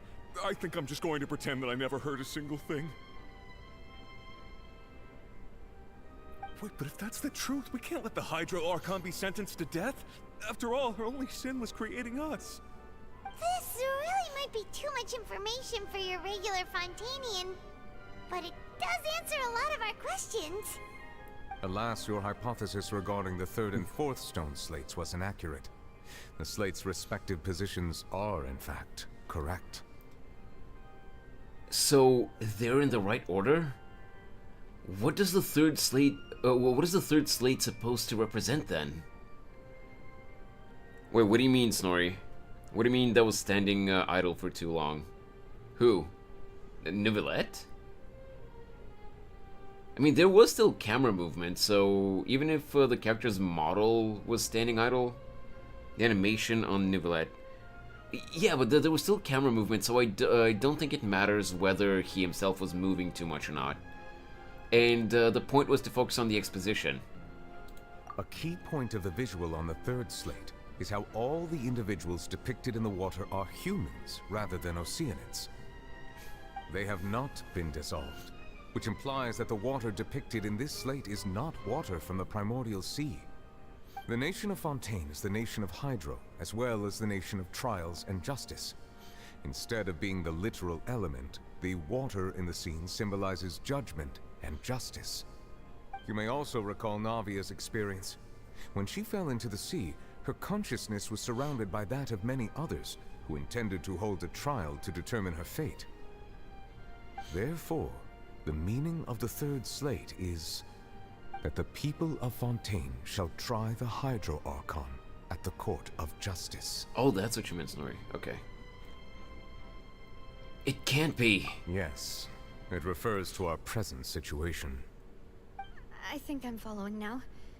So, what you're saying is, even though we decided to put on this trial to avoid fulfilling the prophecy, we're in actually truth, fulfilling it right now. Everything we've done has happened exactly as the prophecy foretold. So now, it seems, we're the ones making sure it comes true. What should we do? I don't know. It feels like there's no way out of this. Huh. No matter what, the prophecy will be fulfilled. Is this what it feels like to be a prisoner of fate? If that's the case, does that mean the scene in the fourth slate will also be fulfilled soon? Traveler, I would like to point out another small fallacy in your deductions. About the fourth slate, you probably thought that the eruption of primordial seawater beneath the fortress of Meripede served as the surest sign that the prophecy was about to come to pass, yes? However, I believe that rather than being a sure sign, that eruption could in fact only be a small warning of something far worse to come. As for the root cause of the catastrophe, I believe you've already encountered it once before. I have? Wait, could it be? What does he mean? The ultimate proof. This eruption was just a small warning of the things to come. We must find the root cause of the disaster.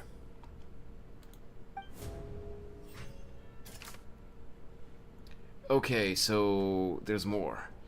Just what is the source of the catastrophe? The prophesied disaster will likely spread from here. A murder case unfolded in the midst of Lynn and Lynette's first performance. Okay, identified. Okay, it's not this.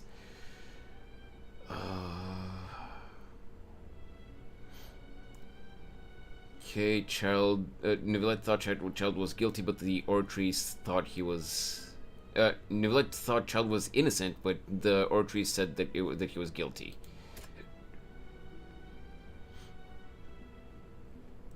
Arlecchino has doubted Farina's archonship, and she thinks that she's afflicted with a curse.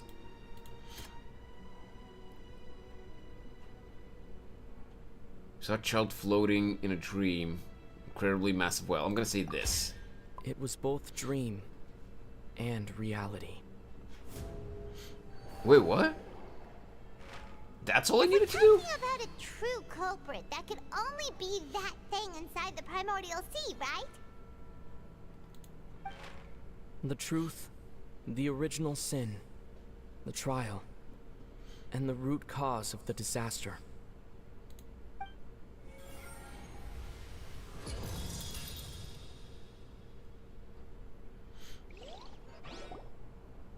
So what is that narwhal, actually? Is it a creature from the abyss?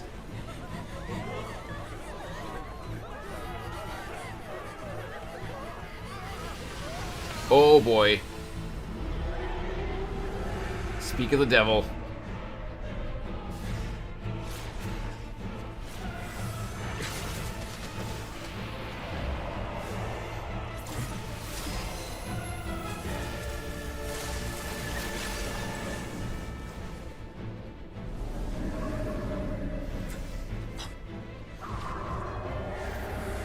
Killerfish from San Diego.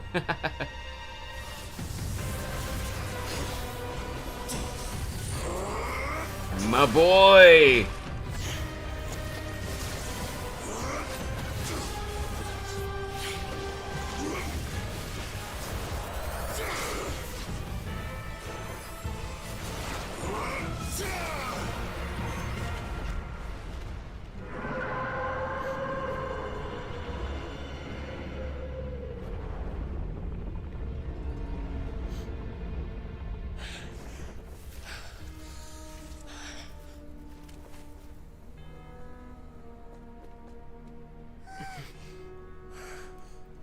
Ooh, he's more than a little bit singed.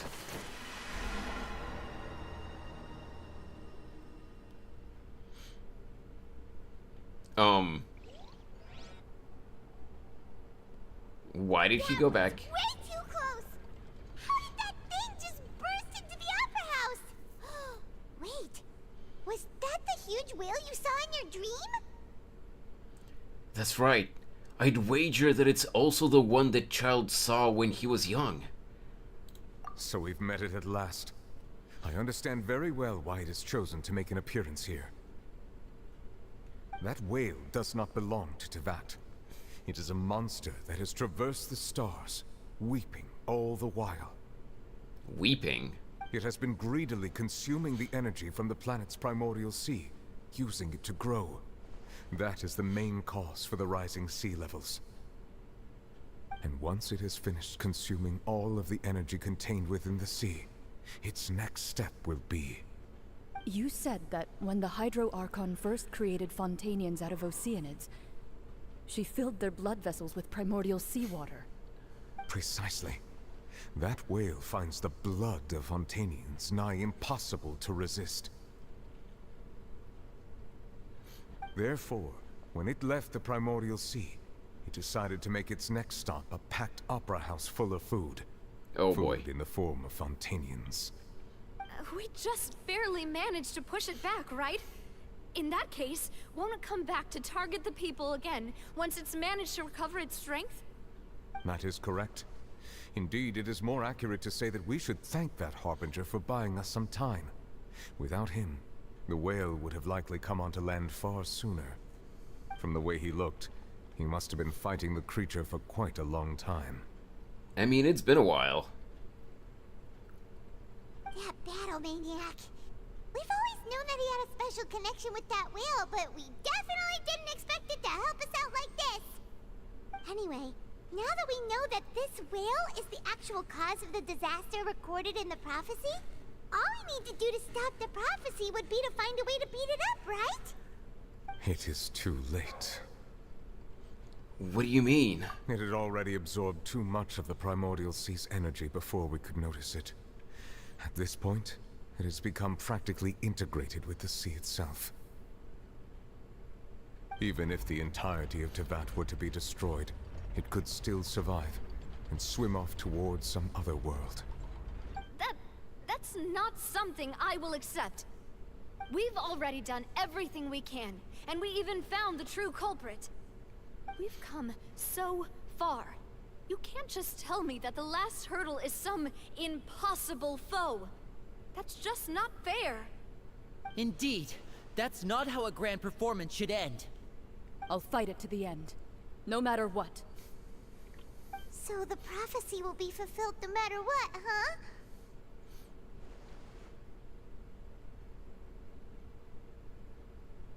That was an interesting zoom in. The prophecy. Yes, what has been prophesied will be fulfilled. You may view such things as the history of the future. After everything, it still turned out like this. We couldn't fight against fate.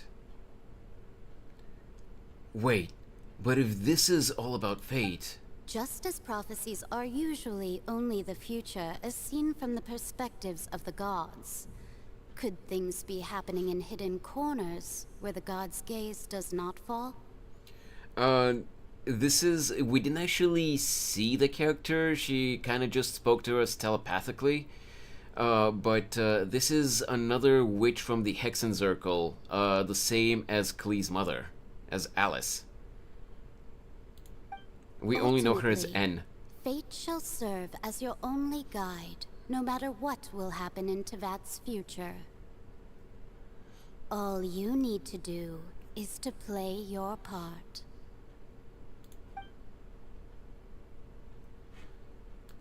Could it be that even if the prophecy will be fulfilled, there will still be a way to save everyone? Did I miss something? Wait, I forgot about Farina. What was it that she wanted to say to me at that last moment in the giant magic box? What is her real secret?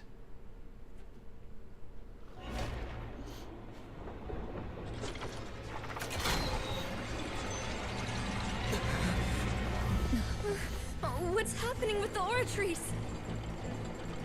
I believe it is preparing to carry out the death sentence.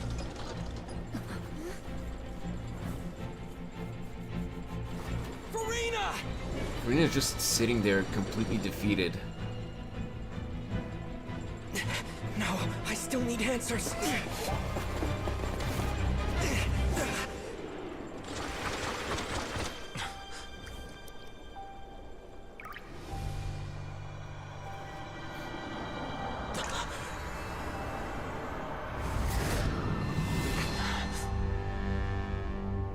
What just happened?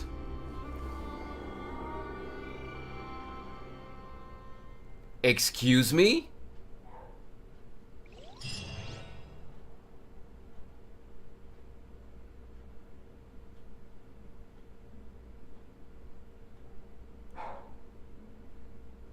What? Who was that?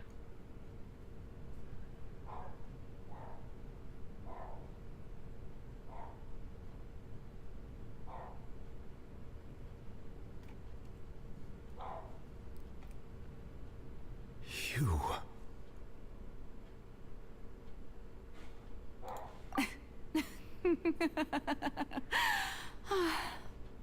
Sorry.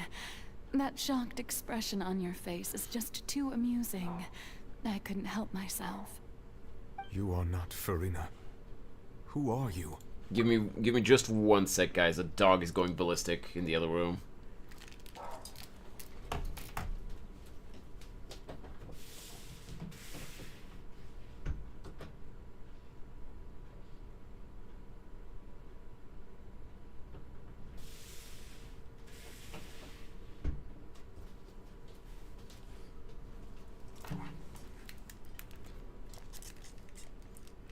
Sorry about that.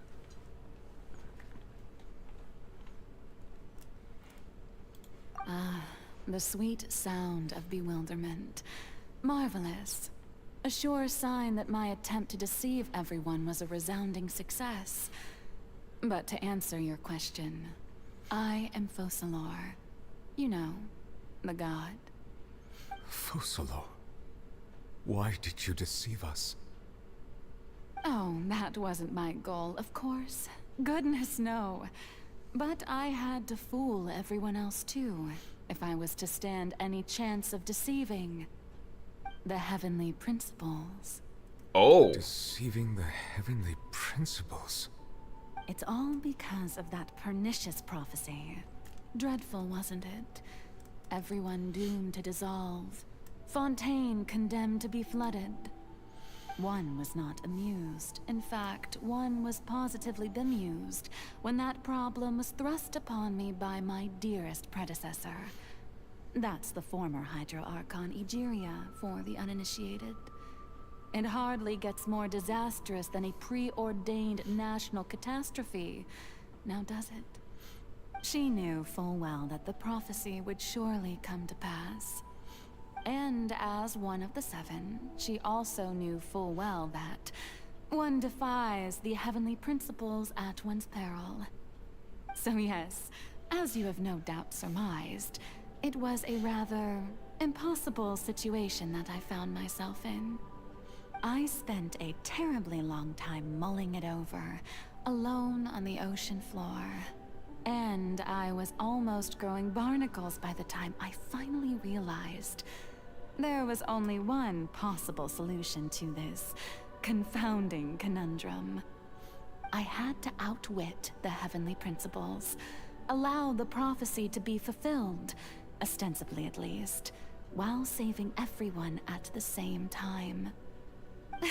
I'm a genius, I know.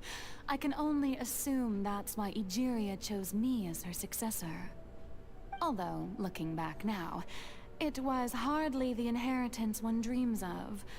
Between the task of saving the nation, the quotidian duties of the Hydro Archon, and not to mention the original sin of creating a new race of humans, I dare say she left me quite a colossal mess to clean up. But one can only play the hand one is dealt. I did not choose this, any more than I chose to be one of her Oceanid familiars. So you were also once one of the Oceanids, transformed into a human by Egeria's hand? Yes, I was. I always dreamed of becoming human. And I still do, even now. In my eyes, to be human is to be part of the greatest opera ever known. After becoming a god, I separated my divinity from my body and spirit, leaving behind only a self that was as naive and bewildered as my past self on her first day as a human being. The me you see before you now is that divinity. And the human counterpart I left behind, I named Farina. She could feel joy, sorrow, and everything in between. She could be as vain and conceited, or as meek and vulnerable as she wished. Her strengths were of a kind only a human could possess, as were her shortcomings.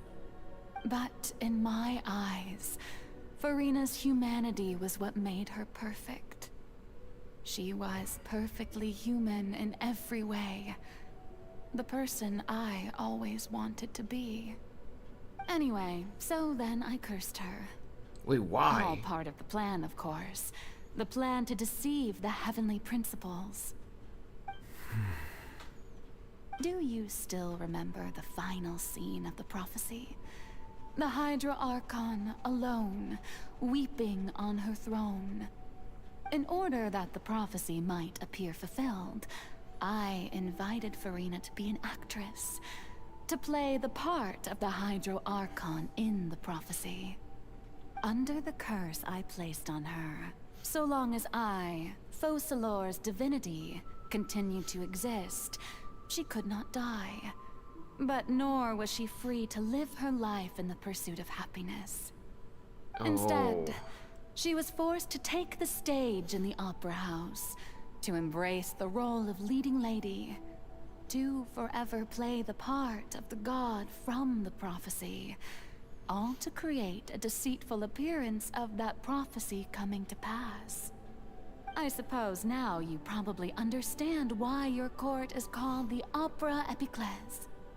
But Farina is only human, isn't she? Even though she has had a long life, her mind is no stronger than that of any other ordinary human being. I cannot begin to fathom what she has had to endure.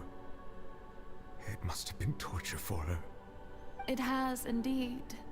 And although she is, in a sense, me in human form, I most definitely owe her an apology for it. You think? It's been 500 years. And all along, she's been playing her part in the most unimaginably long, unbearably lonely, and agonizingly painful opera of all time.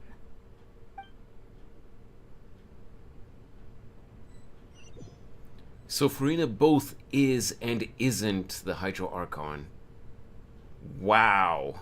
Okay. I came into contact with Farina's tears? If I remember correctly, tears often contain a being's strongest emotions.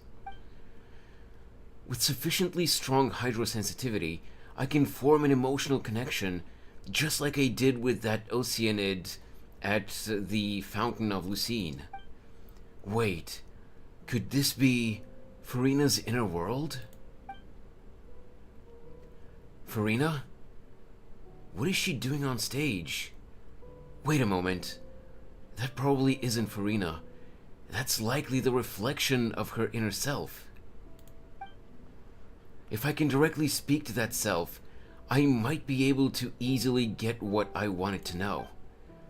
I came here for answers. Either way, this opportunity is not to be missed. Let me try talking to her.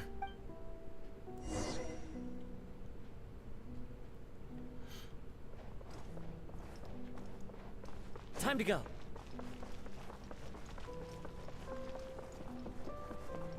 I still don't have any extra primos, do I? I just need 33 more. Oh, it's so sad that I still don't have her. Farina. Oh? Who permitted you to come onto the stage? Now, I understand your admiration for my august self, but I must ask you to keep to the rules. Come on, it's me. All right. It is not my intent to reprimand you. Don't look at me. There is no need Don't to look at state your me. name. Just be off with you. Do not distract me from my performance. Wait, what was that? Don't look at me. Don't look at me. But I don't see an audience here. Oh, do not Just let the stage lights go off, please. If only for a second. I am Focalor. The eyes of countless Fontainians That way I are can upon become me. myself again. I must, at all times, display the utmost elegance and nobility. Something's off. There's no getting through to her.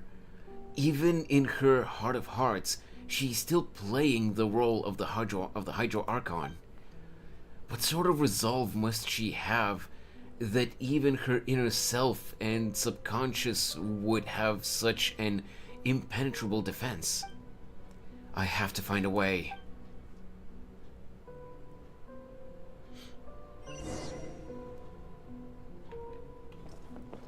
So we have to turn off the lights. Okay. Dear audience, the performance is experiencing a technical difficulty, but worry not. The guards shall resolve it soon enough. Nope. Stabilize. Busted. Wait, what the? Kazuo wasn't activating his skill. I don't know what was going on. A cry without echo is what this enemy is called. Fitting. That didn't count. Uh-oh.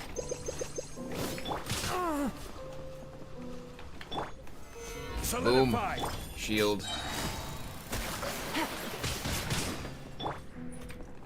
One with nature. Okay. Now this one. Hey, what gives? The audience is still watching me, you know. Guards? Wait, where are the guards? Guards!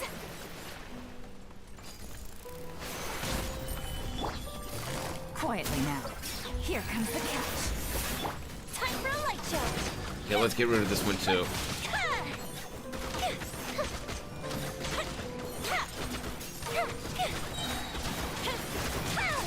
Easy enough.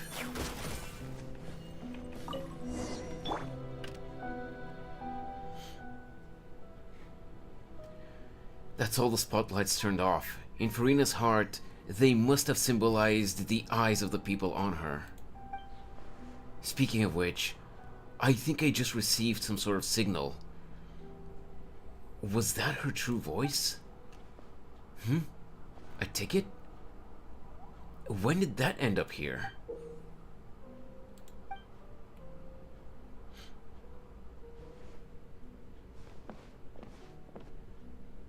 Either way, looks like the show is about to begin. In that case, show me how you truly feel, Farina. Scene 1. Before a mirror. Farina.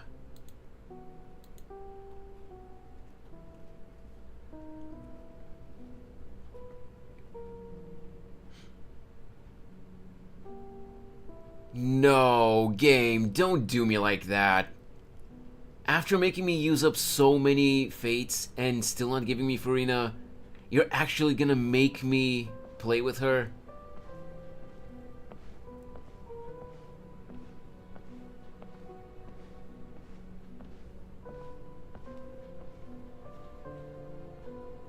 Farina. Farina.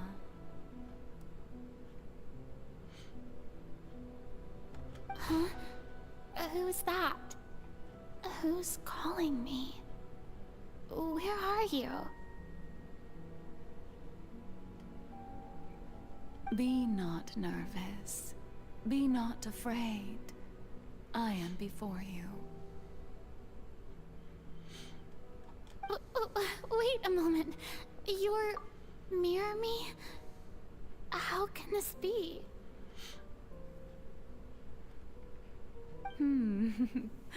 Mirror you, huh? You know what? That's not bad. Let's go with that. Mirror me? What do you wish to say? The prophecy. Have you heard of it? What prophecy? Wait. I know. I think...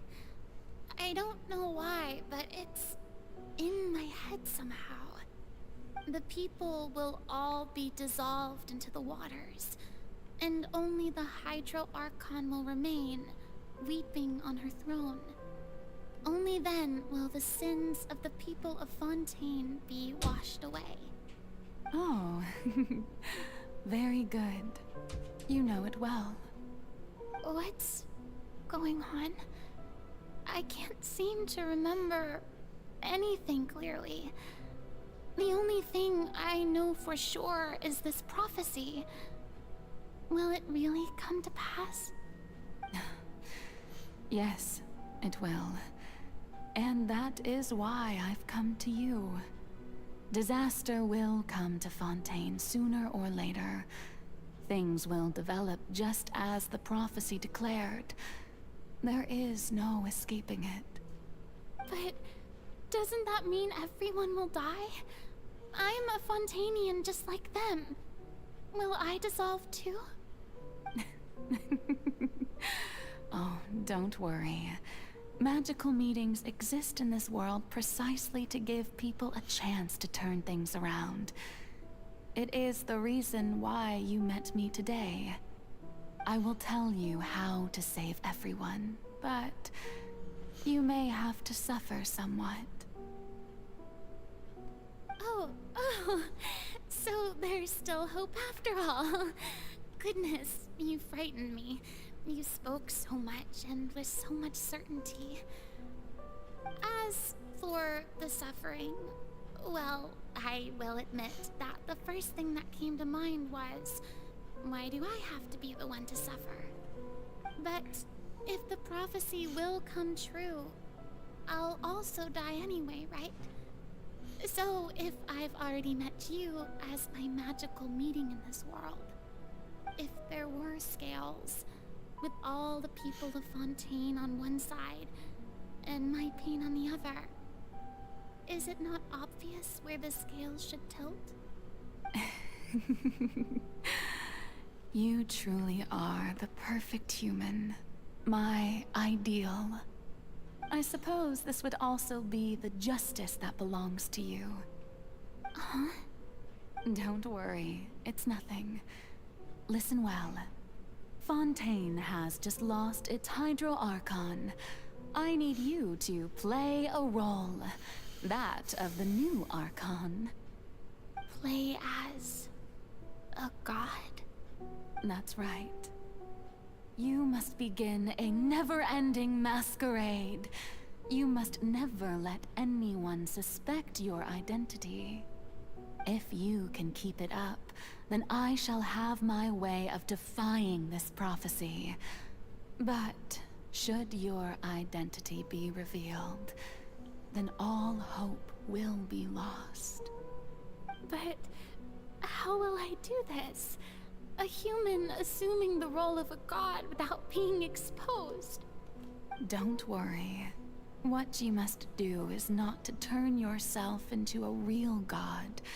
You simply need to play the role of a god as humans imagine them to be. Being a human yourself, I'm sure you already know what such an entity would be like.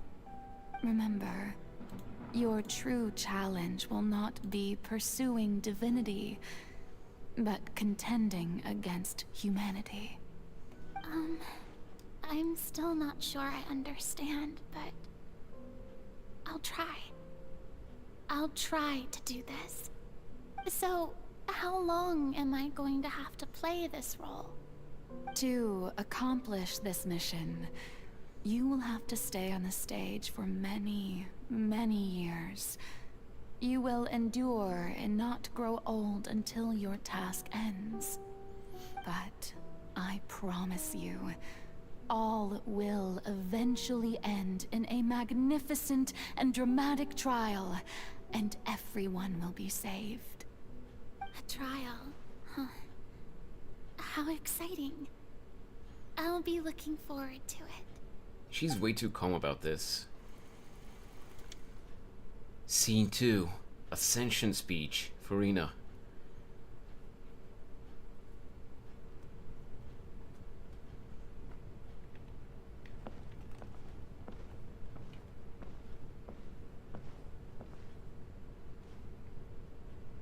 Okay. I don't think that close-up was necessary, but okay.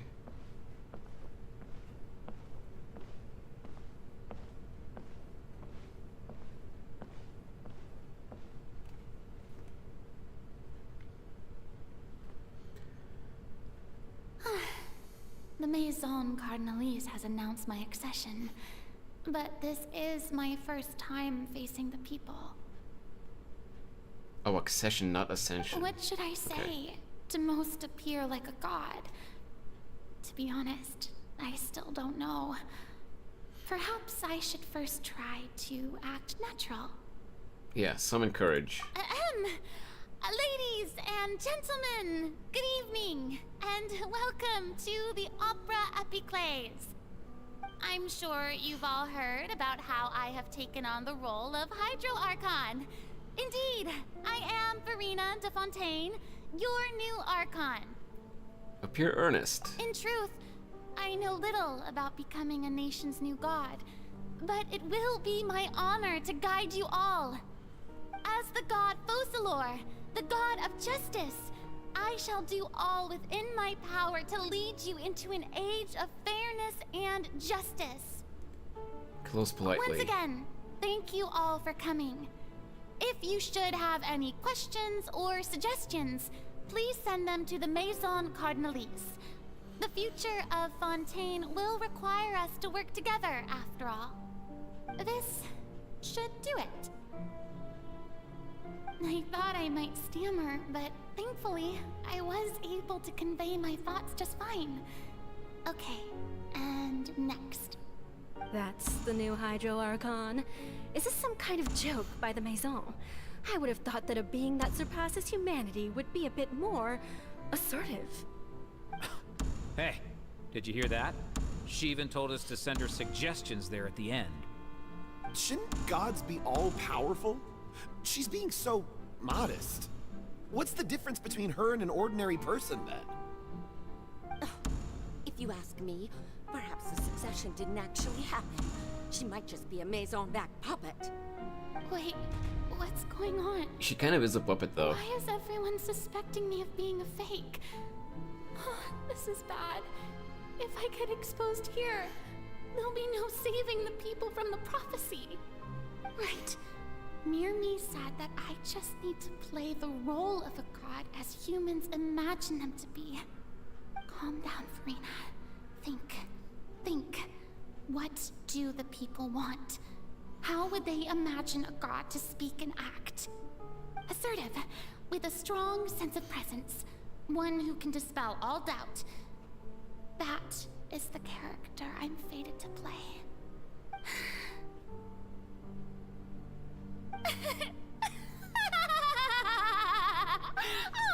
Oh, very good, my people. Only ones such as you are deserving of my rule. Now, I was wondering if some weak puppet were to one day come onto the stage and claim ownership of this opera house, would the children of Fontaine follow them? Well, it seems that you would all see right through them. Having passed my test, you are qualified to witness wondrous trials alongside my august self, here in this opera house. You may consider my previous act a door gift of sorts. I thought it was a debut that suited the atmosphere. Now then, let us be reintroduced. Ah, so that was just a performance. How could I have forgotten that we were inside an opera house? Her personality. It's quite shocking, to be honest, but I suppose it's a better look than before. Such a fascinating and bold deity. How wonderful. Our future may yet be bright after all. She has such a colorful personality. Seems I've turned them around.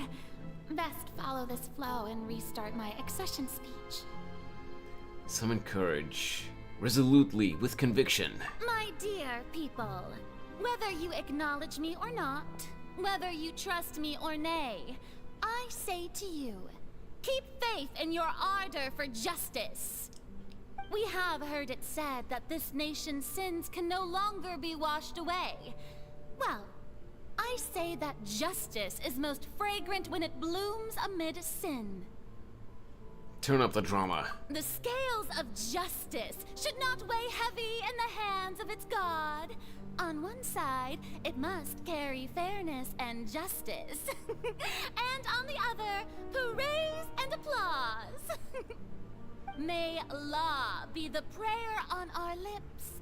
May judgment be our worship. Let us light the fires and drink to the future of Fontaine. End speech empathetically. There is Let's no go. trouble in this world that justice cannot solve. All that is needed is for you, my people, to believe in it, heart and soul. So long as I, the Archon Focalor, stand within the Opera Epiclese, so long as I stand before the Oratrice, I shall even judge the gods of this world! Okay, a little bit too much, Farina.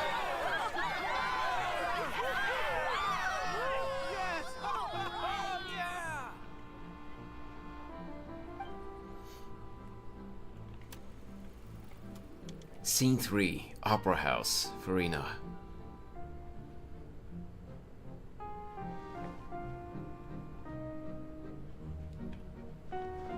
Oh, I can actually run here in this one. Okay. I could only walk in the previous two scenes. Lady Farina, here are today's case reports, as well as a summary of the follow-up for your perusal. Come now. Was I not just at the Opera House in person? Leave these kinds of things to Neuvillette. Besides, none of these trials were the one that I'm looking forward to the most. If I may be so impertinent, what kind of trial are you truly looking forward to? A magnificent, dramatic, and wondrous trial.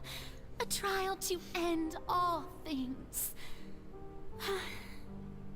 How could you hope to understand? That's true. I fear I lack the ability to grasp your divine thought, Lady Archon.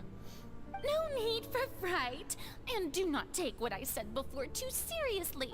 Go now, do your duties. The trial I await. It will come one day. You know, Shango, you joke, but in a way you could say that she kind of is.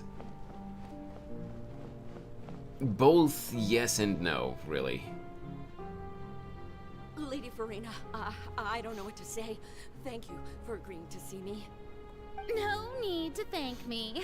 Or rather, thank your own sense of perseverance instead. Long have you stood in line to meet me, have you not?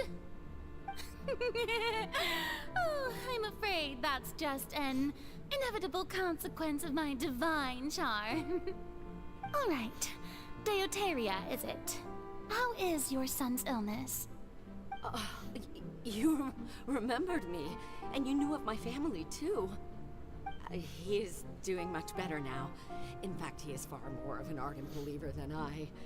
He was the one who forced me to seek an audience with you, and to bring your words back to him. Oh, good. Very good. If this should happen again in the future, please do not hesitate to come and tell me. Going down to citizens' homes every so often, while not usual practice, should serve as a fine change of pace. You're such a gentle and wise god. Thank you once again, on behalf of my son.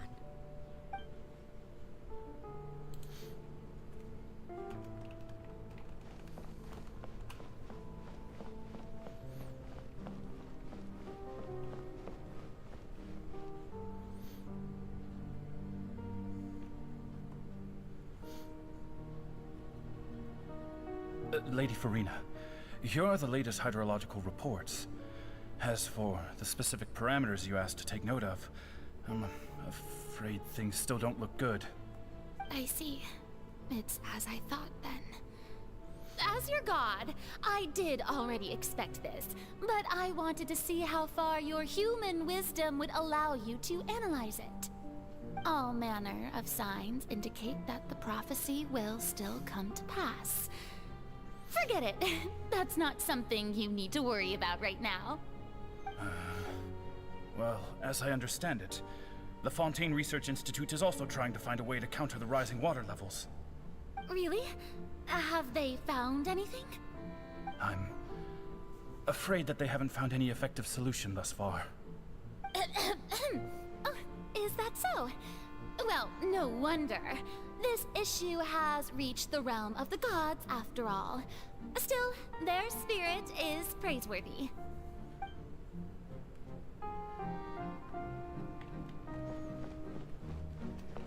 Off to bed we go, I guess.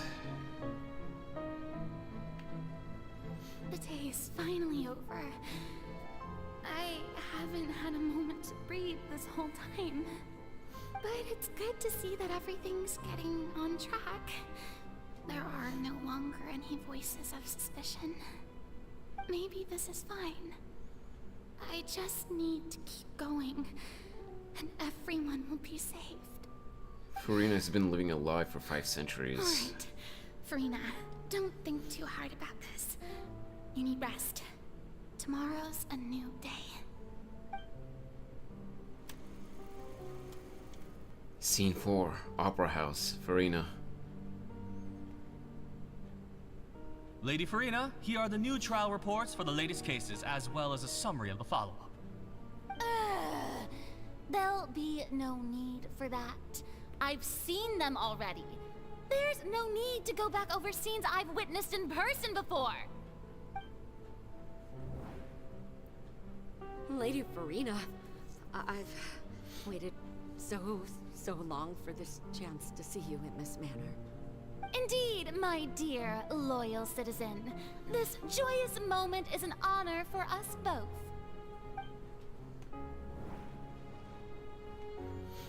Lady Farina, we're detecting significant hydrological anomalies near Poisson.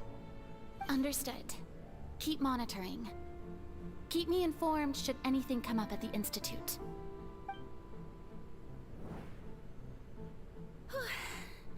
I don't think I let anything slip today. I must show the people that there is nothing to worry about. I just don't know when these days will end. I feel utterly exhausted. Best to rest early today, too. Oh. I just want to give her a big hug. Scene 5, Opera House, Farina.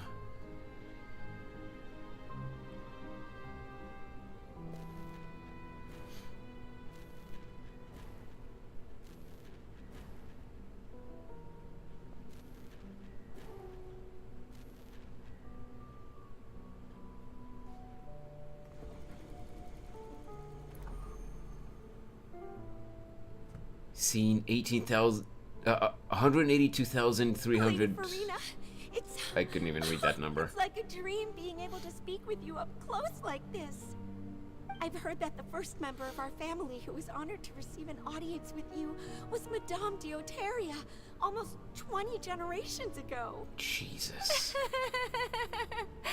And what a fine family yours is indeed. It brings me great joy to meet such a faithful believer, a descendant of a line most ardent. Listen to her voice. She's starting to break. Surely you exaggerate, Lady Farina. My lady? What is it, good citizen? Oh, are you crying? Uh-huh. Oh, really now? I didn't even notice. This must be the overflow of hydro from my person. Well, can't quite help being the god whose dominion is the waters, can I? No wonder. Her eyes twitching. A manifestation of your power, then. Oh, Archon, I am honored to have witnessed it. Yeah. Honored indeed. She's reaching her breaking point.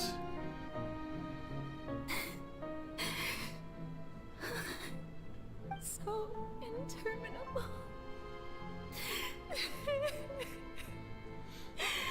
So lonely.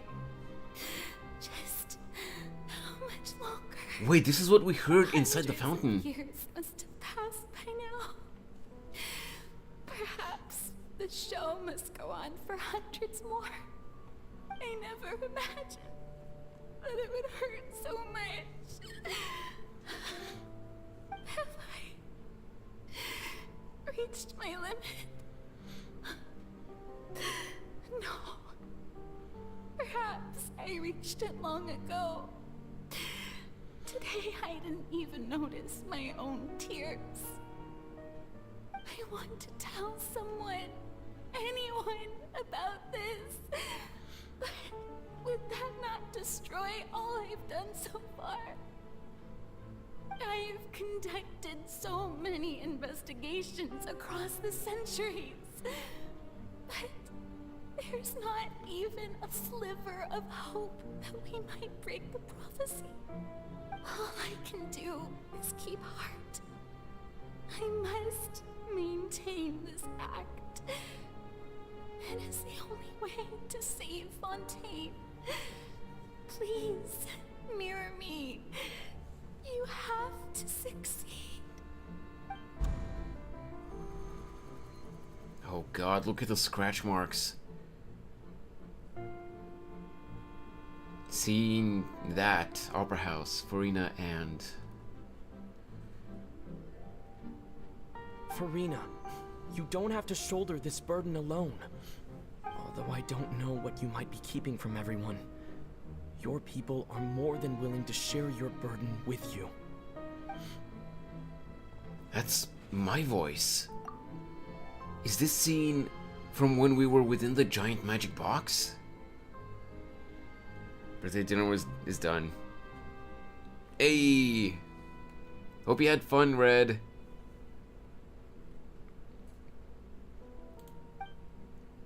This is great. I didn't think that this scene would replay in her inner world. Surely I'll find out what she wanted to tell me this time. Share my burden. That's impossible. It was fated right from the start that this would be my duty alone. But even if your burden doesn't need to be shared, you can still choose to confide in someone. Just share it with me. I'm what you'd call a witness. A witness?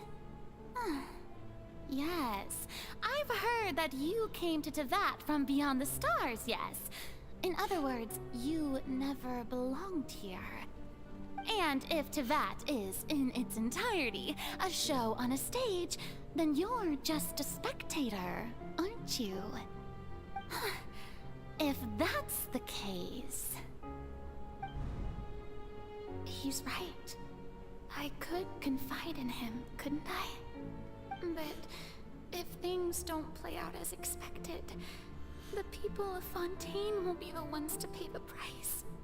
No, Farina. You shouldn't be selfish. But what if it's really alright? Farina, you've worked so hard for so long. Surely it would be okay to put yourself first for once. Just this once. Oh my god, I just want to hug her. Such an outrageous thing to do anyway. To find someone in whom you can confide your frustrations and sorrows. Surely it could not hurt. If you let this opportunity slip through your fingers, it might never come by again. Think about it long and hard.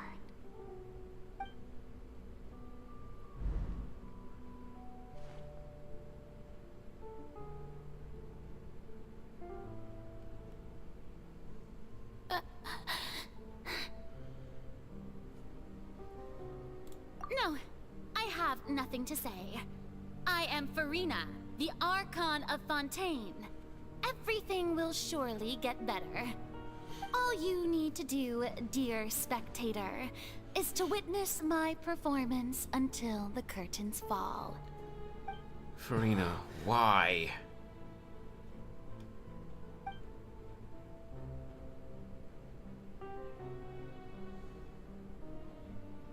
Fine.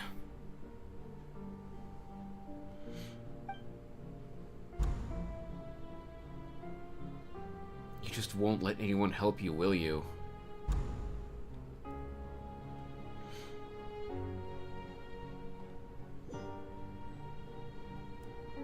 So even Farina doesn't know the truth? You've never once let her in on the full plan? Yes, it had to be done. To deceive the heavenly principles, you must first deceive yourself. She did very well. If she had let her resolve falter even once in these 5 centuries, Fontaine would have been doomed to the most tragic fate. And that's It seems that trusting humanity was the right decision after all. And that's why you decided to completely I break believe that I Farina. understand how your deception works, but that is only half the truth, is it not? How would you build on this foundation to save the people of Fontaine? That is the most important thing. Ah, good, good. Of course, the Udex of Fontaine has pinpointed the crux of the issue. I'm sure you've long sensed that the Oratrice is no simple machine, yes? Mm-hmm.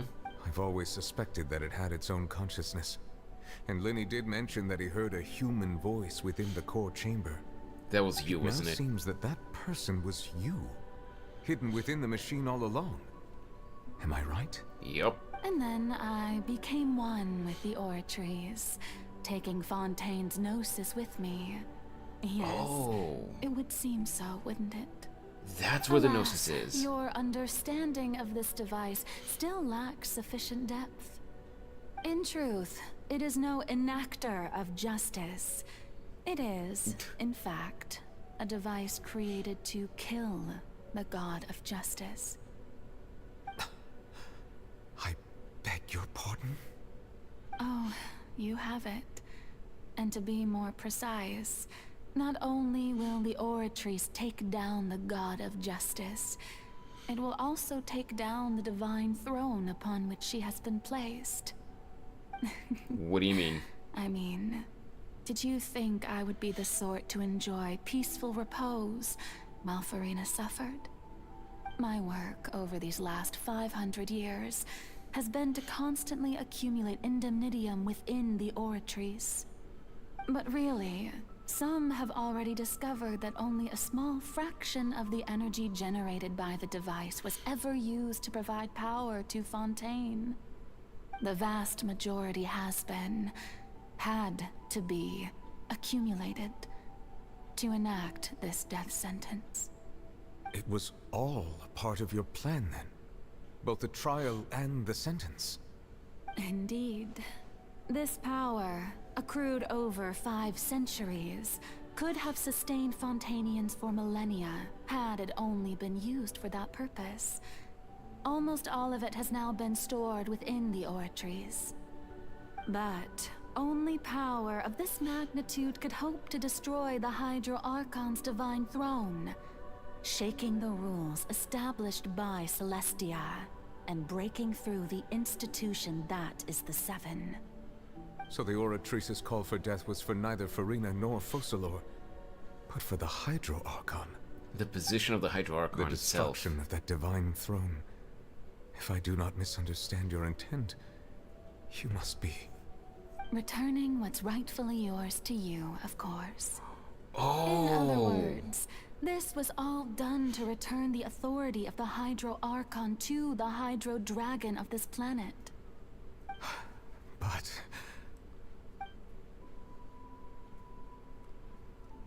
So Neuvillette will assume the position of ruler of Fontaine afterwards. What? Getting sad again, are we?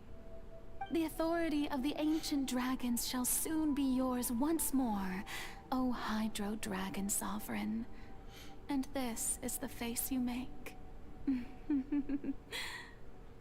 All you've done throughout the years is just so you can sacrifice yourself at the very end. I've never quite seen it that way, you know. Even now, I'm quite pleased at how well my deception worked.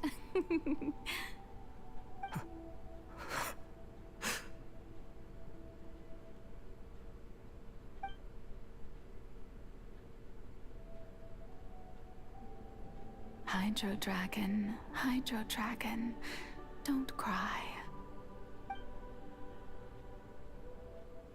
I must say, had it been within my rights, I would have loved to judge the heavenly principles themselves. Were they not guilty of essentially the same crime?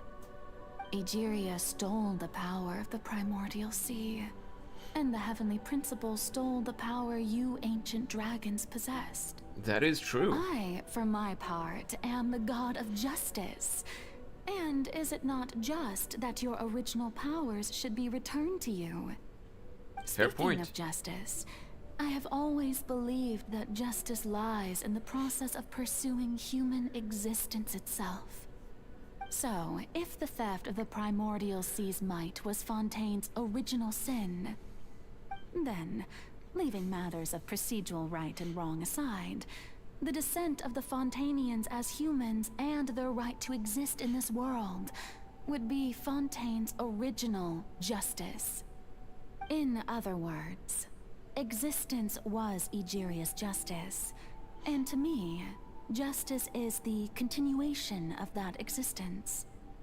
Defying the prophecy and ensuring that Fontaine's people shall live on, that should be the justice enthroned over all others.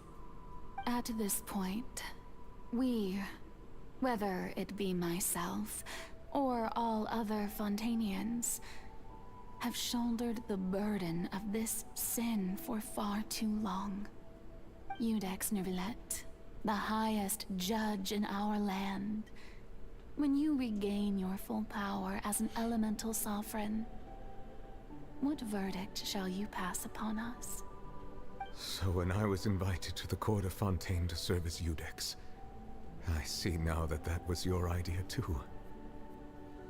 At last, I now understand the true purpose behind this position. In the beginning, I was uninterested in human existence. But these 5 centuries of living alongside them have gradually brought about mutual understanding between us. And I have even attempted to feel as they feel. You are a devious one, Focalor. Things being as they are, surely you know that I could never declare them to be guilty.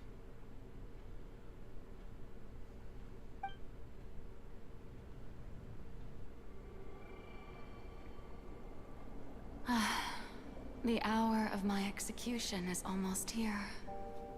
For the sinner, the curtain call has come. I know I may not sound it, but faced with death, I find myself a little afraid.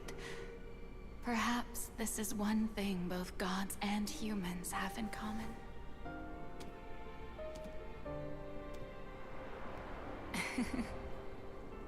Farewell, Nervalette. I hope you've enjoyed the part you played these 500 years.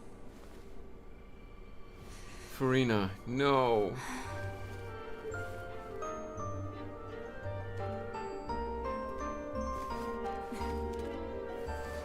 Yes, this is Farina's divinity, but she still is Farina in essence.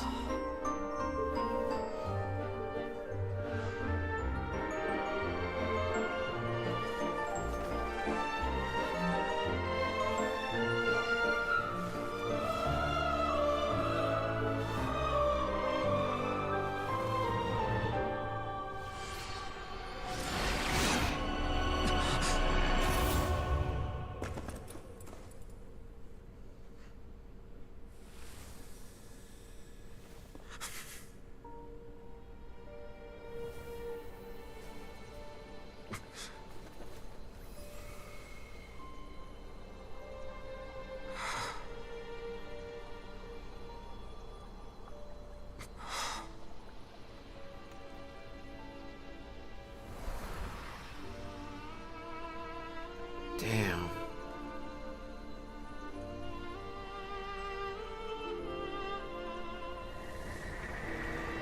Thank you, Farina, for all you've done. From this moment on, please live happily as a human, just as I wished we could.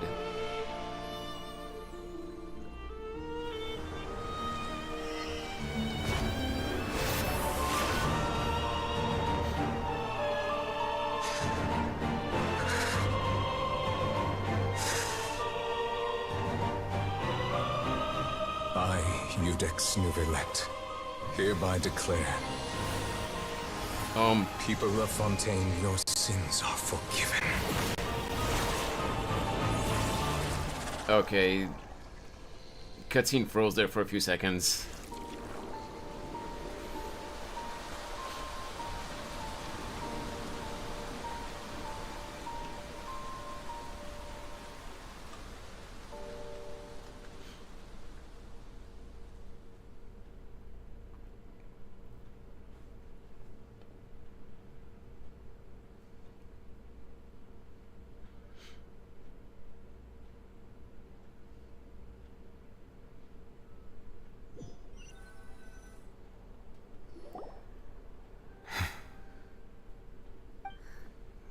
What just happened?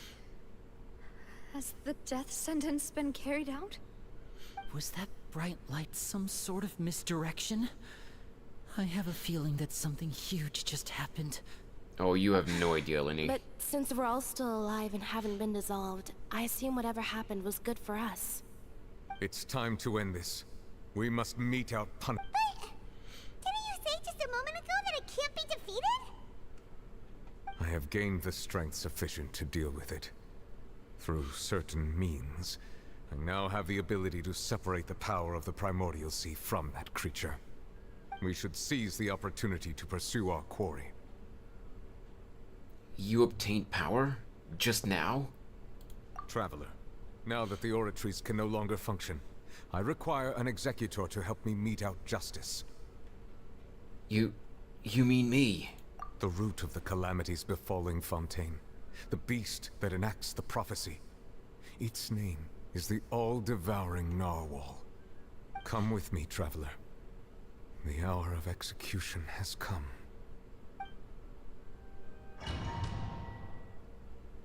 It's time to end this.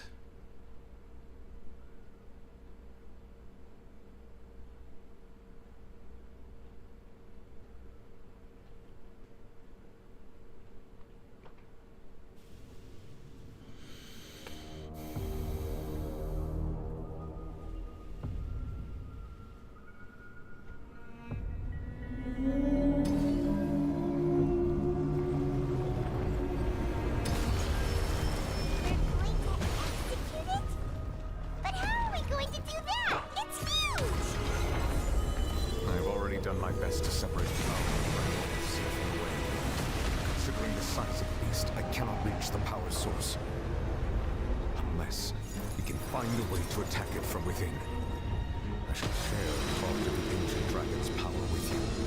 shall look for an opening to go.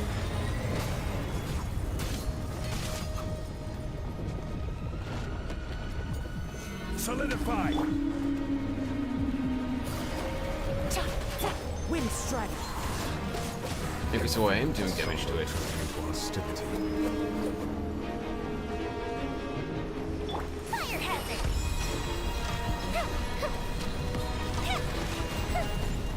Okay, it's attacking. It's attacking.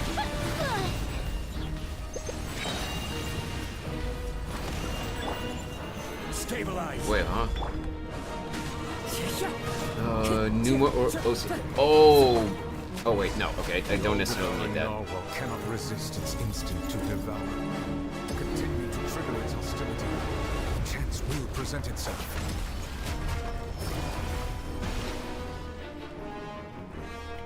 I at least don't specifically need Fontainian characters with Numa or Osea powers.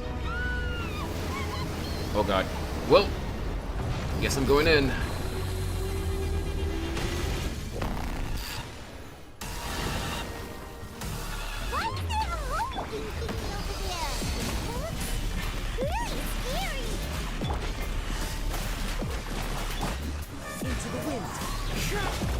You're a cool looking dude.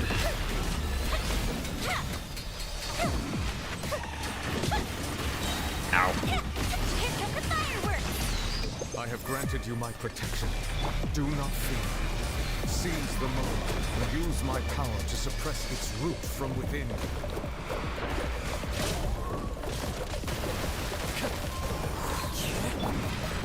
Solidify! This is order! Gotcha. Come on.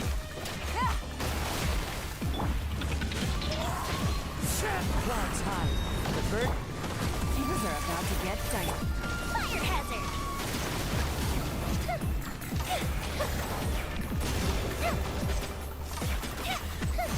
Come on, come on, come on, come on.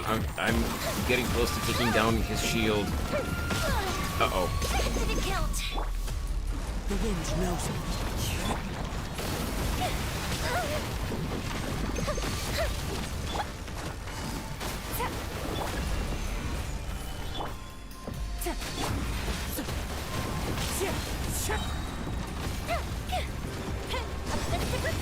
Wait, what happened?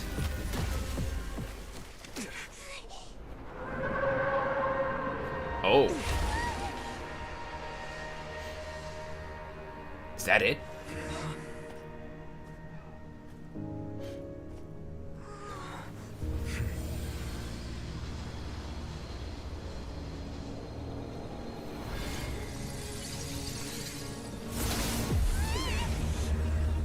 There's no way. I had barely touched that thing's that thing's HP. And there she is.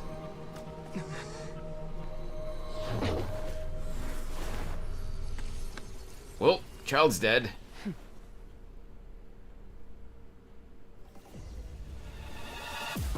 Thanks for helping with the cleanup. It should have been my job, but oh well.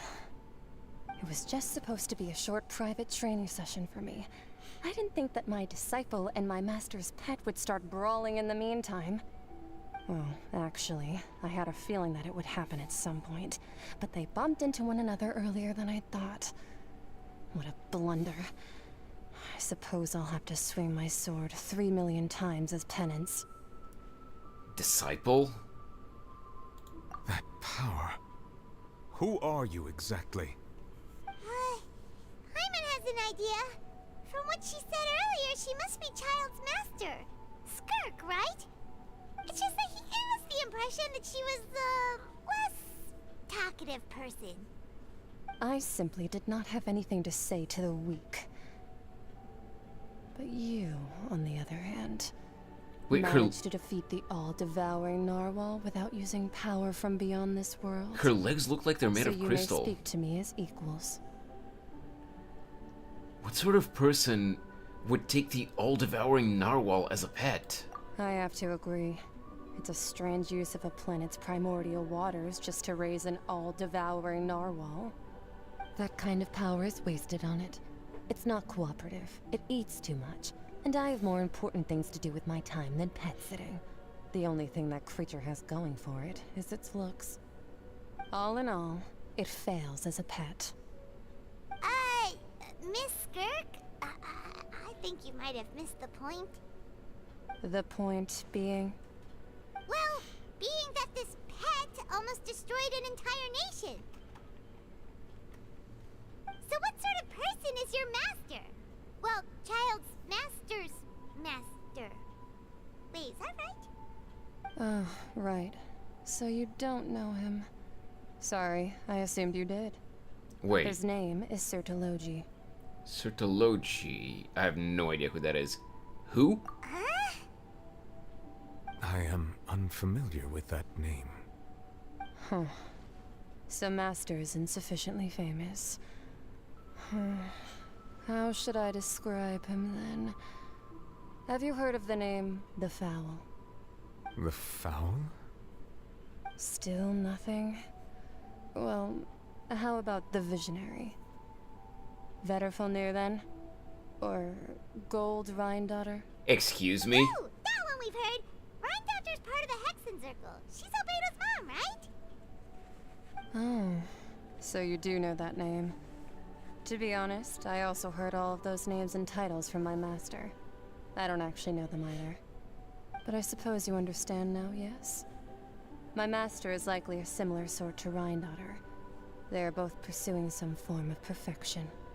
Wait, didn't you also mention a visionary person? Paimon didn't quite catch their name. Actually, never mind that. I believe it expedient to inform you that the all-devouring narwhal used up nearly all its strength fighting you. Such roiling hydro energies will prove difficult for the planet's deep seas to digest. As such, the Fontaine back on the surface has most likely been thrown into chaos. In other words, the prophecy that you've been fretting over should now be in full swing. Oh boy. What? No. There's little to be surprised about, Paimon. It is natural after all. The prophecy will surely come true. We knew this and accepted it. However... Not to worry. Focalor has already managed to deceive the heavenly principles.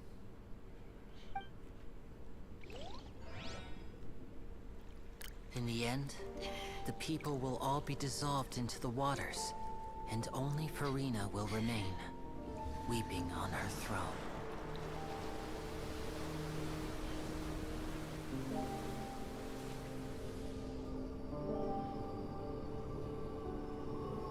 Only then will the sins of the people of Fontaine be washed away.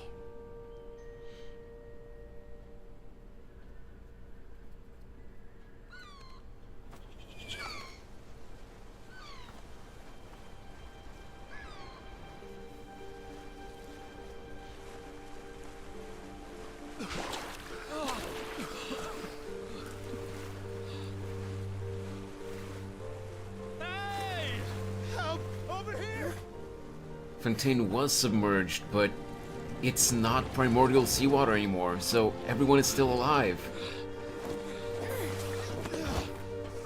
And I'm guessing the water will recede eventually.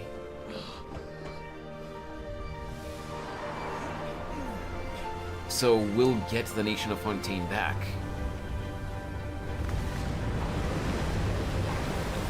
There it is.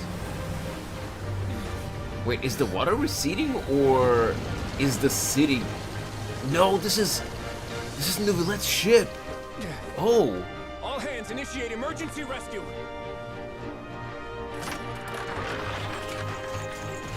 I mean, yeah, the water will still recede. Because we will still have to have access to the nation of Fontaine. But this is... I thought this was one of the buildings in the city.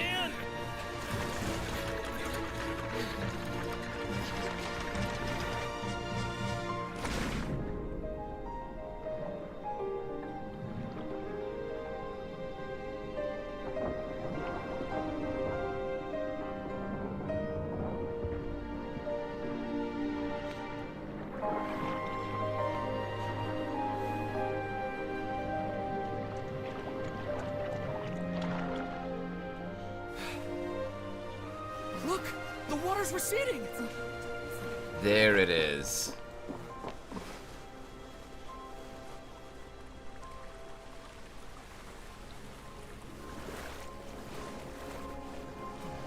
It's a miracle! Water's receding. We didn't dissolve. The prophecy was wrong. The prophecy was wrong.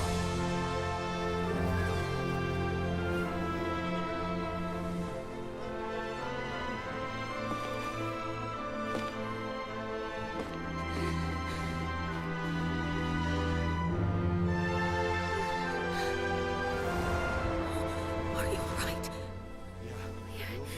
We're saved.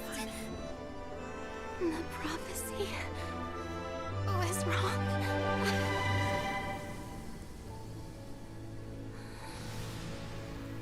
Everything's okay now, Farina.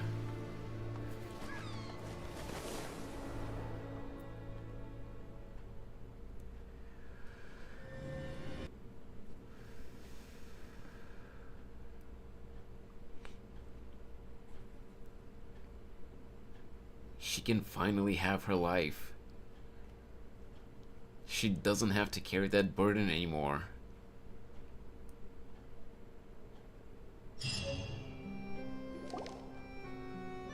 The soil renewed. The Spina attacks post-disaster rebuilding. I recently visited Poisson to meet with Miss Navia, spokesperson of the Spina di Rosula, and we spoke about Poisson's present and future. Old soil can still give birth to new bloom, Miss Navia stated. Hope is like seeing a small cookie when you're starving late at night.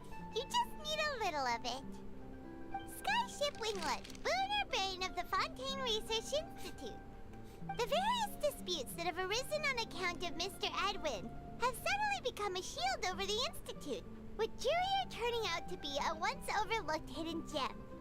People always call the first researcher mad, but few know what to call the second. And should that latter person achieve a miracle, they would find it all the harder to find a word with which to classify him and his team. Wow! Paimon barely recognizes the people in the reports. Are those really Jurier and Navia? They sound like real big shots. They might have been real big shots from the start. We just didn't meet them in that capacity.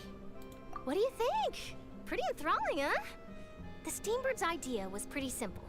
With the disaster just having passed, we would print a free edition packed to the margins with good news to calm people down. The value for these big scoops lies in their inevitable follow-ups. We'll publish further reports and go into the stories behind those people. Edwin's assistant, Jurier, created a true flying ship, while Navia is leading people in the reconstruction of their home. I'm sure that these stories could draw even your well-traveled eye.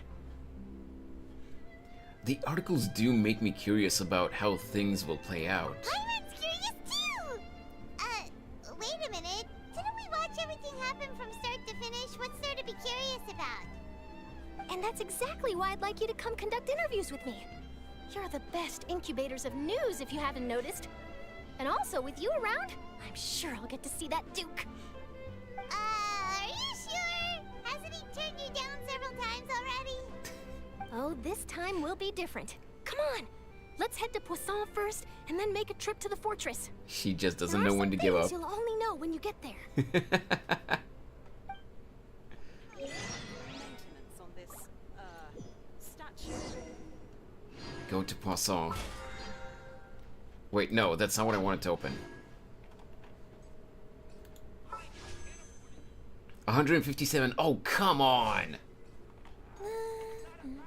Okay, before we go to Poisson, why was it so zoomed in?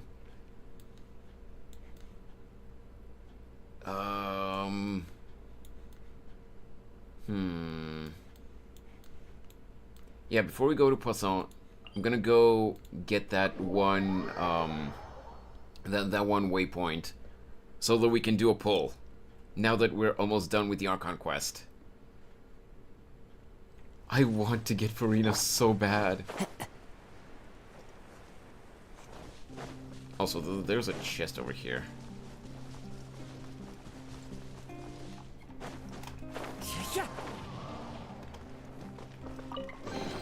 Hey! Faithful offering. We got 5 primos from this too. I am going in the right direction. Dude, I'm going to be scouring. Fontaine for world quests and chests and stuff like that until I get Farina. After that, I'm probably not gonna pull for Chevrus or whatever her name is, and Navia, and whatever other characters come until Arlecchino's banner drops, so that I can so that I can continue saving for Arlecchino until I get her too. Okay.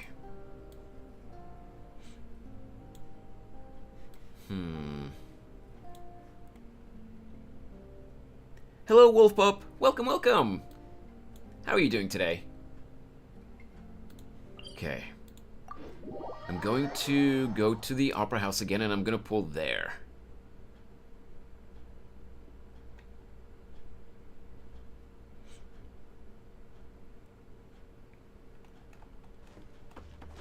Follow the wind. I think I have enough sigils to get some rewards from the fountain as well. Let me see. I do have just enough, yes, but no pulls. Unfortunately. The next level is 2 pulls, but it's on the standard banner, not here. I don't like that. I haven't really been collecting that many Hydro Sigils, honestly. I'm barely at, what was it, level 11? I just came back to the game, and I'm doing Kaya's quest. Wait, Kaya's quest? Isn't that way, way back at the beginning of the game? Time to go. Or which quest are you referring to?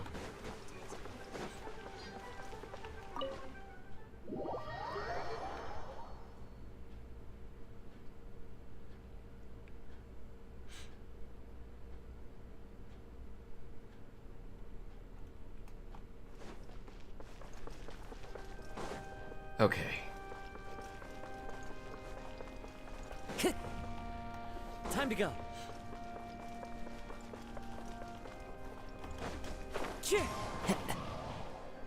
Oh look, the teardrop things on the Oratrice are no longer there. I guess that's an indicator that it doesn't work anymore.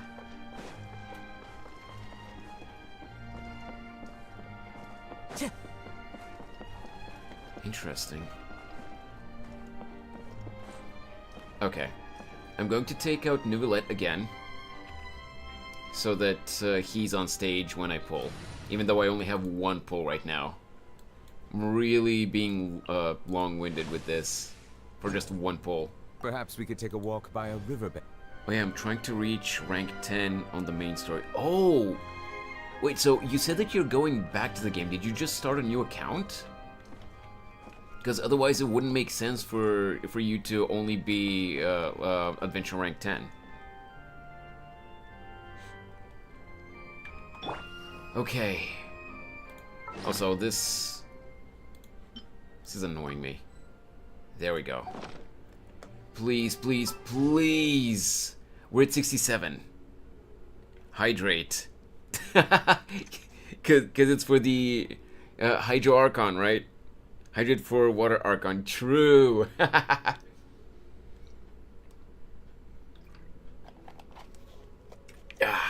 Okay. We're at pity 67. This is going to be pull number 68. I came back to the game because my friend wanted me to play with them. That's fair. That's fair. Please, show me gold. Show me gold. Ah, come on. Didn't think so. Melusines are beautiful creatures. Shut it. Okay. Off we go to Poisson, I guess. Wait, no. Here. I really like Farina. Her skill to walk on water is really useful. Yeah! And that's why I really want her. Well, not just because of her skill, but I love her as a character. But after Nouvellette, I was at 0 pity with no guarantee, and it took me all the way to 75 to soft pity, where I lost the 50-50 to Mona. And after that, I am now at 68, and I still don't have Farina. Follow the wind. I still have 20 days, obviously, so now that I have guarantee, I will get her. But considering that I'm free to play, it really hurt that I had to use up that many pulls that I had been saving up for so many months.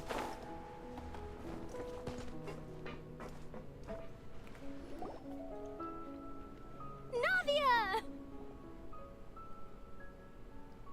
Oh, it's you. What brings you all here?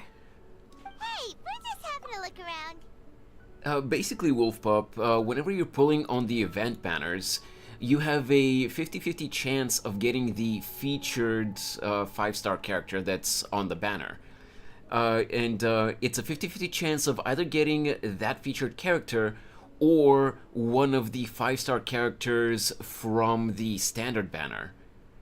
Of course, there is also, if I'm not mistaken, there is also a chance that you could get a 5-star weapon from the event banner. Don't quote me on that though. The 50-50 for the most part is you either get the featured character or you get one of the 5-star characters from the standard banner. And if you do lose the 50-50, the next 5-star that you get on the event banner is guaranteed to be the featured character.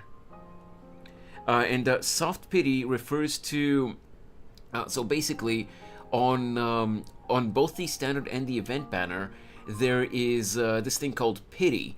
Basically, what people refer to as hard pity is 90 pulls. If you get up to 90 pulls on the 90th, you're guaranteed a 5-star if you don't get one before that. And soft pity, where you have I believe it's 30% chance to get a 5-star, starts from pull number 75 and onward. If you get up to 75 pulls after your last 5-star and you haven't gotten another 5-star yet, then starting from 75, or I think it might be 76, I keep forgetting, with every pull you have a 30% chance, I believe, to get a 5-star until you get one. Then the pity resets. So soft pity is either 75 or 76, and then hard pity, if you don't get a 5-star before that, is 90. That's all it is. I'm here to update myself on how things are going here. Oh, the Fatui are here too. Let me introduce you. This is Mr. Garunt Snežević. He represented the Knave in sending us a large amount of supplies, and is helping with our work. Our residents are hard at work as well. Thanks to everyone, work is progressing nicely. We've lost a lot of people, but we're moving forward. That will have to be enough. Hello, Miss Charlotte. I'm a big fan of yours. I especially like that article you wrote last year about Fontaine's stray cats. I thought you always get the character on the banner when the wish turns gold. Not always. When you don't have guarantee, like I said, there's a 50-50 chance that you'll lose that you will lose to one of the standard banner 5-stars. But if you lose the 50-50, then your next 5-star is guaranteed to be the featured one. So yes, if this was your first 5-star on any event banner since you came back to the game, then you got really lucky.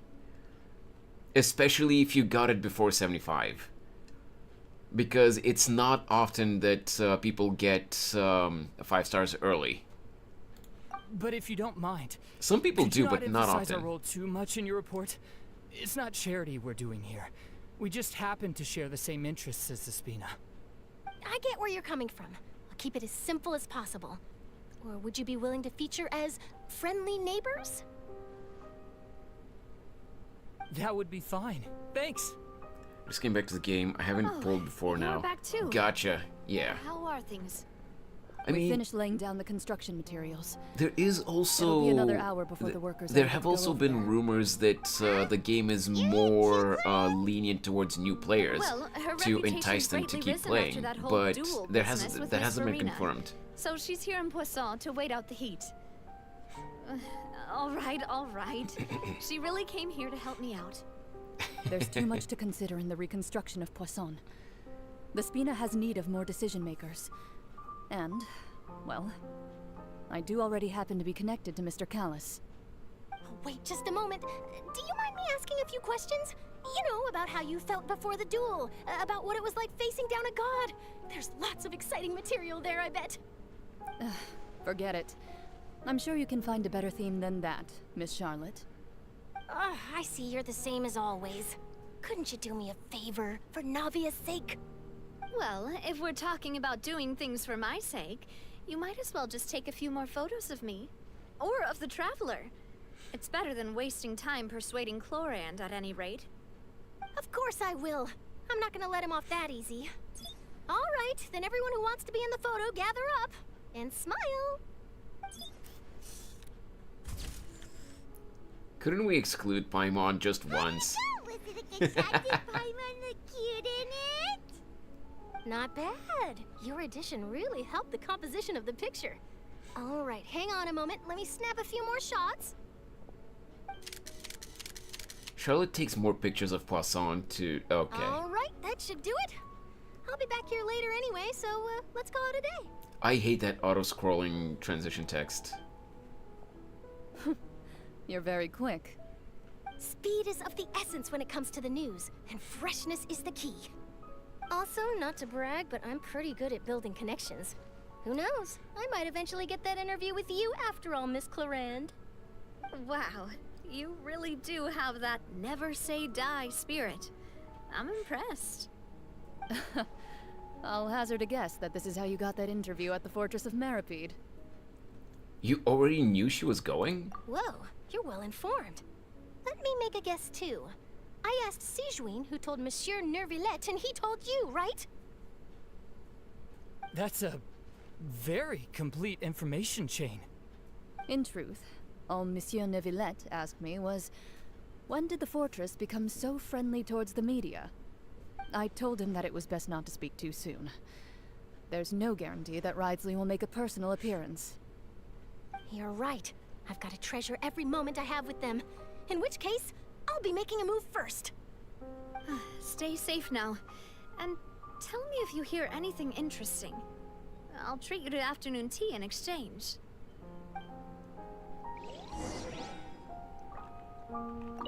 You seem curious about the fortress. Of course. That Risley. I still remember going down to the fortress to grill him for information on my father's case. Boy, did he take me for a ride. Without telling me anything, of course. But he did invite you to tea, didn't he? 2 large pots of it, in fact. It was good tea, though. I have to agree. The tea there is very good. Speaking of that, would you like to have some today? I mean, you've got time, right? Well, I'd be partial to some shortbread. Wow, it's like we've got a menu or something. Sure. That's cute. I love What interactions. flavor biscuits would you like, Mr. Snezhevich? Me? I'm fine with anything. But I would prefer chocolate, should you have it. All right. Leave it to me. I'll go over the newly arrived supplies with you later, Mr. Snezhevich. We should be able to finish the preparatory work today. That works great for me. Huh. Is it just me, or did you get a new lipstick? I did. It was a gift from Sijuin. Want to give it a try? I think the color would suit you, too. Aww.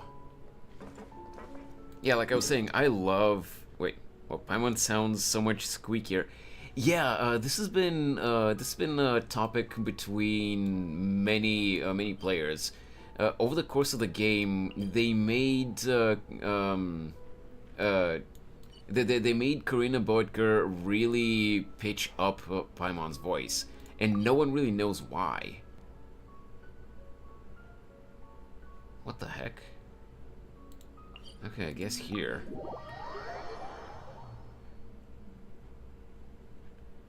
Like, Paimon's voice wasn't, like, it was always high-pitched, but it was nowhere near as high-pitched as it is now. Finale.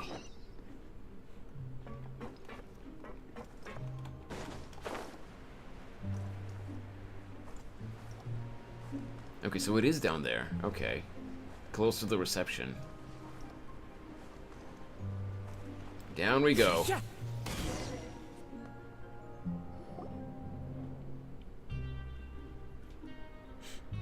Wow, guess we're here again, huh? There's a real nostalgic feeling to this place. Looks like you've been missing us. Duke! Did you come all the way to the entrance to greet us? Of course. I'm here to welcome you and our dear Miss Charlotte, whom our good head nurse recommended to me. It's an honor to finally meet the much-rumored Duke. Thank you for consenting to my visit to the fortress, sir. No need to thank me. But that said, I shouldn't be the focus of your interview. I trust you recall our agreement? Of course, of course. Yeah, Wolfpup, I got her too, but I never got right, Farina. then. This way. So I'm salty. I will get her, like I said, but so many pulls and yet nothing.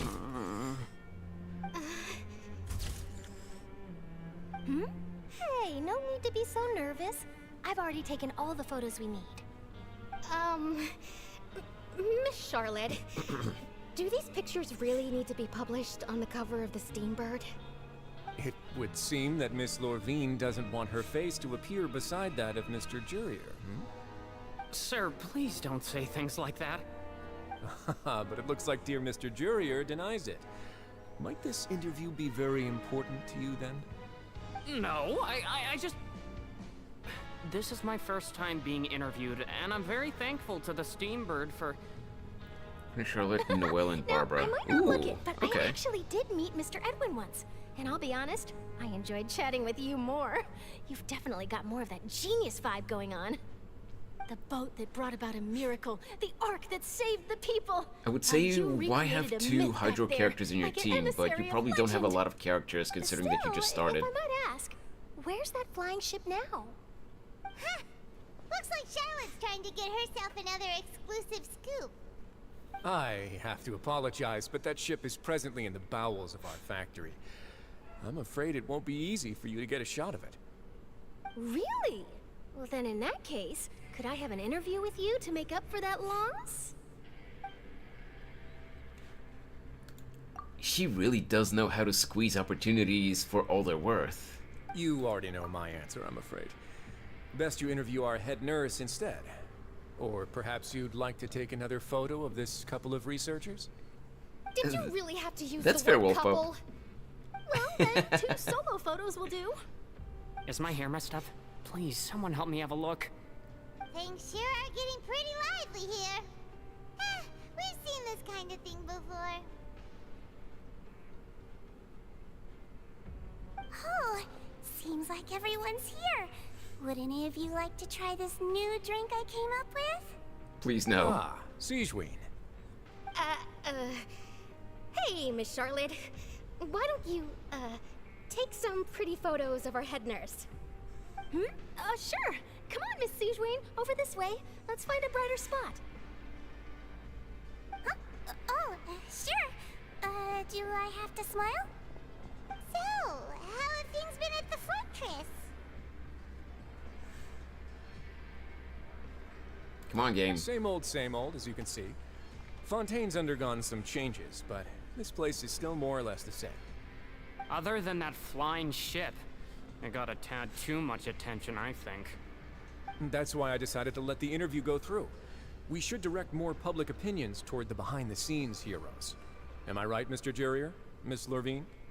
You're too kind, sir. I believe that you too should have your day in the sun.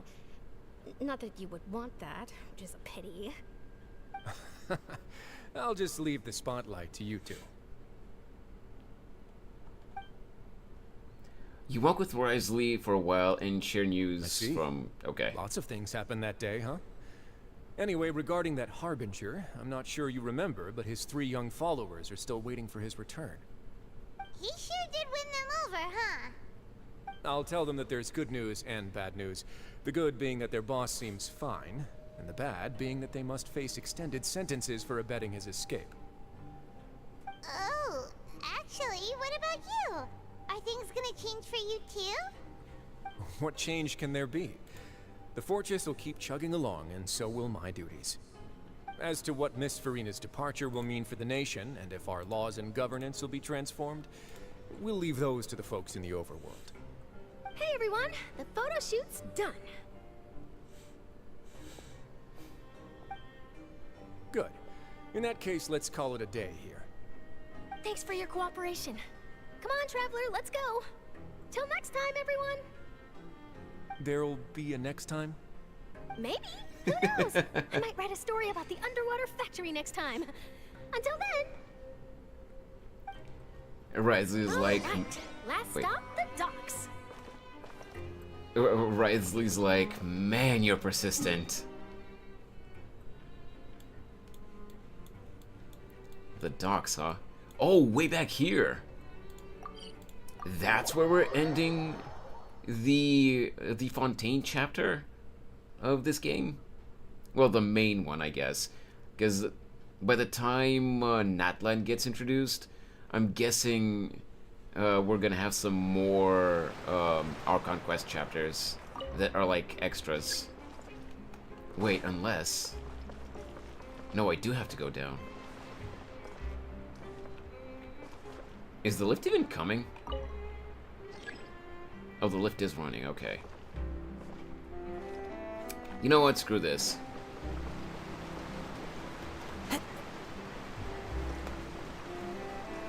Yep, it's down there. I could have just jumped over the entire time.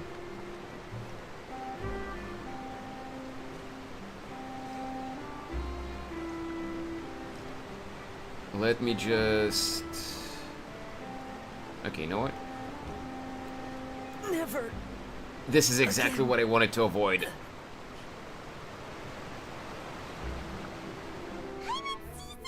R.I.P. Kazuka's ankles.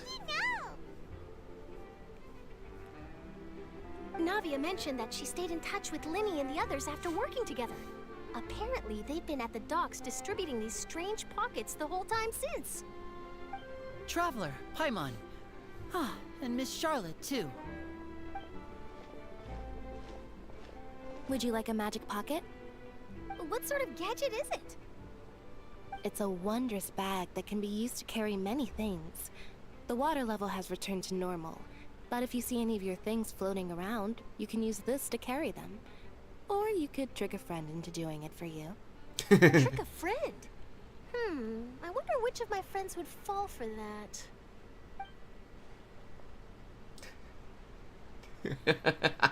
You could just make a friend like Fremine here. Isn't that right, Fremine? You're not even trying to hide it. Is this what you meant by, I'll help you make some more friends? To be honest, that sounds pretty sweet. Could I have your contact, please? Sure. Please, write down my address. You sure are working hard to help Fremine socialize. He's such a pushover, though. He was the one who proposed doing this. He even wants to assist in our magic shows. Sounds like that would suit him. Yes, I was planning to first introduce Per as an assistant, and later Fremine himself. In the future, I think we can leave underwater escape magic to him too. That said, would anyone want to see a diver escape underwater? That's a fair point. It'll work out. Every journey begins with the first step. He'll become a part of our show eventually. Lynette, could you come over? Miss Charlotte says she wants to take a picture of us. Got it. My, that Charlotte is rather perceptive. She got rid of everyone the moment she realized I had something to say to you. So, how have things been, Traveler? I'm doing alright. Father says that you did a great deal during the latest events. She's very grateful for your contributions to Fontaine. That's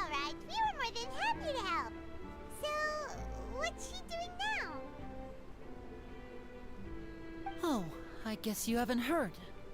Well, after Lady Farina left, Father and Monsieur Neuvillette opened negotiations, during which he gave Fontaine's gnosis to her as a diplomatic gift. What? Neuvillette just gave it away? Diplomatic gift? A gnosis? Yes, I was quite surprised at first myself. But when I thought it over, there were actually a number of things going for it.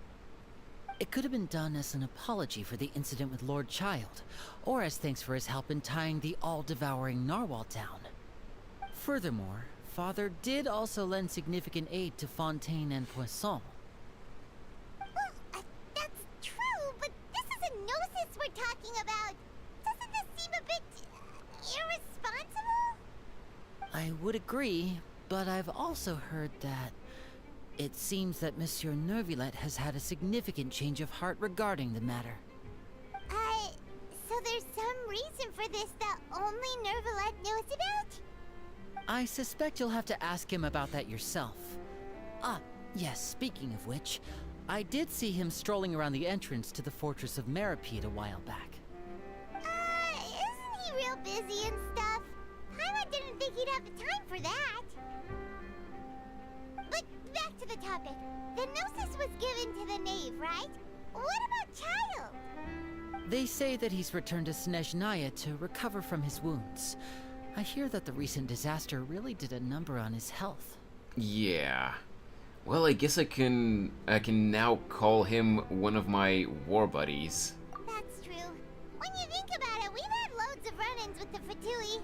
To think we'd be allied with them this time. So shocked by such a simple switching of sides? That's Harlequino. There she is. Father! Well, well, what do you know? Come to the docks to see how my children are doing and meet the Traveler by chance. Please do not pay my accomplishments in Fontaine too much mind. I would have done them regardless. Are you going to take the gnosis back to Snezhnaya? That is our duty as harbingers, yes. Don't be too preoccupied with sides. The goal of the Fatui concerns not a single place or person, but the entire world. With such a grand goal in mind, it is inevitable that we must wear many masks. Switching my masks is something I've always done. Will you keep your position? Well, that depends on many things. No one truly knows what the future holds. What good is honesty if you can't rely on it forever? As for you, I very much look forward to our next collaboration. Good things cannot be achieved alone, and you've proved yourselves to be great partners. Actually, I just remembered something. Please help us deliver this. A vision?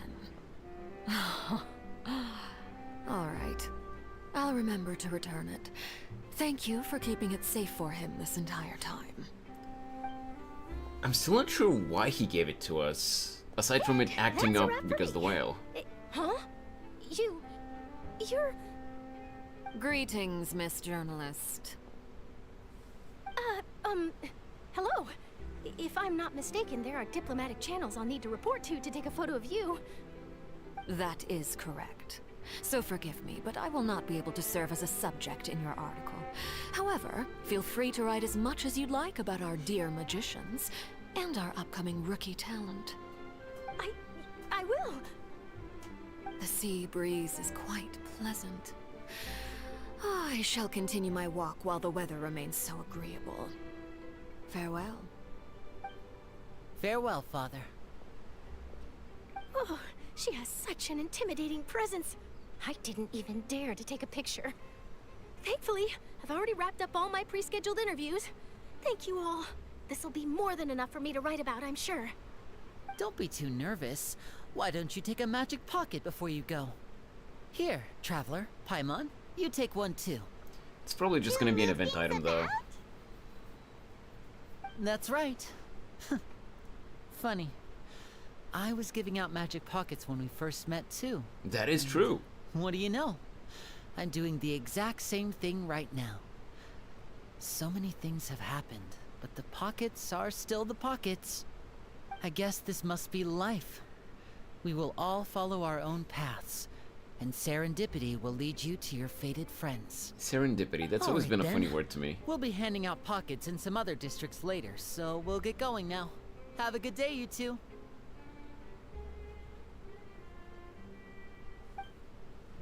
Well, guess we sent Charlotte off. Shall we go see how Nivelette's doing? As long as he's not so busy that he doesn't have time to chat anyway. The dialogue scene ended with Kazuha disintegrating. Okay, there he is. He's back now. Okay, so Linny and the others are gone now because they had to do their own thing. Right. Over here. Oh, I guess the fountain. Okay, so now all I have left to do is to talk to Nivelette to wrap up the quest.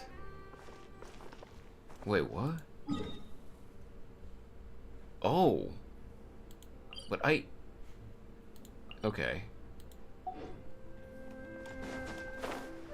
Never mind. Yeah, all I have to do is to talk to Nivelette to wrap up the quest and get exposition for...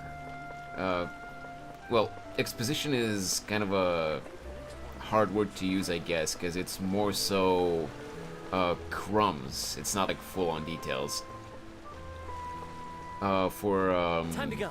For Natlan, which is it's going to be the next nation that we're going to get eventually next year. The entrance to the fortress! Ooh, he really is there!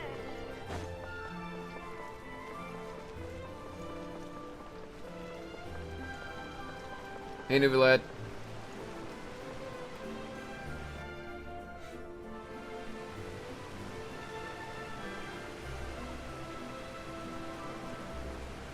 So, you really are here, Nivelette! Paimon didn't think you were going to have free time this hour of the day. Really? Oh, I suppose you must have met Mr. Linny. He took the time to greet me earlier when he passed this way. In any case, you came at a good time. I was just considering reaching out to you to set up a meeting, so I may explain some things that I haven't had the time to before. Aw, Paimon's glad that you remembered. Thank you for keeping us on your mind, what with you being busy and all. Alright, let's have it then.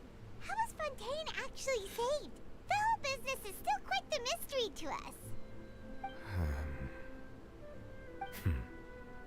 It is strange how words can often leave a bitter taste in the mouth when it finally comes time to say them out loud.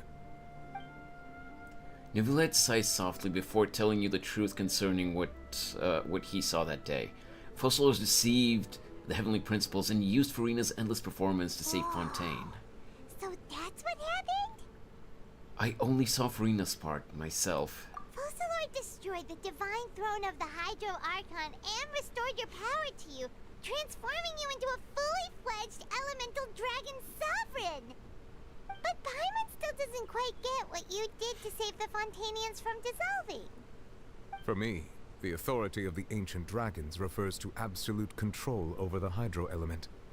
Fontainians were incomplete humans born of Egeria's use of the power of the primordial sea, with constitutions similar to that of mimics. But so long as those primordial energies remain within them, I could use the ancient dragon's authority to grant them true blood, after the fashion in which life was first brought into being on this planet. In other words, when I gave my verdict, Fontainians became true humans, and thus would naturally no longer be dissolved by water from the primordial sea. That's awesome! Must have counted on you to make that decision as well. Your verdict was the key to making the prophecy appear to have come true while saving everyone.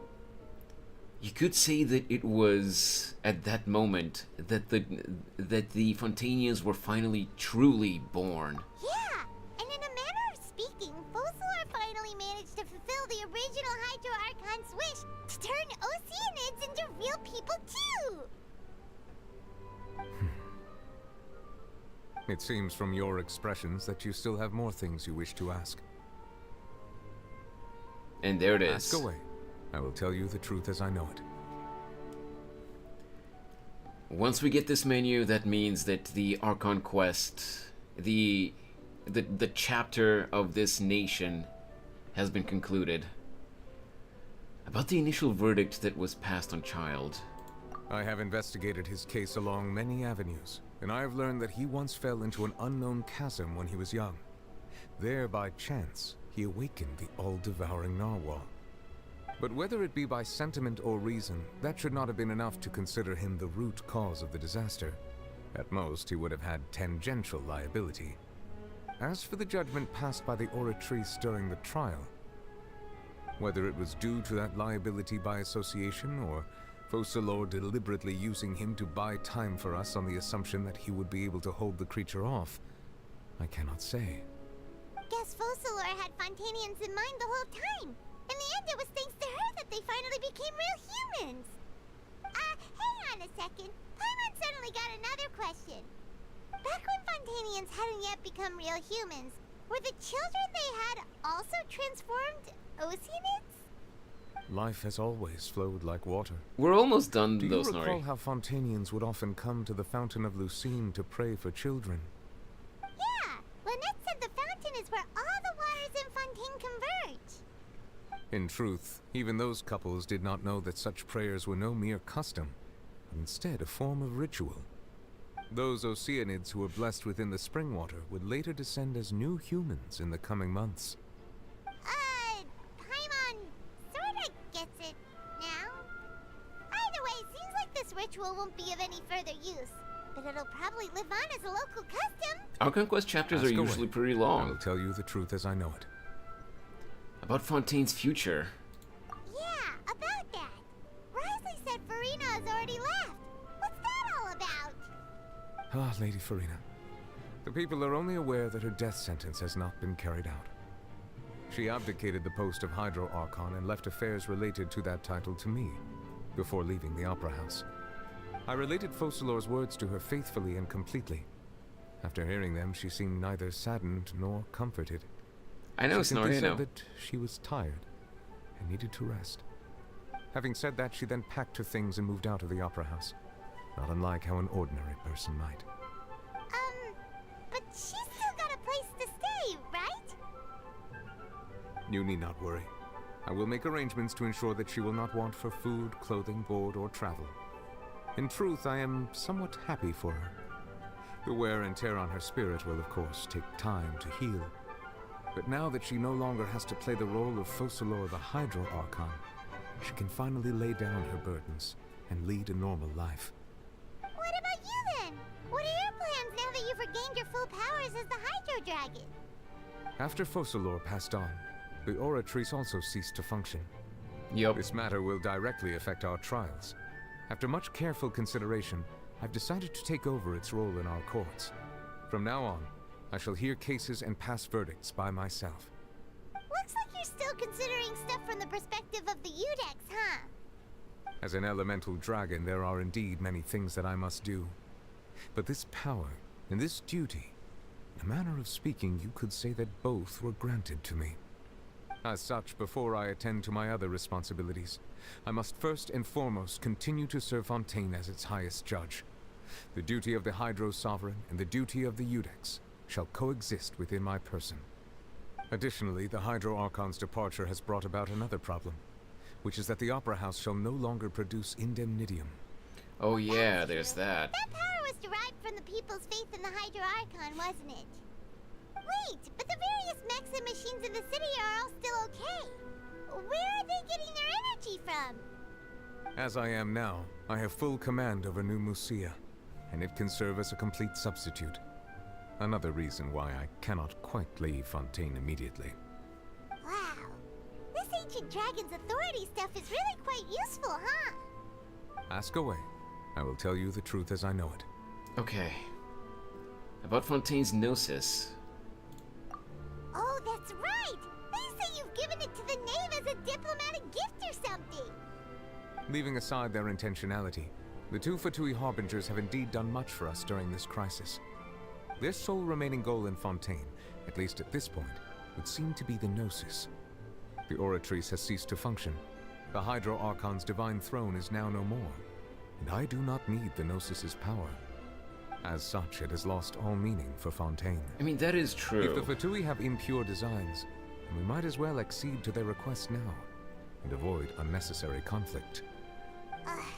What complicated considerations? Paimon thought you were just giving it to them out of gratitude to the knave and as an apology to Child. Ask away. I will tell you the truth as I know it. Yeah, now that the position of Hydro Archon no longer exists, not just a specific god, not a specific Hydro Archon, but the position itself, now that that doesn't exist anymore, the Gnosis is essentially useless. About the next stop on my journey. You will soon be heading to Natlan, I presume. I'm afraid that I have little talent as a travel guide, so all I can do is tell you what I know about that land. As far as I'm aware, Natlan can be said to be a nation of dragons. A nation of dragons? Ooh. You mean like you? No, I suspect that I would not find myself welcome there. Unlike ancient dragons such as myself, the dragons of Natlan have undergone long years of development and evolution. Large numbers of them have entered a form of coexistence with humanity. Natlan is also the nation of war. War ravages those lands like an undying flame. There is one other piece of information I got incidentally from my negotiations with the knave that I believe may be useful to you. The harbinger known as the Captain has thrown his hat into the endless ring of war. Hey yo, we're gonna meet Capitano? Sounds like a real tough customer. Seriously, everywhere you look, there's a Fatui Harbinger doing their thing. Sheesh. I suggest that you fully prepare yourself before going to Natlan. In the meantime, Fontaine's doors will always be open to you. Ask away. I will tell you the truth as I know it. I literally asked about everything. I have no more questions. Hang on a sec. Paimon's still got a question about the Gnosis. Do you now? When we spoke to Linny earlier, he mentioned that your attitude towards giving away the Gnosis had clearly changed. We guessed that there might be some reason for it that only you were aware of. No wonder the House of the Hearth is the Fatui's intelligence division. They are certainly sharp. So regarding this specific issue, I was just getting ready to share something with you. Really? What is it? In truth, I exchanged some further words with that lady named Skirk after sending you two back to the surface. It went something like this. Oh. We get more of Skirk.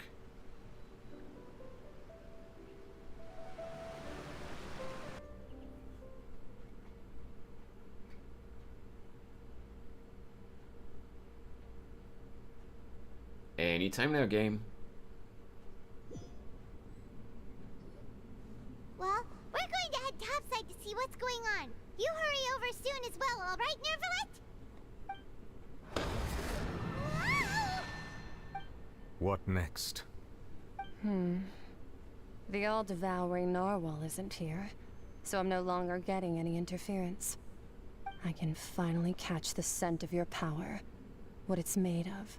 Hello? It is the authority of the planet's primordial dragons, but with something very similar to a god's curse mixed in. It's quite a novel blend. I'm sure I've encountered something like this before. What was it again? I do not know what you speak of. Ah, of course. How could I forget? You should have the remains of the third descender on your person, yes? Excuse me? Also, this is Child's master. Remains?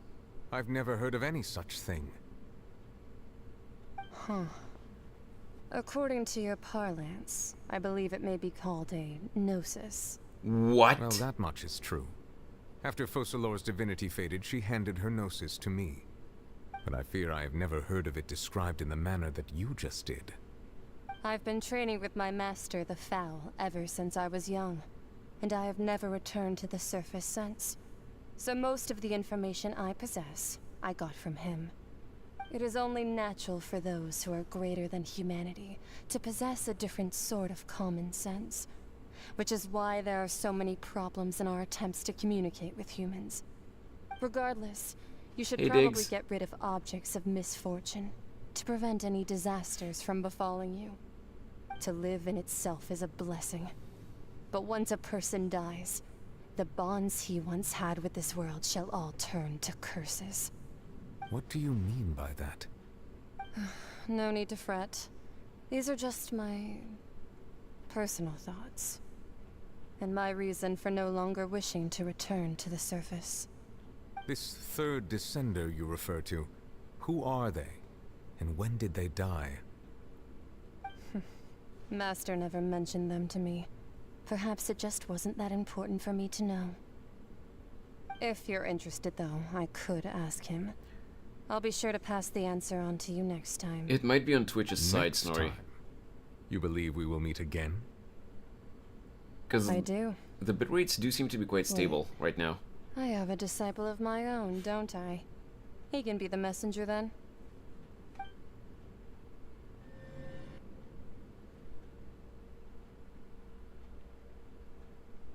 Okay. So the Gnosis, or so either just the Hydronosis or all of the Gnoses are the remains of the third descender. That's what she told me. Bro. Whether it would prove useful or not, I wanted to pass that information on to you. The remains of the third descender? So that's what the Gnosis actually are. Paimon just All left of them, them look okay. like chess pieces. How could they be a person's remains? All the same, assuming that there was no misunderstanding or special metaphor at play, that is what she meant to say. And she said that it would bring misfortune and that you should check it, which is why you gave it to the Fatui. If she speaks the truth, then I would simply be putting Fontaine at unnecessary risk by keeping it here. Skirk ragdolled him. A descender. She mentioned one of them. I am the fourth descender. For me, this information means two things.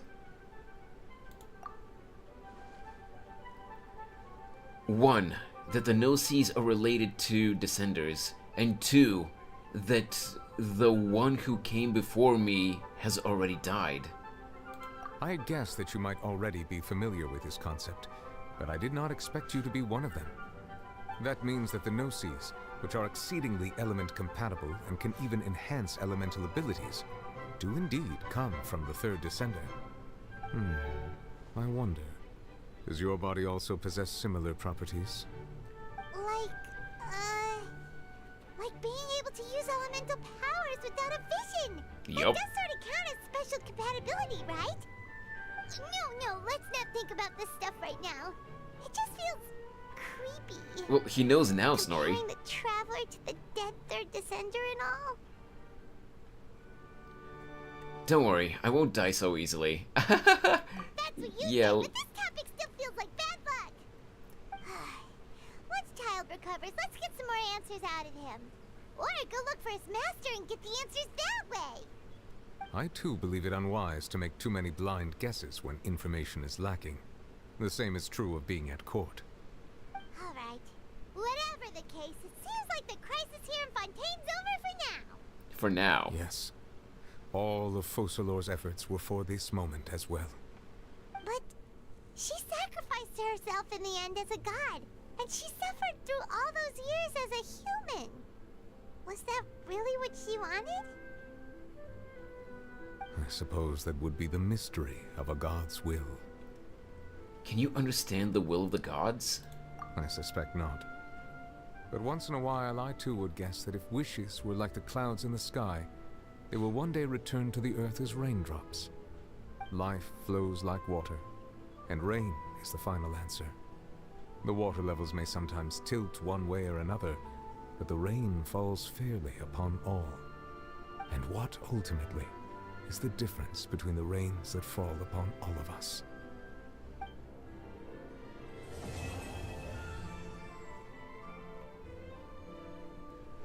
Holy crap.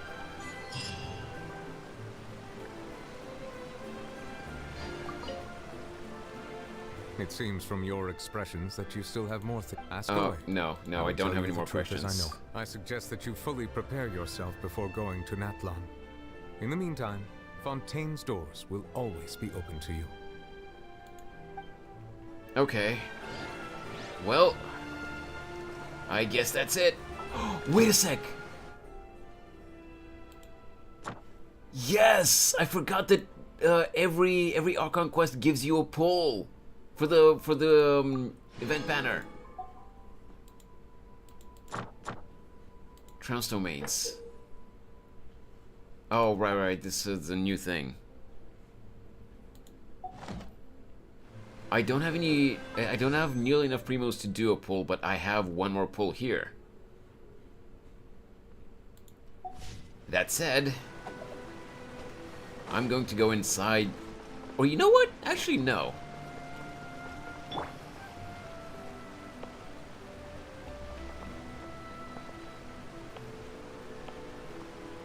Two Nouvelettes.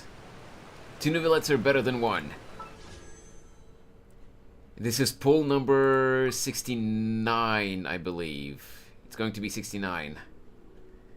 Now go to the court to find out who's real.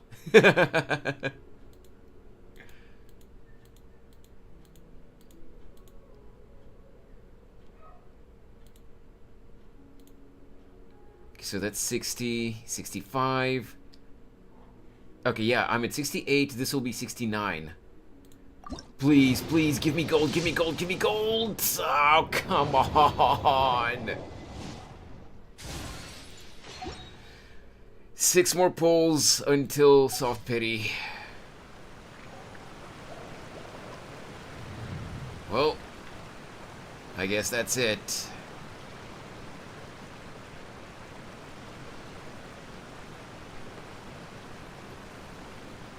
I think that's enough for today. Wait. Water come. Shut up. Shut up. Complete masquerade of the guilty. People rebuild their home. Yeah, I don't have enough primos still to do another poll. Many flavors to the discernment. Let me see. Yeah, I only have 52. That's not nearly enough. Mondstadt's water is crisp. I don't like that we just left it like this. I wish we had gotten one more scene with Farina. But she just completely dipped. We didn't even get to say goodbye to her. I mean, 69, what you expect. Wait a sec. Diggs, last year I got Ito at 69. But anyway. I think that's enough for today. This was a long stream. I haven't done a stream. What is this?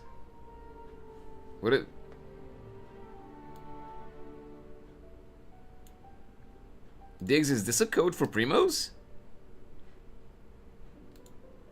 Good number to have when pulling Ito. True. Let me check. Pure. Wait, here. Has an enduring. I'm not entirely sure if I might have used this code. Let's see. Okay, code redeemed. Let's see. Oh, hey! Yo, Diggs, thanks so much.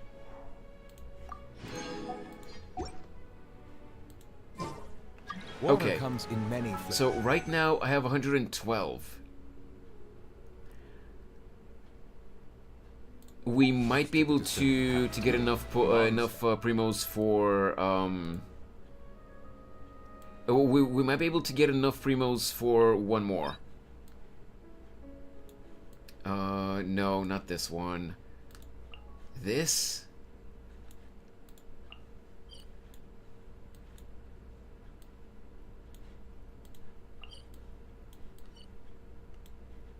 There have to be domains.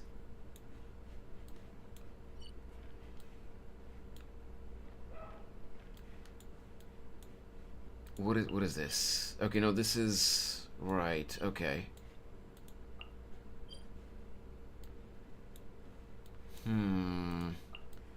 Are there really no domains that I can... Maybe I haven't discovered them. Maybe unlock some teleports in the new areas. Or did... No, I haven't.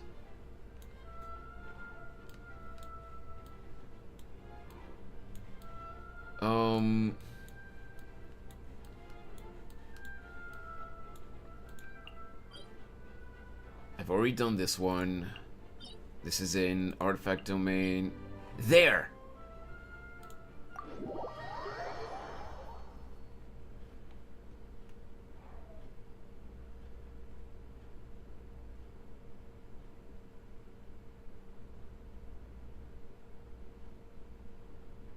Gameplay? What do you mean?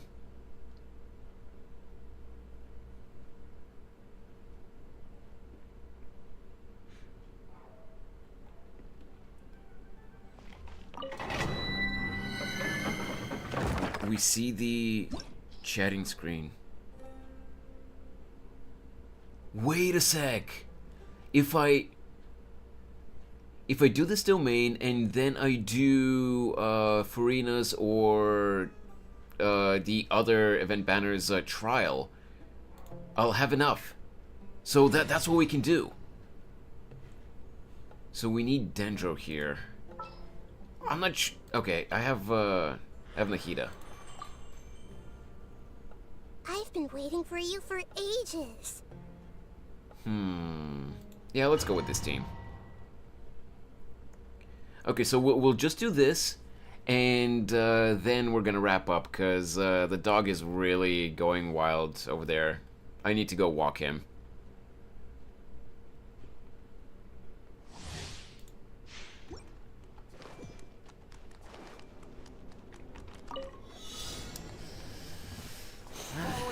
A new punching bag.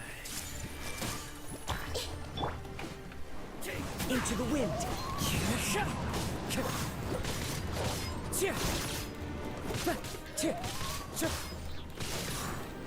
I mean, gameplay. Okay. I wonder if this is going to be the entire the entire domain.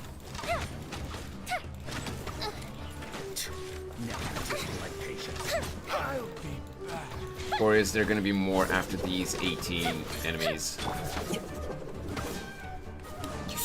Stupid. That's welcome here. Everyone hold hands. Hello?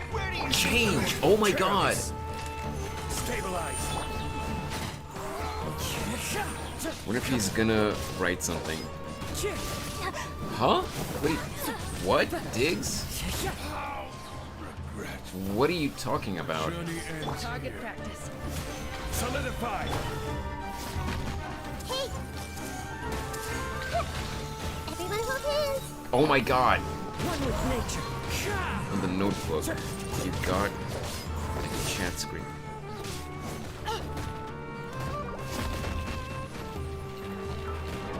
Why didn't you guys tell me? I forgot that I switched it over to the just chatting screen.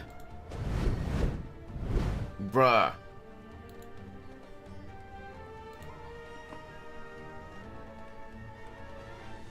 Amazing gameplay doesn't tell me anything, Snorri. Come on. The wind knows.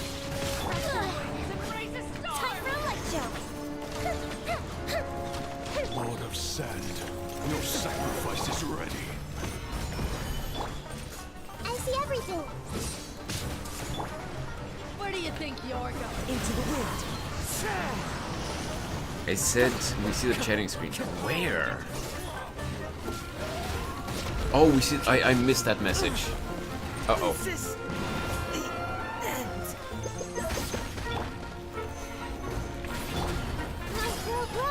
made her... The wind knows.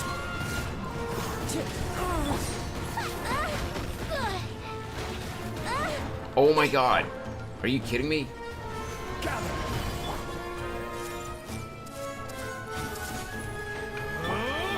This guy's so annoying. Oh my god. Hello? Stabilize.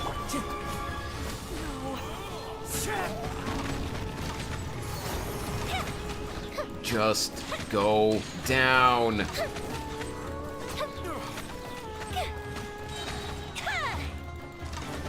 Goodbye, but we'll meet again. Uh-oh.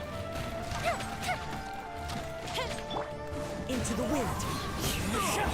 Jesus, finally.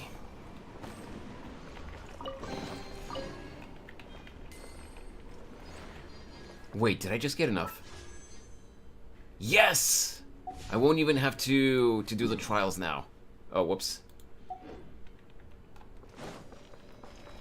So I got 40 for completing the domain and then 10 for opening the chest.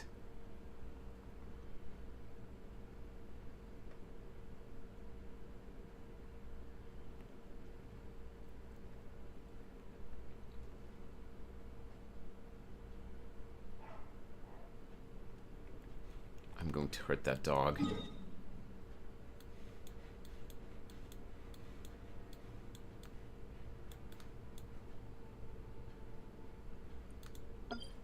Wait, what?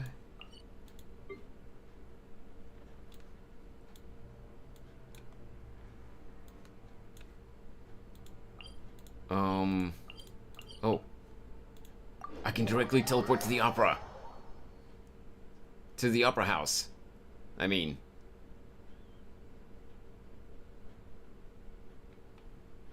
No, it still teleported me here. Come on.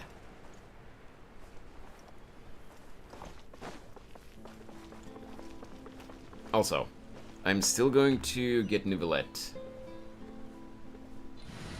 Still going to put Nivelette on the team. Thank you for permitting.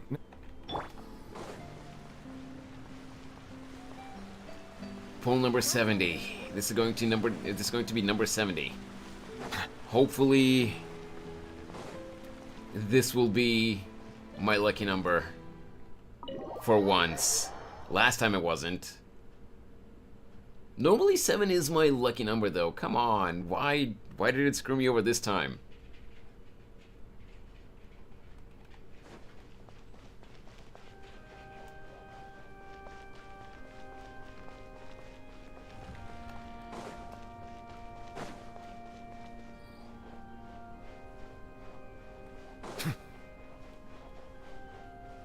Cap resin. Yeah. Don't even ask me about that, Sledger. I have no excuse.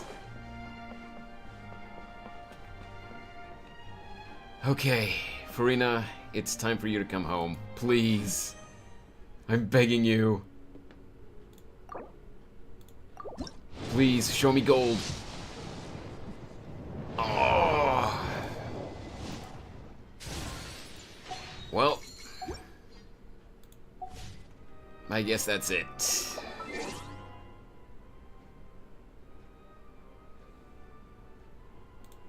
That's it for today. I still need at least 5 more pulls to hopefully get her, finally. Biden blast pull.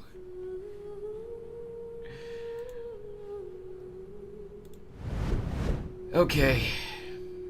Well, thank you everyone for being here, for being with me on this journey to complete the Fontaine Archon quest chapter. I don't know what I'm gonna do tomorrow. I haven't decided whether I'll multi-stream on both on Twitch and YouTube as well, or whether it'll be just on Twitch. We'll see. But yeah, I hope you guys had fun. I definitely did. It was a super interesting story chapter. And I'll see you guys again tomorrow. I don't think we'll be raiding anyone today. So, that'll be it. Have a great rest of your day, guys. And I'll see you guys again tomorrow. Bye-bye.